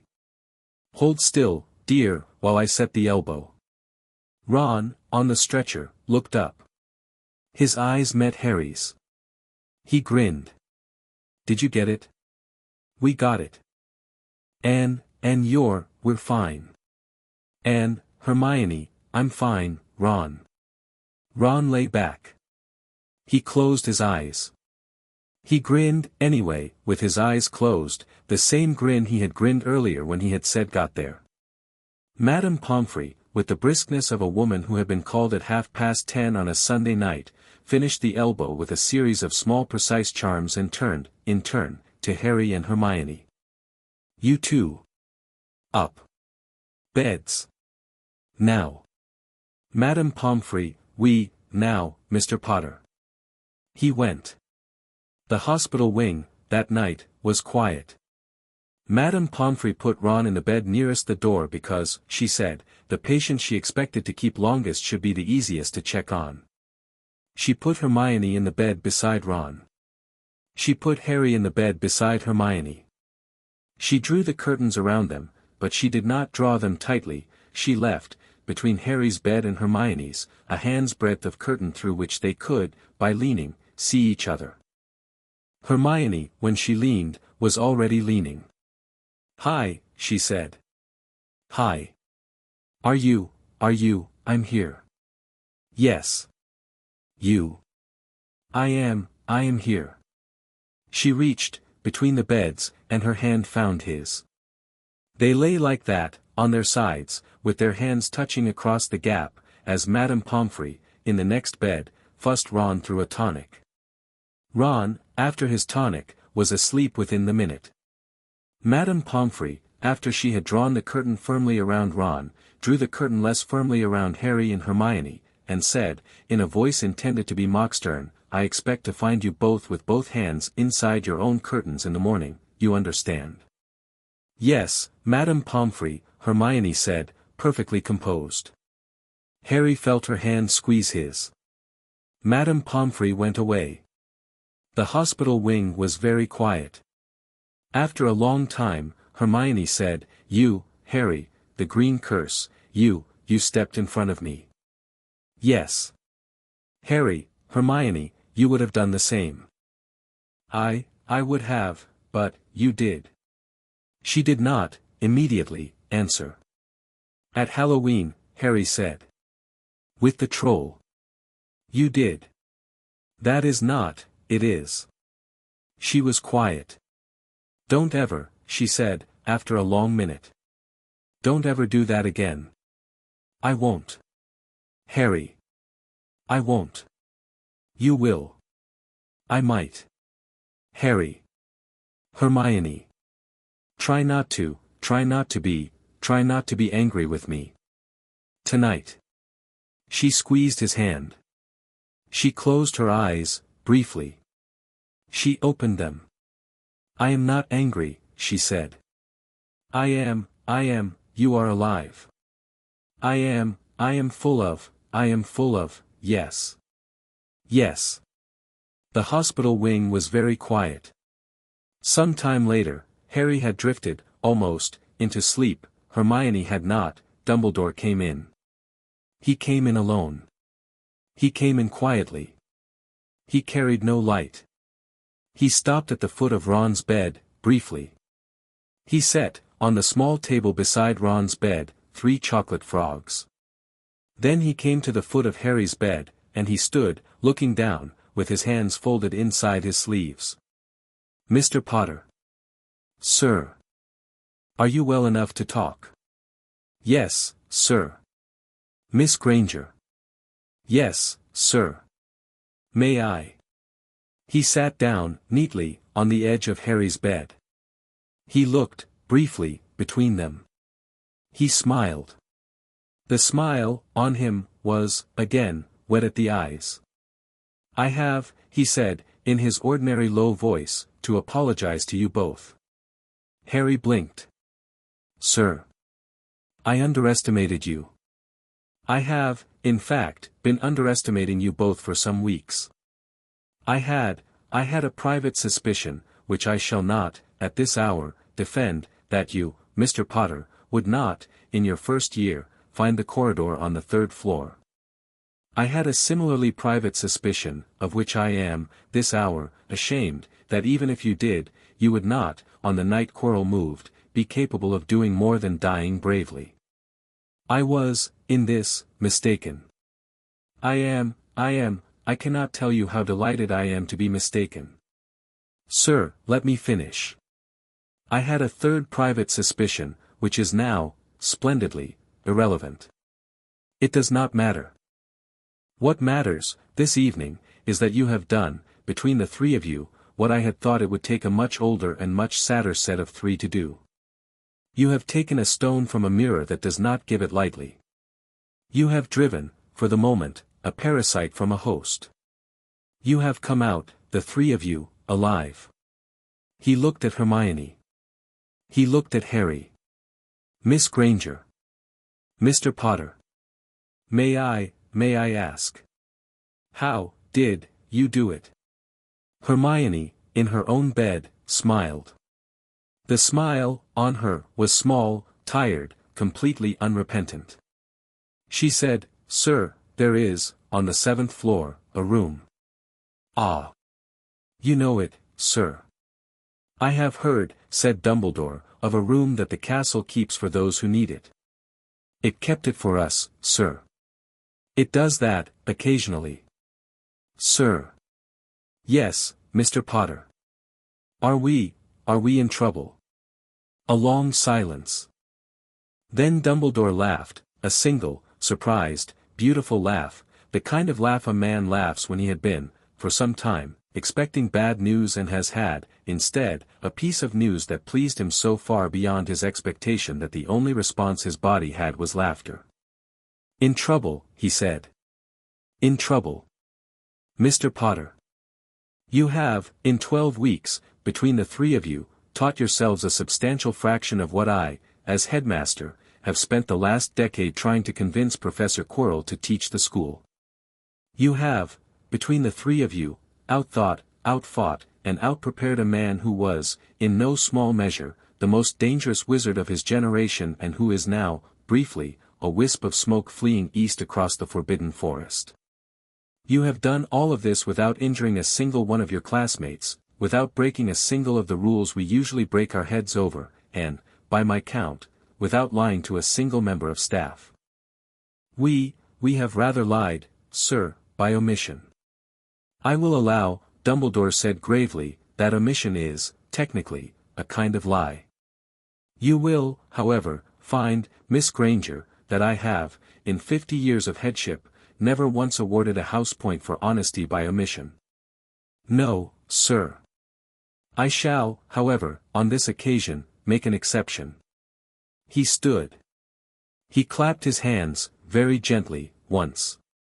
200, he said, to Gryffindor, for Miss Granger. 200 for Mr. Potter. 200, this very moment, for Mr. Weasley, who is, I gather, the first-year captain to have taken a board from McGonagall's set in living memory. And, though it is not, I think, a house point, 50 more, Miss Granger, for the liar. That was, in addition to its other merits, very fine playing. Thank you, sir. Sleep, all three of you. I shall see you, both of you, in my office at noon tomorrow. You shall be allowed in. Mr. Weasley will join us when Madame Pomfrey decides he is fit. I shall, at noon, answer all of the questions you do not yet know to ask. I shall, at noon, also ask you a great many more. We have, as I said, much to discuss. He paused at the foot of the bed. And Mr. Potter. Sir. You stood in front of a killing curse for your friend tonight. Yes, sir. You raised a 5th-year shield. To do it. Yes, sir. That is, Mr. Potter, that is a thing your mother would have done. That is a thing your mother did do. Harry could not, just then, answer. Dumbledore, very gently, turned and walked out of the hospital wing. The door, when it closed behind him, did so very slowly, and very quietly, and very kindly. The hospital wing, after he had gone, was so quiet that Harry could hear the small steady ticking of Madame Pomfrey's clock in her office at the far end. Hermione, on her side, had not let go of his hand. She was, when he looked, crying, quietly, without sound, the way Hermione cried about anything that was not cocoa and biscuits. He squeezed her hand. She squeezed back. Hermione. He awarded us 650 points. He did. That is, I am quite sure, the largest single award in the history of, yes. Hermione. He said my mother. She turned her head on the pillow. He did, she said. He did say. Hermione. Yes. I think I am going to cry. Yes, Harry. For a long time. Yes, Harry. That's all right. Will you stay near? Yes. She squeezed his hand. She stayed near. He cried. He cried, for the first time he could recall in his life, without trying to stop himself. He cried for his mother. He cried for his father. He cried for the small dead man on the floor of the chamber of the mirror, who had been, before he had been a host, a stuttering defense professor of merely middling competence, and who had, in his own poor way, never deserved what had happened to him. He cried for Ron, asleep in the next bed, with his shoulder freshly knit. He cried for Hermione, who was crying with him without, bless her, making a single sound. He cried, at last, because he had not, at any point in his 11 years before tonight, been able to. He cried for a long time. Hermione held his hand the whole time. Madame Pomfrey, in her office, did not come out. The clock kept ticking. Outside the high hospital wing windows, the sky over the lake was, that night, full of stars. Some time, towards 3 in the morning, he slept. The next morning was rain. The hospital wing, in the rain, was a soft grey room. Madame Pomfrey, at 9:30, came around with breakfast on 3 trays and the air of a woman who had decided to give her 3 favorite patients a long lie-in. Ron, in his bed, looked up first. He looked, as he had looked the night before, pleased. Mum's been told, he said. She sent a howler to the headmaster about it. A howler? A howler. She is, she said, deeply gratified that her youngest son has done something, and, I quote, proper for a change. She is also deeply put out that her youngest son has done it at the cost of a shoulder. The headmaster, by Madame Pomfrey, is to consider himself appropriately scolded. Hermione laughed out loud. How did Madame Pomfrey know to say that to him? She did not say it to him, Hermione. The howler, by the time it arrived at the Ollery, was, by Mum's design, set to deliver itself to the headmaster's office at noon precisely, in front of 3 first years and the deputy headmistress. Mum is a very thorough woman. Ron. I know, Hermione. Your mother is, my mother is my mother. They ate. They ate slowly. They ate with the small careful pleasure of 3 children who had not, until this morning, been entirely sure they would still be alive at breakfast. Madame Pomfrey, whom Harry had begun to suspect of liking him, came around twice to refill their pumpkin juice. Madame Pomfrey, whom Hermione had begun to suspect of liking her, came around 3 times to insist that Hermione eat the bacon. Hermione, who had not eaten bacon in 2 months on a private principle that she would not, under cross-examination, fully explain, ate the bacon. Madame Pomfrey, satisfied, retreated. At 10, Professor McGonagall came in. She came in with a small, severely controlled expression that was, on her face, the equivalent of another woman's joyful weeping. She stood at the foot of Ron's bed first. Mr. Weasley. Professor. You played, I am told, a most credible Sicilian. Thank you, Professor. You also took a piece of advice on the Queen's side night that I would not, on a clean board, have offered to a 4th-year captain. Yes, Professor. It is fortunate that the white side, on its programmed line, did not anticipate a sacrifice on the 17th move from a side without a queen. Yes, Professor. I will be sending a copy of the game record to the captain of the Hogwarts chess team. Professor, you will not be in the team this year, Mr. Weasley. You are a first year, and the rules are the rules. Yes, Professor. You will, however, be in it next year. Yes, Professor. She turned, then, to Harry's bed, and to Hermione's. She stood, between them. She did not, at first, speak. Then she said, in the soft severe voice she used only when she was on the edge of saying a thing she found difficult to say in front of children, I have known the four of you, Mr. Potter, Miss Granger, Mr. Weasley, and Mr. Longbottom, for 2 terms. I have, in those 2 terms, been more impressed by you than I was prepared to be impressed by any of my first years. I shall, this morning, invite all 4 of you to my office for tea. The headmaster has, I gather, made the necessary apologies. I shall, on my own account, add one. I should have noticed, the work you were doing. I should have, in some way, made it easier for you to come to me with what you knew. I did not.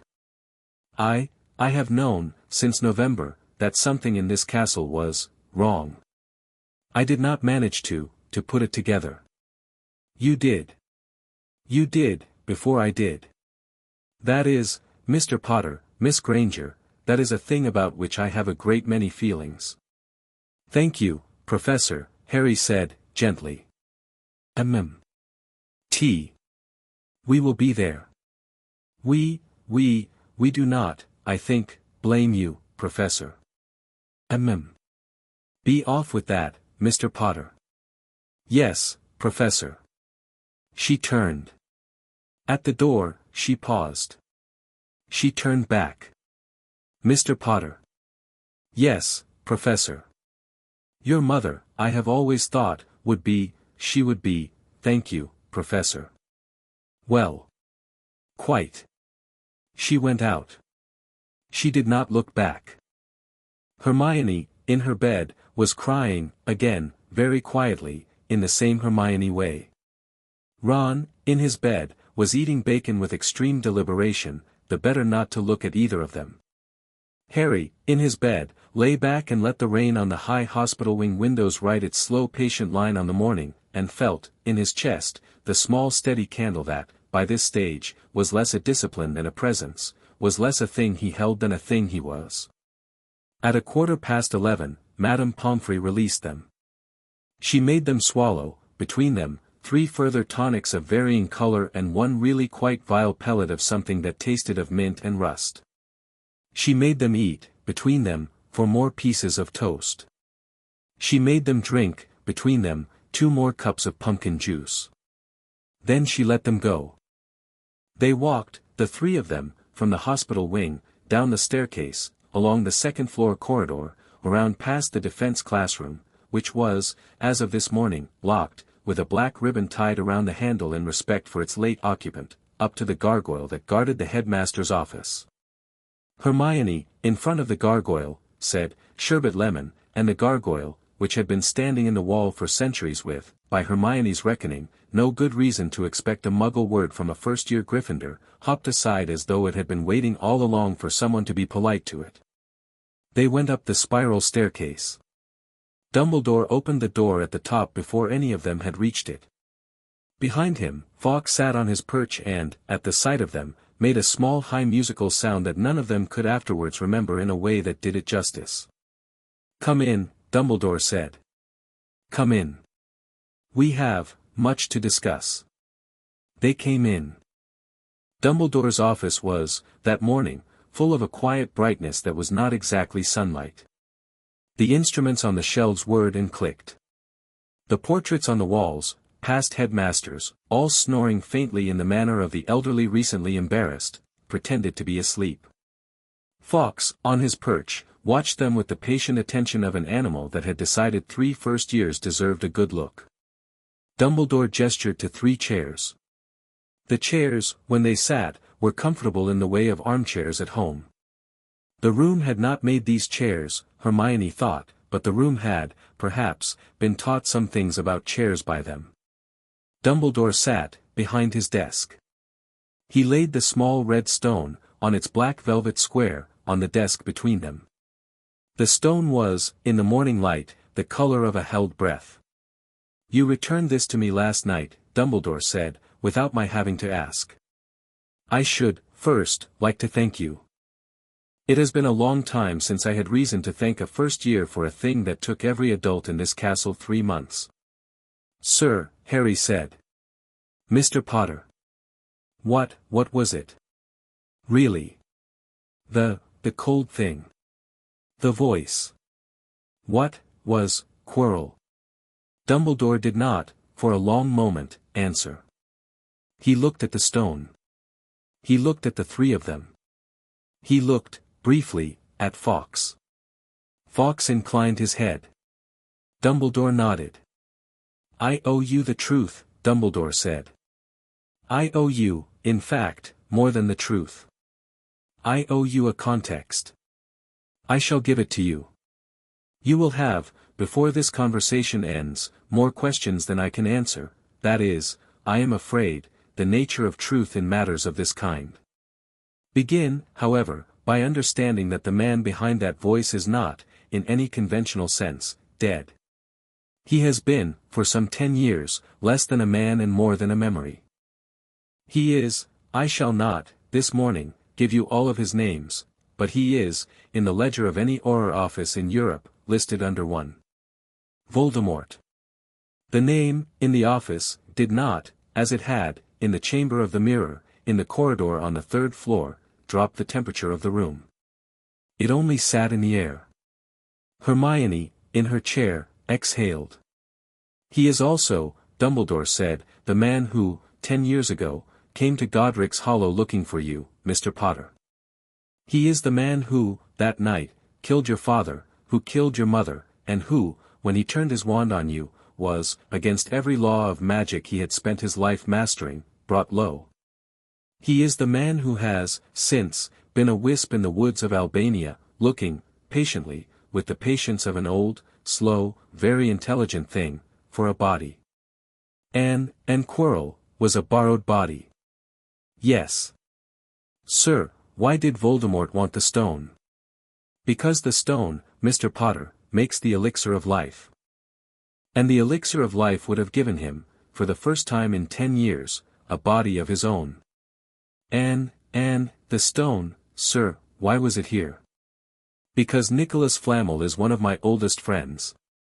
Because, when we learned that Voldemort's interest had moved, at last, from the wizarding world's great families to the stone, Nicholas asked me to keep it for him. As bait. As bait. Sir. Yes, Miss Granger. Did you let the bait, did you let it sit here knowing that one of us could be the one who reached it first? A long silence. I was confident, Dumbledore said, slowly, that no first year in this castle could navigate the chambers I and my colleagues had set up. I was confident, in particular, that Mr. Potter, however brave, would not be in a position to do so. I was, as I said last night, wrong. I had, and this is, Miss Granger, the apology, I had not properly anticipated 3 first years working together with the discipline and ambition that you 3 brought to bear. I had not properly anticipated the room. I am, in this, ashamed. Sir, Hermione said, in a voice he had not, until now, heard from her, we forgive you. Dumbledore looked at her. He did not, immediately, say anything. Thank you, Miss Granger. Please don't do it again. I will endeavor. Endeavor is not, promise me. Miss Granger. Promise me. I promise. Thank you. The conversation went on. They asked. He answered. He asked. They answered. He learned, with no small visible amazement, exactly how much the 3 of them had taught themselves in 12 weeks. He learned about the syllabus. He learned about the green notebook. He learned about the candle, and the curtain, and the encircle. He learned, when Harry, at one point, raised a hand, the small steady hand of a boy who had, the previous night, raised a 5th-year shield, and silently summoned the stone from the desk to his own palm to demonstrate something he could not quite explain in words, that the boy in front of him was, in some perfectly real sense, no longer the same boy who had walked into Diagon Alley in July. He learned, also, at length, and with patience that surprised even Hermione, that there was, on the 7th floor of his castle, a room, and that the room had been, for 12 weeks, the second-best teacher in the school. "It will not, I think," Dumbledore said, at one point, "want to be moved." "No, sir," Hermione said. "We don't think it will. I would not, in fact, ever ask it to be." "No, sir.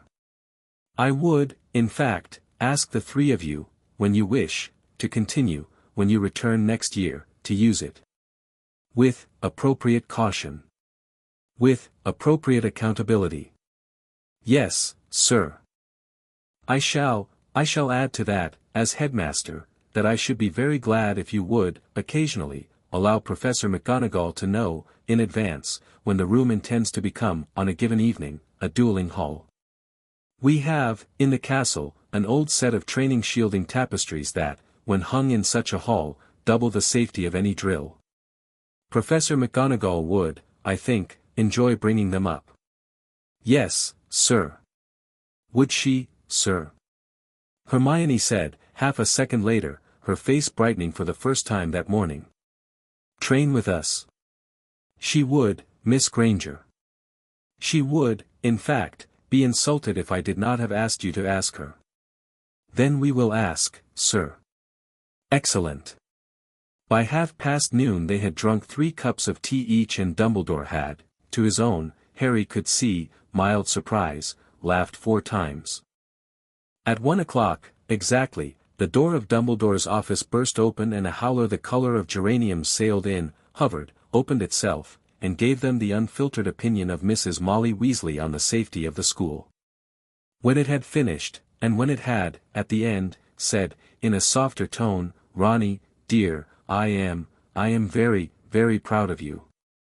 Make sure you eat, please. I am sending pies." The office was silent for the count of 3. Then Dumbledore, with a face Harry would not, for the rest of his life, forget, said, "I find, in a voice of extreme and genuine humility, that I have absolutely nothing to add." Ron, in his chair, was crying. Hermione, in her chair, was laughing. Harry, in his chair, was, he realized, slowly, both. Fawkes, on his perch, was singing. The first year, that May Day morning in the headmaster's office, had, in the only way that mattered, ended. What came after was something else. Chapter 6 End. Chapter 7, A New Path. The week after the duel was a small bright week of consequences. Some of the consequences were public. The points Dumbledore had awarded, 650 between the 3 of them, plus the 50 for the liar, had been added, at breakfast on the Tuesday, to the great hourglasses by the Great Hall. The Gryffindor hourglass, when the points went in, had to grow a small extra reservoir at its base, magicked into being by the hourglass itself, the better to hold the inrush. Slytherin, which had been comfortably ahead in the running for the House Cup all year, dropped to second in the course of one breakfast. Ravenclaw, because of a tidy trip to the National Library by 3/6 years, briefly took the lead. By the end of the week, however, Hermione had, by herself and with no apparent effort, won Gryffindor a further 45 points across charms, transfiguration, and an unscheduled lecture from Madame Pants on the cataloging systems of continental wizarding libraries, and the Gryffindor hourglass was, again, in front. Hermione, when this happened, blushed, refused to acknowledge that she had done it, and went to the library to read. Some of the consequences were private. McGonagall did, indeed, bring up the training shielding tapestries the Wednesday after the duel, hung them in the room with her own hands. The room, when she walked in for the first time, briefly produced a tartan-patterned armchair beside the hearth, which the headmistress regarded, for a long moment, with an expression of pleased surprise, and proceeded, with a calm, brisk, slightly wicked patience, to show 3 first years that what they had taught themselves over 12 weeks was a wonderful first foundation that they would now, with her help, billed to second-year level by the end of June. McGonagall was, it turned out, the dueling tutor that Quirrell had pretended to be. She told them at the end of the second session, taken a defense prize in her own 7th year, taught defense one term as a substitute when the school had run out of hires in the summer of 1956, and won, in the year between her NEWT and her formal mastery, 3 continental tournaments at the senior amateur level. Ron, when she said this, sat very still for a long moment. "Professor," he said, after a beat. "Professor, would you teach us, every week, until the end of—" "Yes, Mr. Weasley. Until the end of the year." "Yes, Mr. Weasley." And next year, will you, Mr. Weasley?" "Yes, Professor. I will." By the end of the second week of training with McGonagall, the 3 of them were doing things in the room they had not, on the night of the duel, been able to do. McGonagall taught Harry to shield with one hand and disarm with the other in the same motion, which she called the duellist's flourish, and which she said had not been taught at Hogwarts since the war. McGonagall taught Hermione the full body bind without verbal incantation, which Hermione had thought was, by every textbook she had read, a 5th-year skill. McGonagall taught Ron, who had now no shoulder problems whatever, Madame Pomfrey, with the quiet pride of a craftsman who has done a good piece of bone knitting, had pronounced him fully restored, a small, narrow, viciously efficient tripping hex called Implico Maxima, which he loved on contact and which he applied immediately to Algernon, who, after the 4th application, sat down, with great dignity, on the dueling platform, and declined to get up. Some of the consequences were stranger. Snape, 3 days after the duel, summoned Harry to his office. Harry went, with Hermione's hand briefly on his elbow at the doorway of the dungeon corridor, and Hermione's voice in his ear saying, if it goes wrong, you call. Right? You call. I call. Yes. He went in. He sat down. Snape, behind his desk, did not, this morning, sneer. He laid, on the desk between them, a small piece of parchment, on which, in ink that Harry recognized as Snape's own, were written 3 lines, "I will teach occlumency to you and to Miss Granger after the school year ends, if you wish. I will not begin until I have spoken with the headmaster.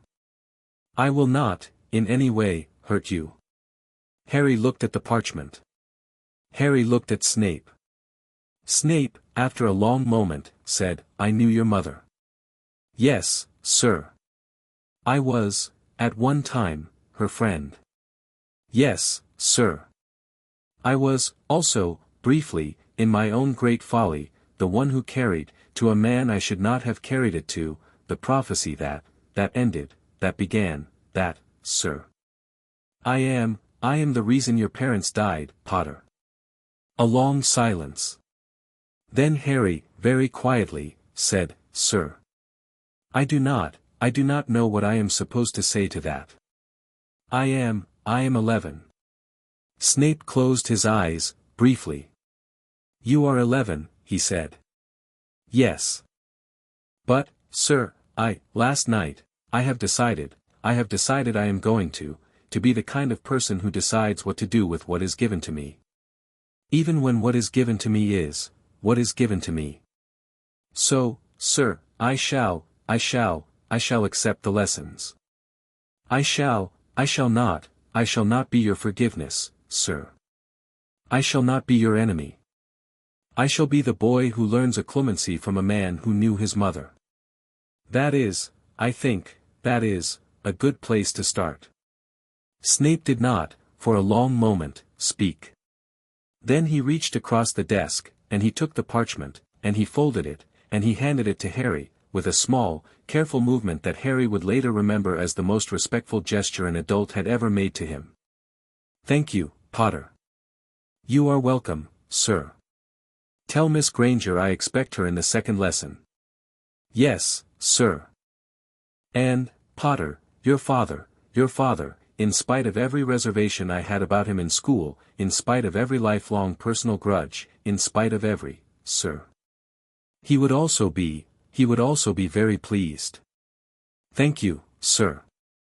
He went. Outside the dungeon corridor, Hermione was waiting against the wall, with her wand in her hand and her face perfectly composed. He told her. She, after a long moment, smiled. They went up to the great hall together. At lunch, Snape, on the staff table, did not, for the first time in Harry's memory, look at Harry as if Harry had personally insulted him. Snape, for the first time in Harry's memory, looked at Harry as if Harry were a person who had recently impressed him, and whom he intended to keep impressing. The other consequences, as the days went on, were the consequences of having, in 12 weeks, become something more than the three of them had been before September. Ron was, by mid-May, the chess captain of the Hogwarts board. Not the team rules, but the board. The headmaster had, with great formality, announced at lunch on the Saturday that, in recognition of his having performed a Sicilian sacrifice on an enchanted set, Mr. Ronald Weasley would, for the remainder of his school career, be honorary captain of the school's annual chess match against the Beauxbatons board, beginning in his 4th year. Ron, when this was announced, went the color of a howler, and laughed, and laughed, and laughed. Hermione was, by the end of May, the only first year ever to have been invited, not allowed, to read in the restricted section. Madame Pants had handed her the slip with the resigned dignity of a woman who had, after a great deal of internal argument, decided to be flattered rather than insulted by the request. Hermione, when she read in the restricted section, did not, in any way, abuse the privilege.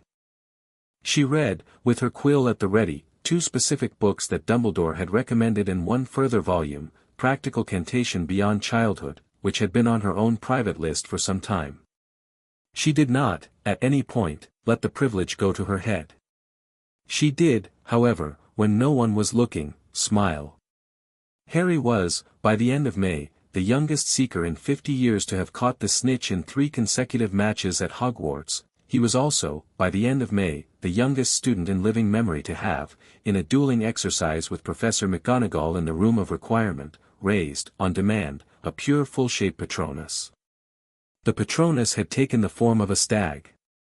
The stag, when it appeared, had walked, with the slow grave courtesy of stone made obedient, around the dueling platform, 3 times, and stopped, and looked at Harry, and, before it dissolved, had inclined its head once. McGonagall, who had asked him to attempt the charm only as an experiment, he had, she said afterwards, the temperament for it, more than the training, had said, Potter, in a soft voice, and, Mr. Potter, in a softer voice, and had, against all custom, dropped her own wand to her side and watched the stag, and did not, for some seconds, speak. She had said, when she could speak, only, he looked exactly like your father. Harry had not, immediately, said anything to that. Hermione, beside him, had taken his hand. Ron, on his other side, had laid his hand on Harry's shoulder. The stag, even after it had dissolved, had left a small steady warmth in the chamber that none of them had wanted to disturb by speaking. The last week of June, the school sat its end-of-year examinations.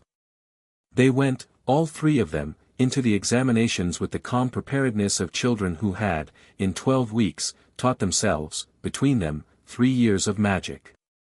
They came out, all 3 of them, with marks that Madame Pants, who had quietly run a sweepstake among the staff on Hermione's likely score, would later announce had broken her own pleasant record. Hermione's average was 112%, on the strength of bonus questions she had answered without being asked. Harry's was 89. Ron's was 81, a respectable rise, by Ron's own account, of nearly 30 points over the average his brothers had achieved in their first years, and, by Mrs. Weasley's later account, the cause of, and I quote, more crying than I had on my own wedding day, Ronnie, I am not exaggerating. On the last day of term, after the leaving feast, after the points had been awarded, after the house cup had been presented, to Gryffindor, with a margin so wide Slytherin could not, in any honest accounting, contest the count, the 3 of them went, one last time, up to the 7th floor. Hermione walked past the wall 3 times. The door appeared. It was the wood-paneled chamber. It was always, they had decided, the wood-paneled chamber, the way a house is always the house you grew up in. Two armchairs faced each other across a low table. A teapot was steaming. A wool blanket was on the arm of the chair. The hearth was burning without fuel. The not-quite-real lake glittered through the not-quite-real window, and the not-quite-real moon kept its post, and Reginald, with the painted hat, was standing at the foot of the dueling platform. "Hi, room," Hermione said. The room, in answer, set out 3 cups of cocoa, 3 biscuits, and, on the low table, as it had on the night of their first meeting, a single small velvet bookmark. This time, on the bookmark, was written one word. "Goodbye." Hermione, after a long moment, picked it up. She turned it over. The word, on the other side, said, "For now." She laughed once. She laughed the same clean startled laugh she had laughed, the year before, the night she had first knocked Reginald flat with a stupefy. She turned. She looked at Harry. She looked at Ron. She held the bookmark up. "For now," she said. "For now," Harry agreed. "For now," Ron agreed. They sat, the 3 of them, on the dueling platform, with their feet hanging off the edge. The room dimmed the lamps a notch.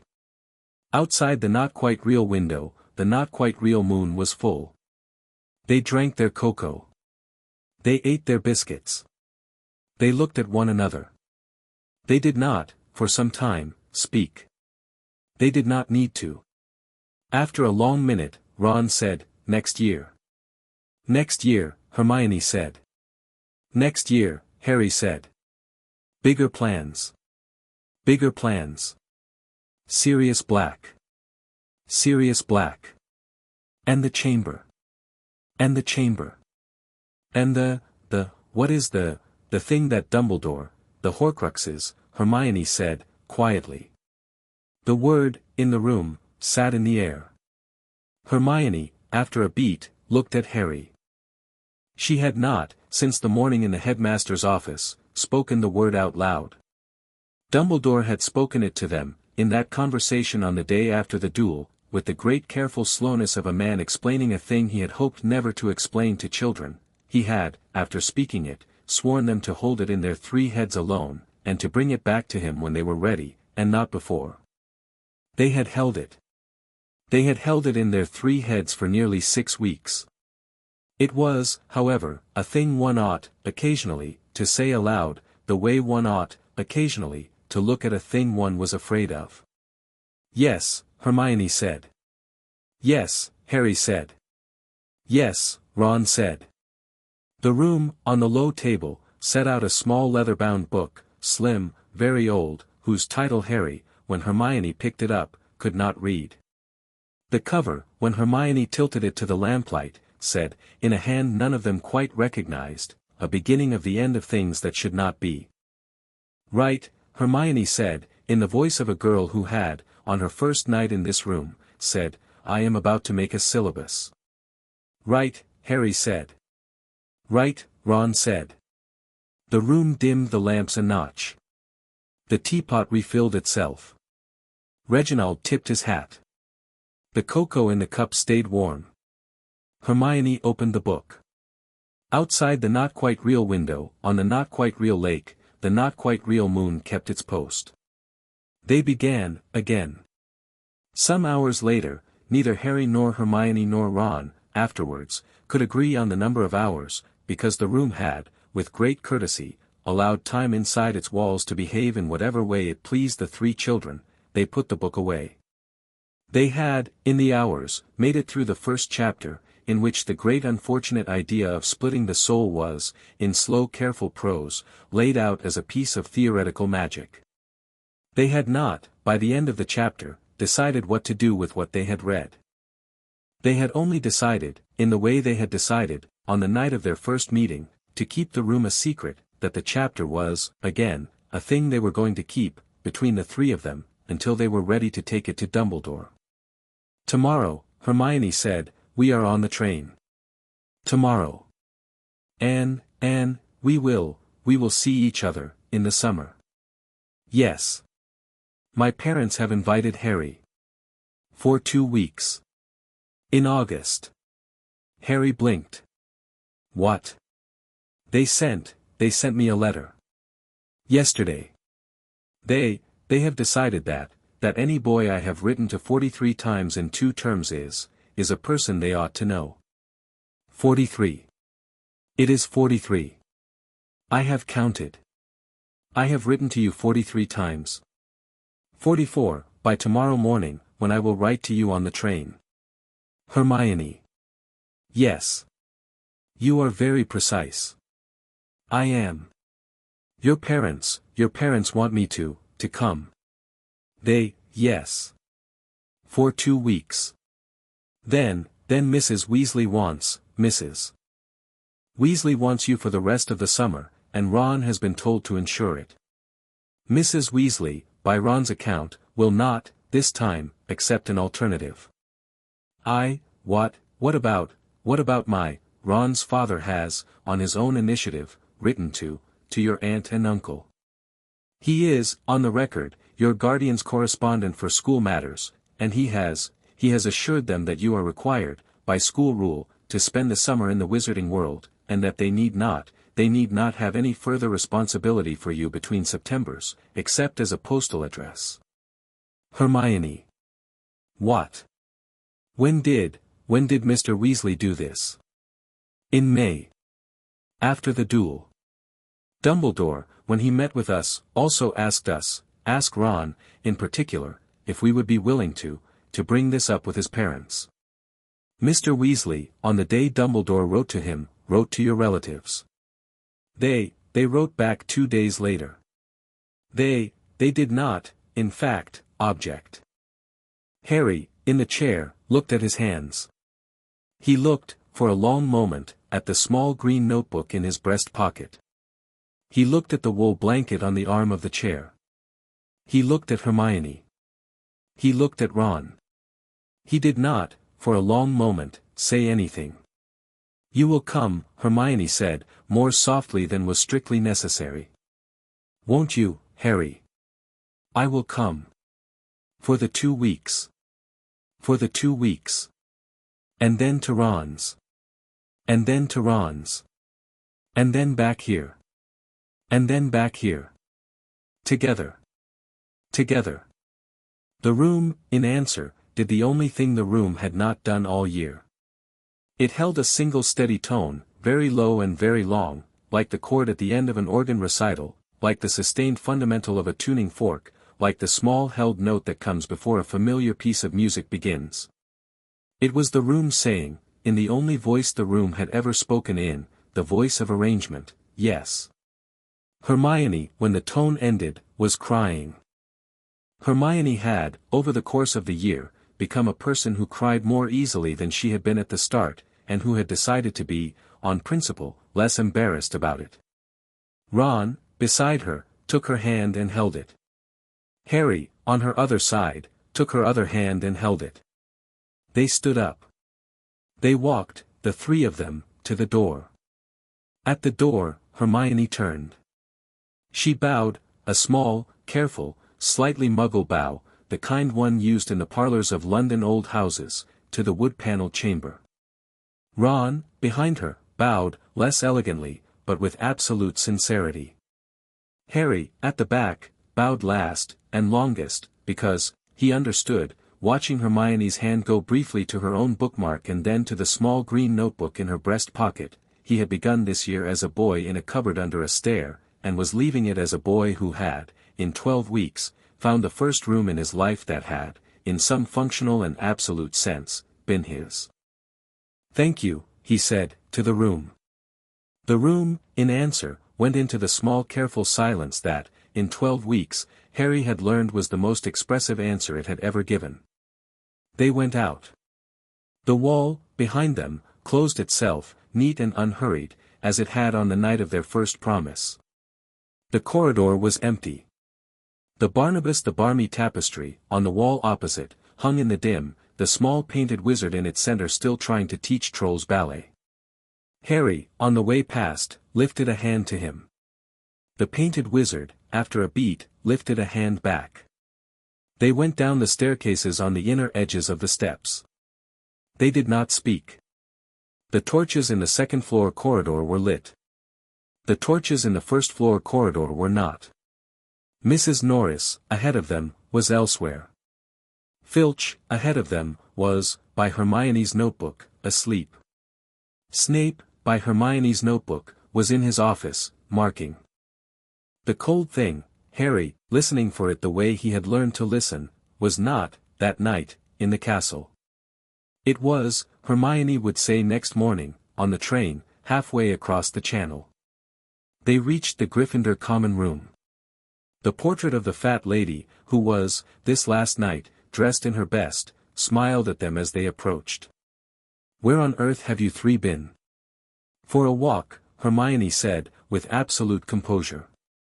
Hum. Good night. Good night, dears. Sleep well. Tomorrow's a long ride. She let them in. The common room was already half asleep, with 3 or 4 older Gryffindors playing Exploding Snap by the fire and the rest already up the staircases. Ron, with a yawn he did not bother to suppress, went up to the boys' dorm. Harry started after him. Hermione, at the foot of the staircase, stopped him. "Harry." He turned. Her face, in the firelight, was, for the first time in 12 weeks, entirely unguarded. "Tomorrow, on the train," she said. "Yes. I am going to write you. The 44th letter. As I said. I know. Anne, Harry, when the summer is over, yes. When we are back here, I want to, yes, Hermione. I have not finished you are 11. You are going to be 12. You do not have to finish anything that you do not want to finish, yet. Hermione, I am here. I am going to be here. We have time. We have time." She closed her eyes. She breathed once. She opened them. "Thank you," she said. "Thank you."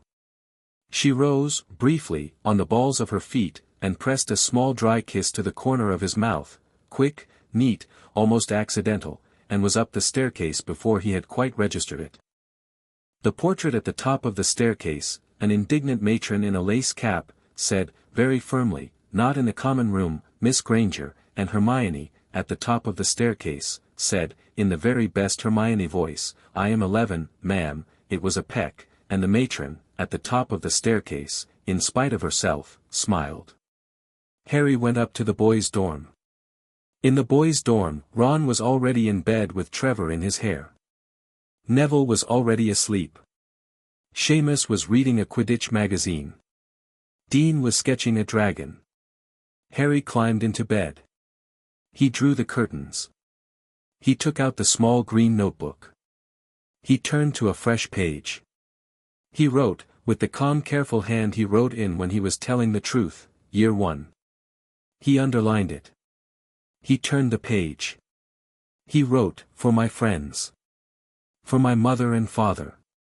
For the room. For the syllabus. For the candle. For the curtain. For the cold thing. For the small dead man on the floor of the chamber. For the liar." He wrote, "For the kiss." He stopped. He smiled. He closed the notebook. He put it under his pillow. He lay back. He listened to Ron snore. He listened to the wind in the high window. He slept. He did not dream of the cupboard. Outside, on the 7th floor, the room, empty, and full, and listening, kept its quiet steady silence. The not-quite-real moon, in the not-quite-real window, kept its post. Reginald, with the painted hat, kept his place. The teapot, at midnight, with no one to drink from it, refilled itself anyway, in the way of a host who, when his guests have left, sets out tea for the morning to come. In the morning, the train would be at the platform. In the morning, 3 first-years would walk down to it together, with a small green notebook in each of their breast pockets, and a plan in 3 colors of ink for the next year, and a single word from a room spoken, in a careful low voice, to each of them, yes. In the morning, the year would end. In the morning, the next year would begin. For now, bookmarked in the only book that had ever, in a room that listened, ever needed to be bookmarked, the three of them slept. For now. The morning came up over the lake in a thin clean line of pink that, by the time Harry had washed and dressed, had become a wide low band of gold. The dorm, when he was the first one ready, was full of the small particular smells of a school dorm at the end of term, trunks in various states of packing, a faint distant whiff of last night's biscuits, the dry flat scent of laundered robes folded by an unfamiliar house elf. Ron, on the next bed, was packing in the way Ron packed, which was by means of two enormous handfuls and one decisive tug on the buckles. Neville, by the window, was folding everything twice. Seamus was, with great earnestness, trying to fit a small accordion into a trunk that had not, at any point in its existence, been designed with accordions in mind. Dean, in the corner, was sketching a stag. He did not, when Harry walked past him, look up. Dean had, since the day after the duel, taken a quiet semi-private artistic interest in the stag Patronus, and had been, at intervals, drawing it. In the common room, Hermione was waiting. She was, this morning, wearing her green and silver scarf in spite of the weather. She had her own trunk by the portrait. She had, Harry saw, already had breakfast. She had a small paper parcel of toast under her arm that he was, after a moment of looking at her face, fairly sure she had brought down for him. Ron, behind him, took one look at the parcel and said, "If there's bacon in there, I shall, there is bacon, Ronald, but it's not for you." What? Watch me deliver it to Harry and you will, in fact, learn a great deal about Hermione. Yes, Harry. Give Ron the bacon. I don't know if Hermione, I do not need bacon. He needs bacon. He needs bacon, yes. Fine. She gave Ron the bacon. Ron, with an expression of profound moral injury, ate the bacon. Hermione, when this was done, slid her hand into Harry's and squeezed it once, and let go, and walked, with her head high, out of the portrait hole. Harry followed. Ron, with the last of the bacon in his fist, came after. The carriages, in the courtyard, were already drawn up.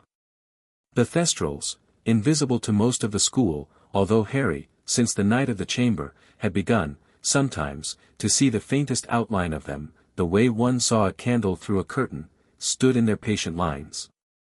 The Hogwarts grounds were full of trunks and owls and small cats and large cats and one anxious toad.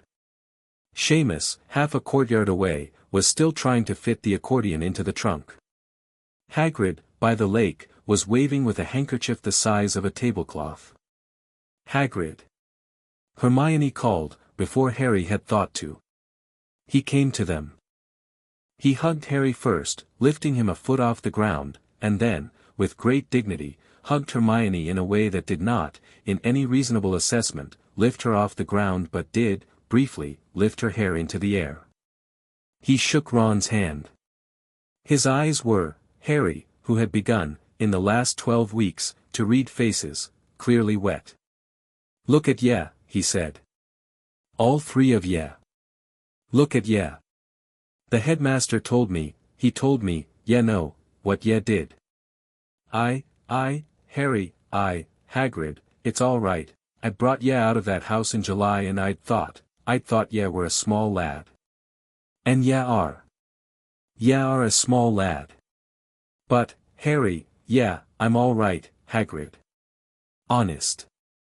Ye are. Hagrid, with one of the small embarrassing moments of decision that fathers had in books, took out from inside his enormous coat a small parcel, wrapped in brown paper. He pressed it into Harry's hands. Harry, unsure, looked up. Hagrid waved him to it. He unwrapped it. Inside was a photo album, leather-bound, old, with a small note on the inside cover that said, in a careful hand, "For Harry, with love. Pictures of your mother and father, from those of us who knew them. Use them well." Hermione, beside him, made the kettle noise, very quietly. Harry could not, just then, speak. He hugged Hagrid again. Hagrid, this time, hugged back without lifting him off the ground. Ron, beside them, was conspicuously studying the Thestrals. Hagrid, Harry said, when he could. Thank you. Yeah. Thank you. Off with ya now. Train's not goin' ter wait. They went. On the train, the three of them found a compartment. Hermione had reserved it in advance, by means of a small green sticker the prefects had provided her on Tuesday after she had explained, in 2 minutes, why a compartment reservation was, for them, this year, a matter of considerable practical importance, and settled in, and pulled the curtains across the door, and watched the platform fill and empty. Hermione, true to her word, took out a fresh sheet of parchment and began, with her quill on her knee, the 44th letter, which she would deliver to Harry, in person, at his aunt's front door in 2 hours, the moment the train pulled in. Ron, opposite Harry, opened a Quidditch magazine and was, within 5 minutes, asleep. Harry, by the window, opened the photo album. The first picture was of his parents on their wedding day. They were laughing. They were looking at each other. They were, by every visible measure, two people who had not, at any point, expected the world to give them what it had given them. Beside them, Harry recognized, after a long second, was a younger version of Sirius Black, who, by the Green Notebook's intelligence and Dumbledore's most recent disclosure, was alive and in Azkaban and would, by next year, be a problem of his own. Beside Sirius was a younger Remus Lupin, who, by the Green Notebook's intelligence, would, next year, be the new defense professor. Beside Remus was a younger Peter Pettigrew, who, by the Green Notebook's intelligence and Hermione's increasingly worried calculations, was almost certainly the rat in Ron's pocket. Hermione, beside him, looked at the photograph over his shoulder. Her quill, in her hand, paused.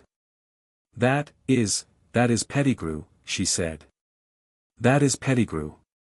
And that is Scabbers. Yes. Hermione. Yes. That is for next year. Yes. For now. She squeezed his shoulder, briefly. She went back to her quill. He turned the page. The next picture was of his mother holding him, perhaps a week old, against her shoulder. She was smiling at the camera over his head. His own small new face, even at a week, he had a tuft of black hair, was sound asleep. He looked at the picture for a very long minute. Then he turned the page. He turned the pages, slowly, the rest of the way to King's Cross. By the time the train pulled into the platform, he had been through the album twice. He had, by his own private count, learned the faces of 17 people who had loved his mother and his father and who would, in the year to come, in various capacities, become, again, parts of his life. He had learned the small particular tilt of his father's head when his father was about to say a joke. He had learned the way his mother held a baby. He had learned, on page 11, that his father had been the captain of the Gryffindor Quidditch team in his 6th year, and that his mother, in his father's arm in the team photograph, was not, technically, on the team but had, technically, been the team's first aid officer, a role that the team, by school records, had not had before her or after her. Hermione, looking at that page, said, "Oh. Harry, your mother was your father's first aid officer. They made a position for her. They made her the candle and the curtain. Harry, Hermione. Yes. Granger. Yes. I see what you mean." She blushed. She did not look up from her quill. She wrote, at the top of the parchment, in her tidy copperplate, letter 44. For the witch who stands beside the boy. Below that she wrote, in a much smaller hand, "Harry, I am writing this as we pull into the station. I shall not pretend otherwise, going to be in the carriage with you to the door of your aunt's house, because Mr. Weasley has arranged it, and because Mum, as I shall explain in person, did not, in any way, allow him to argue. We will not be at your aunt's house long. They will not, by any honest measure, be allowed to keep you. Mr. Weasley has, by his own description, given them a small but firm notion of how things will be.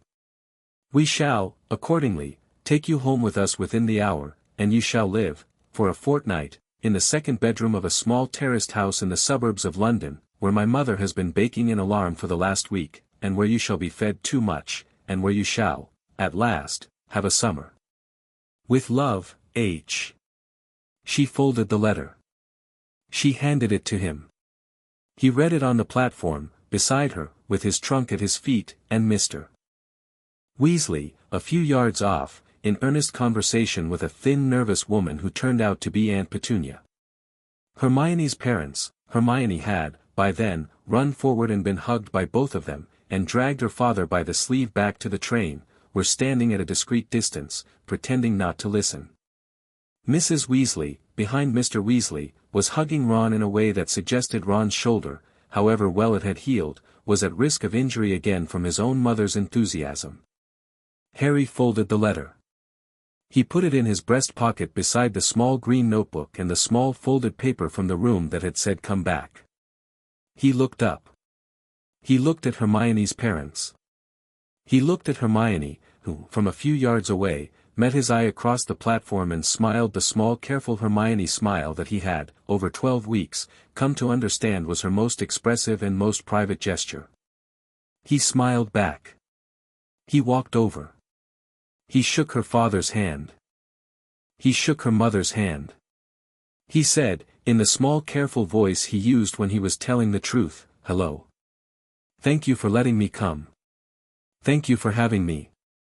I am very pleased to meet you both." Hermione's mother, at the end of his sentence, hugged him, hard, the way only Mrs. Weasley had ever hugged him before. Hermione's father shook his hand, again, with the slow careful grip of a man who had decided he had 10 seconds in which to convey, to a small bespectacled 11-year-old, that the 11-year-old was, from this hour forward, welcome. It was, Harry thought, walking with them and with Hermione towards the barrier, the most obviously well-arranged afternoon of his life. Behind him, on the platform, the train was already pulling out. Behind him, Mr. Weasley was finishing his conversation with Aunt Petunia, who, when she shook his hand, did so without any visible flinch, which was, by Aunt Petunia's standards, a great concession. Behind him, the Hogwarts Express was hooting. Behind him, a small private corner of his year, the year that had begun in a cupboard under a stair and had ended in a headmaster's office with a howler and a stone, was, in a way, ending. Ahead of him, with Hermione's mother's arm linked in his, was a car. Ahead of him was a fortnight. Ahead of him was the Burrow. Ahead of him, somewhere, was a room, on a 7th floor, in a castle in Scotland, holding its quiet steady silence and waiting for him to come back. Ahead of him, somewhere, was Sirius Black, and Pettigrew, and the cold thing across the channel, and the slow careful business of a war that the three of them had, between them, decided to win. Ahead of him, somewhere, was the rest of his life. He walked. He smiled. He did not, that afternoon, look back. The fortnight at the Granger's house was a fortnight of cool sheets, regular meals, and a quiet house at evening. The Granger's house, when Harry walked into it for the first time, smelled of mint tea and book paper and the small dry warmth of a sitting room that had been kept tidy for guests. There was a narrow blue carpet on the hall stairs.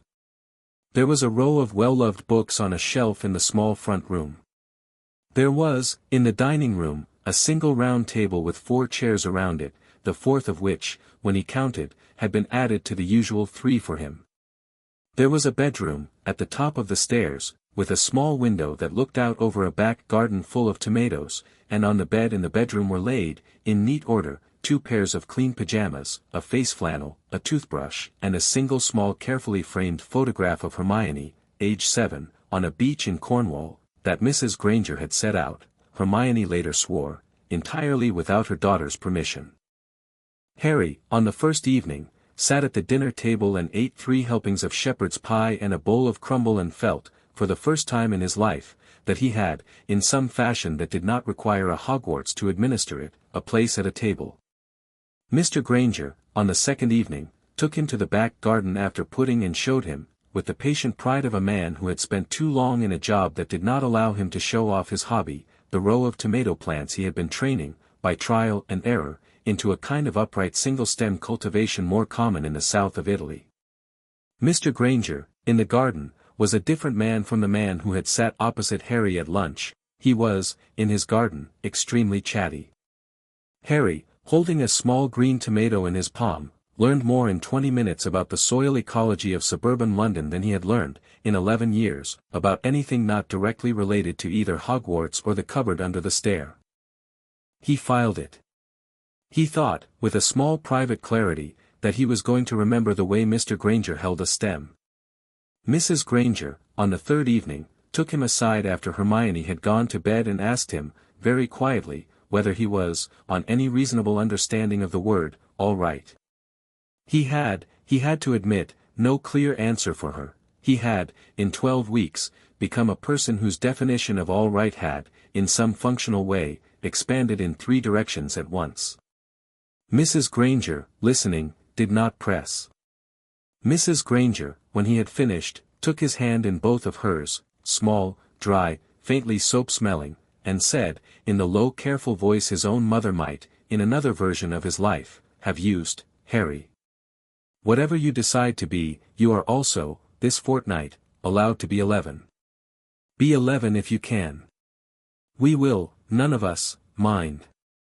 He had not, until then, realized that he had been working very hard, all year, not to be. He went, that night, to bed. He turned out the lamp. He lay in the dark, on cool sheets, in a small room with a window that looked out at tomato plants and the back of a row of identical houses. He felt, in his chest, the candle.